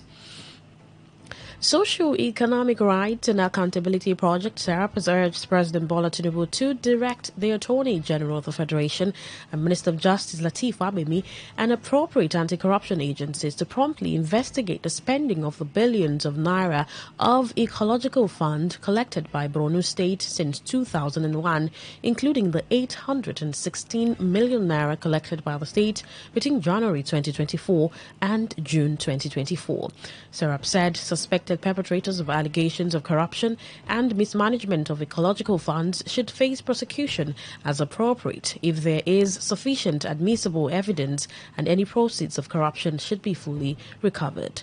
SERAP also urged the President to direct Fagbemi and appropriate anti-corruption agencies to urgently identify and ensure access to justice and effective remedies to affected victims in Borno State. The organization also urged Tinubu to direct George Akume, Secretary to the Government of the Federation, to work with appropriate anti-corruption agencies to track and monitor the spending of ecological fund by the Federal Capital Territory, Abuja, 36 state governors, the 774 local government areas, as well as all emergency management agencies across the country funded through the ecological fund. This was contained in a letter dated 21st of September 2024 and signed by SERAP Deputy Director Kolowole Oluwadari. The troops of the 6th Division Nigerian Army have killed 2 armed pipeline vandals, recovered 2 AK-47 rifles, and arrested 18 suspected oil thieves. While consolidating ongoing anti-illegal bunkering operations, the troops also destroyed 13 active illegal refining sites, 7 boats, discovered 8 illegal connection points, and confiscated over 60,000 litres of stolen products across the Niger Delta region. In a statement, Acting Deputy Director of Army Public Relations for the 6th Division, Lieutenant Colonel Jonah Danjuma, noted that the troops have continued to dominate the Niger Delta region, achieving significant operational successes. The statement detailed that following credible intelligence on an attempt to vandalize a Nigerian Ajib Oil Company pipeline in Upatabo Community, Ahuda West local government area, troops swiftly mobilized to the location and upon arrival engaged the criminals in a firefight, killing 2 and recovering rifles, 8 magazines and 68 rounds of 7.62 mm special ammunition, while the remaining vandals fled the scene. Meanwhile, at Bile in Degema local government area, troops deactivated 4 illegal refining sites, seized 2 wooden boats, and confiscated over 6,000 litres of stolen products. The statement quoted the General Officer commanding 6th Division Major General Jamal Abdusalam, who commended the troops for their successes and reassured the public that ongoing operations would be sustained. You are listening to the World News on Today 95.1 FM, Voice of the People. After the break, more news, foreign and sports stories. Stay tuned. Every day, every hour, when the big stories break, depend on our 24-hour news team to bring you the latest. Today, 95.1 FM. Thank you so much for staying with us. Now the rest of our stories. The Rivers State Primary Healthcare Management Board has announced the commencement of an integrated measles and polio vaccination campaign with NOPV2. The campaign will run from the 12th to the 18th of October. Speaking to health correspondents in Port Harcourt under the aegis of Media Advocates for Health, the state health educator, Dr. Diane Pablo, explained that the measles vaccination is targeted at children aged 9 months to 5 years, while the polio vaccination during this campaign is for children from birth to 23 months. Dr. Pablo noted that although Nigeria has been certified free of wild polio virus, there is still a variant that can cause paralysis, stressing the importance of continuing the fight against this variant. 12th to the 18th of October, we will be doing the measles vaccination campaign. We know that the measles season will soon be upon the country. Measles season is between November and January. And before that season comes upon the country, it is important for us to quickly vaccinate or boost the immunity of some children that we may have missed during routine immunization, or those children who have received vaccination and their immunity has gone down because years has counted. Because as a state, we have not done polio vaccination for some time. We are also going to leverage on this particular campaign and take out our NOPV2. We bring NOPV2 only during campaigns. So some mothers will say, we don't give our pikin the OPV now. Last week I give them vaccination. This one will take again. Yes, it will take again. Dr. Babo also disclosed that the human papillomavirus HPV vaccine, which protects against cervical cancer, will be administered during this campaign, adding that it has now been made a routine vaccination for girls aged 9 to 14 years at all primary healthcare centers in the state. She highlighted the need for mothers to understand the critical role of vaccinations in protecting their children's health. In May, we launched human papillomavirus vaccine against cervical cancer, and our target were our young girls because we know that they are not yet sexually active. The virus is sexually transmitted, so the most prioritized person to take the vaccine is the young girl who has not been sexually active and exposed to the virus. So we're saying that we have routinized the vaccine, meaning that it's in our health center. Any girl can walk into the center and take the vaccine. But how many girls are actually doing that? We need to keep singing about HPV for the next 1-2 years, so that those girls, once they turn 9 years, they just walk into the facility when they have opportunity and they will take the vaccine. So in this campaign, our teams, when they go out, will go out with measles vaccine, NOPV2, and HPV for our girls 9 to 14 years. Dr. Babo further emphasized that all the vaccines, including those administered at primary healthcare centers, are free of charge. The executives, stakeholders, and world leadership of the Supreme Council for SIM Worldwide have been inaugurated by the national leadership. Speaking at the inauguration held over the weekend at State School 2, Elele Limini convener Joshua Fubara urged the people of Emoha to remain steadfast in their support for Governor Siminalayi Fubara's administration. Fubara praised the people for their continued support, describing the governor as a silent achiever dedicated to the development and well-being of Rivers State residents. All those people that is announcing 2027, even when the time has not come, before 2027, some people may not be able to come out to vote because the will of God will manifest. Because you are here to support him, he will win. Nothing is going to stop him. Other governors make their 8 years. They can't stop 4 years. He will complete 8 years. All the indigenous and non-indigenous have joined hands together and said he will continue. Last Friday, some people went to River Southeast at 11 to hold meetings that they are bringing somebody for governor. Some person where they sit never finish. 2 years never, they want to bring another governor. Is it your private estate? It's only in your house you can do that. Not in a state where you have so many languages. Also addressing the gathering, the newly inaugurated chairman of the Supreme Council for SIM in Emoha, Chris Mbata, pledged to mobilize grassroots support for Governor Fubara within Emoha local government area. From what you can see today, you can see the mammoth crowd that came to grace this occasion today. So our own is grassroots mobilization. Those that cannot be reached, we reach them. So that is not a problem. If you see all the wards in Emoha government, we are fully represented today. The young man is trying, is God sent for this state. But what he has done so far in the area of civil service, in the area of infrastructure and all that, you can see that there is a way out. So we need to support him so that he will achieve his aspirations. Today, FM Suchende Jo reports that Simeon Onochukwu was inaugurated as coordinator, Chris Mbata as chairman, Napo Onyike as co-chairman, Law Amadi as secretary, Ezezi Ubilo as treasurer, Sylvester Eme as ex-officio, and Professor C.K. Nwachukwu as ex-officio. Other key leaders include Helen Omanim as woman leader, Chinyere Herbert as deputy woman leader, Professor Chris Enyinda as stakeholder, Independent Enyinda as stakeholder, Lord Miza Okpaka as stakeholder, and Ted Ote as stakeholder, among others.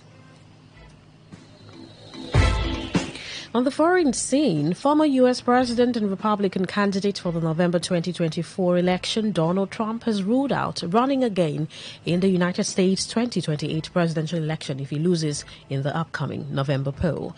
Trump made the statement while responding to a question whether he would run again if he lost. The billionaire did, however, say he hoped to be successful at the November 5 election.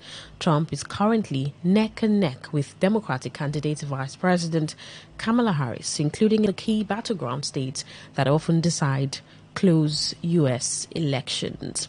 Elsewhere, the Crown Prosecution Service says that it twice considered bringing charges against ex-Harrods owner Mohammed Al-Fayed, but concluded there was no realistic prospect of a conviction. The CPS confirmed police officers presented it with evidence in 2009 and 2015, noting that its prosecutors looked carefully at it. Fresh allegations are being made about the late billionaire, who died last year at the age of 94. A BBC documentary has led to dozens of women coming forward to say they were raped or sexually assaulted by the businessman. To end the news, here is a summary of the major stories. Senior Advocate of Nigeria, Femi Falana, has requested information on the completion date for the rehabilitation of Port Harcourt, Warri and Kaduna refineries.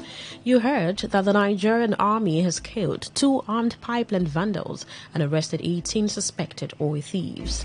And on the foreign scene, we told you that former U.S. President Donald Trump has ruled out running again in 2028 presidential election if he loses the 2024 election.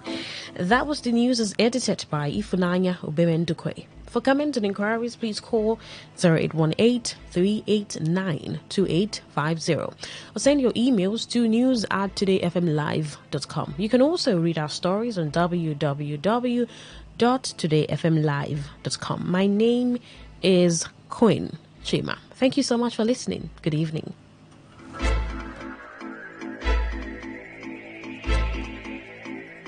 Today's news, today's entertainment, today's sports, today's issues. Today on Today95.1 FM, Port Harcourt. Talk radio. I listen to a lot of talk radio. 95.1 FM. You may not realize it, but do you know you can always show your love for others with simple gestures? Here are some of them. Always look for the good in people. There are two sides to every story. We have our good and bad sides. So, look for the good in people. Focus on people's potential. Everyone has potential. So, rather than put them down, help them realize it. Choose to love.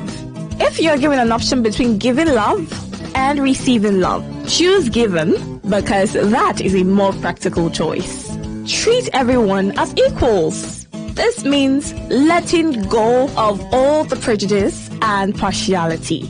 See people for who they really are, not their jobs, not their apparels or bank accounts. If everyone does this, then the world will be a better place. Love yourself. You cannot give what you don't have. So, before you try to love other people, love yourself first.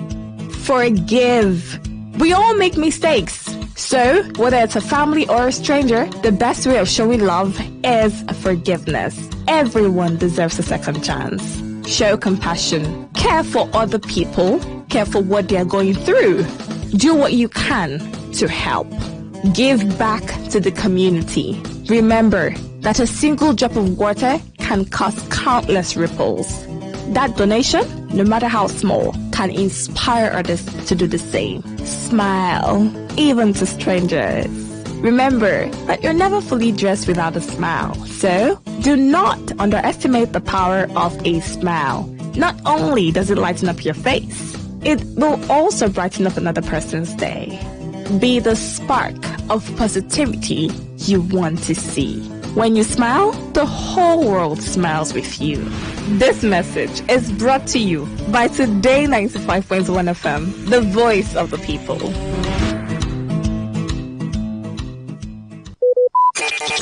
Talk radio. I listen to a lot of talk radio. 95.1 FM.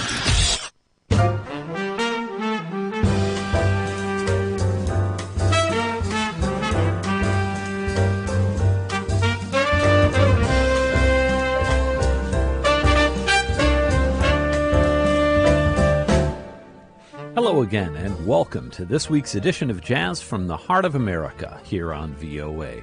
I'm your host, Dan Bindert, inviting you to listen along with me as we explore the sound of this great art form together. And, well, as we often do, we will delve into a bit of the music's past and present during the program this time out.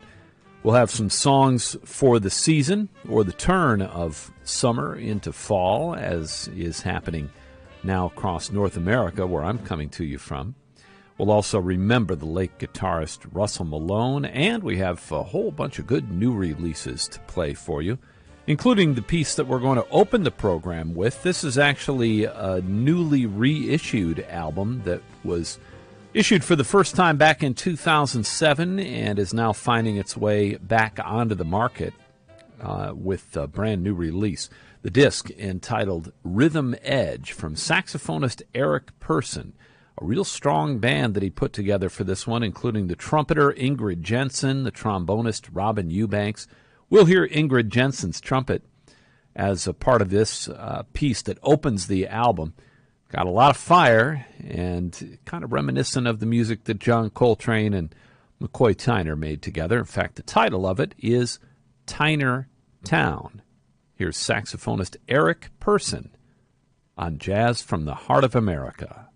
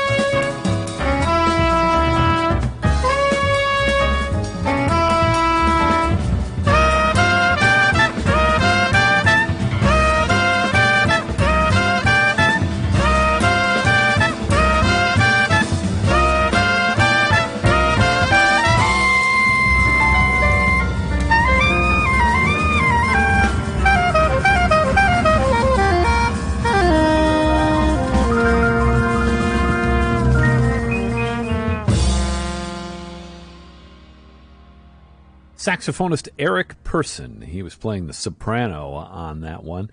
The tune, an original of his called Tyner Town. Ingrid Jensen featured on the trumpet there. Jared Kashkin playing the piano. Peter O'Brien with a nice spot on the drums, all as part of the band.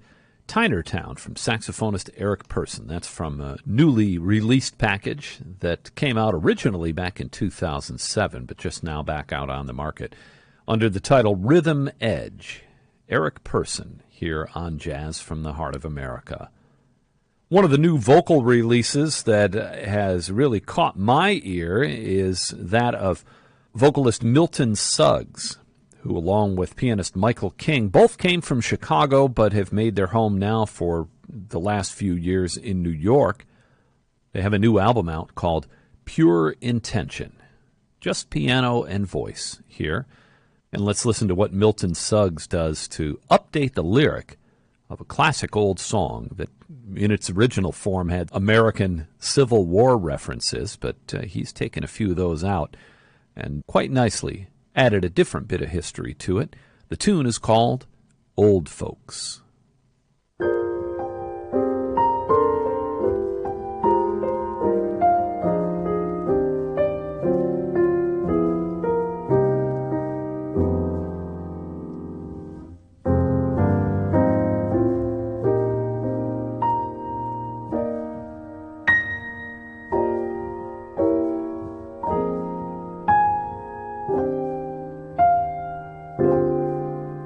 Everyone knows him as old folks.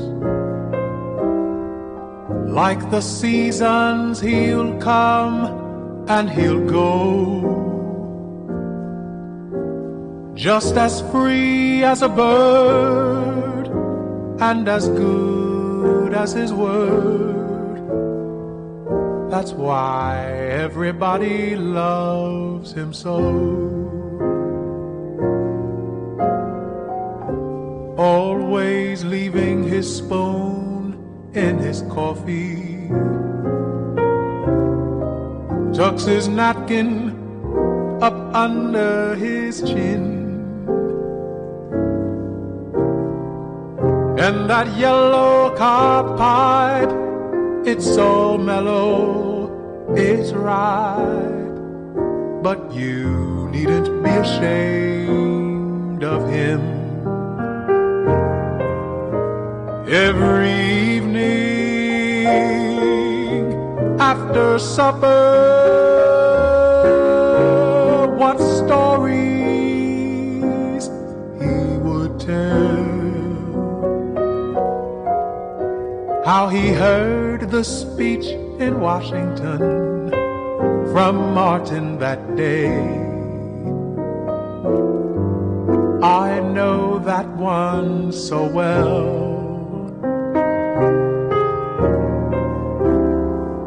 Don't quite understand about old folks. Many strange little things he might say, but he shares with us stories of life and its glories, and then he travels on his way.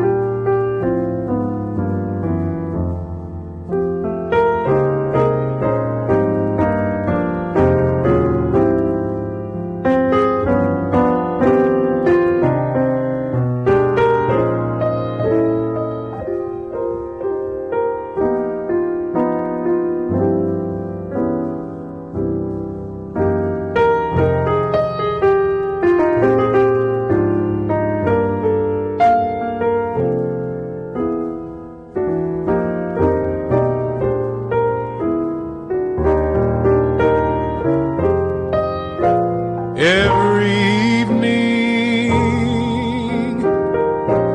after supper, what stories he would tell. How he shed tears at the Audubon for Malcolm that day. I know that one so well. Someday there'll be no more old folks. What a sad, lonely town this will be. Children's voices at play will be still for a day that they take old folks away. The day that they take old folks, the day they take old folks, the day they take old folks away.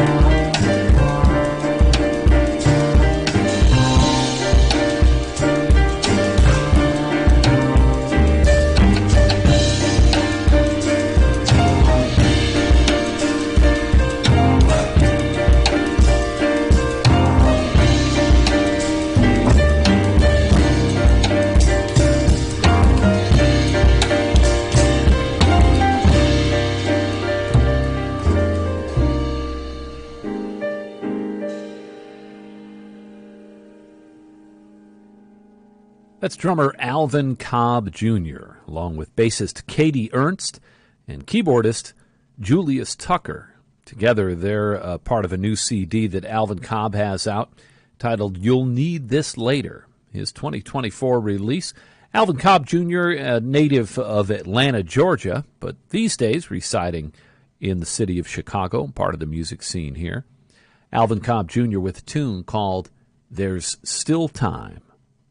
We also heard from vocalist Milton Suggs along with pianist Michael King from the album Pure Intention, Milton Suggs' brand new one, and an old song that he's given a very interesting update to with his historical references to Dr. Martin Luther King Jr. and Malcolm X, replacing the old American Civil War references that were a part of the original lyric for the song Old Folks. I'm Dan Bindert, along with you for Jazz from the Heart of America, and next up, a new one from vibraphonist Warren Wolf, and his latest disc, taking on a history of sorts of his instrument, the vibraphone, with tunes like Django, that was played famously by Milt Jackson in the Modern Jazz Quartet for so many years, and also tune that he offers us in two different renditions made famous by Lionel Hampton. Here's Warren Wolf with his recording of Midnight Sun.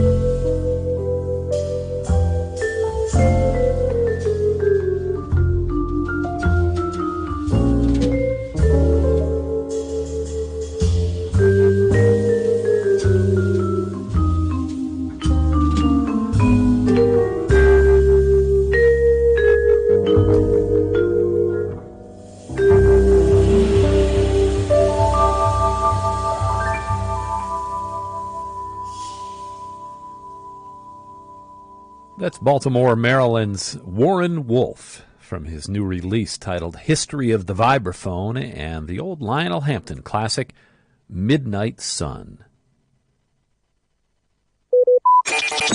Talk radio. I listen to a lot of talk radio. 95.1 FM. What do you love listening to? What's your style? What's your choice? What do you yearn for? So we've got great talk, amazing conversations, and entertainment, sports, and lifestyle. So tune in to Today 95.1 FM Port Harcourt, because we are the voice of the people. The voice of the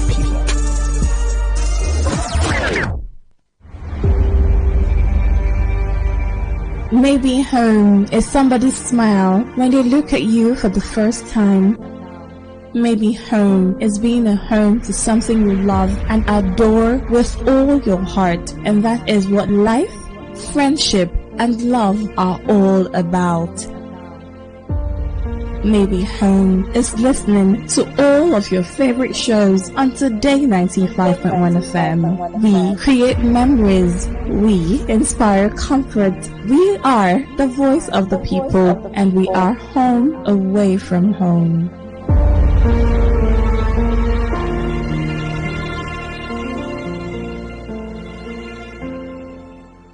This is Today 95.1 FM, Port Harcourt, voice of the people.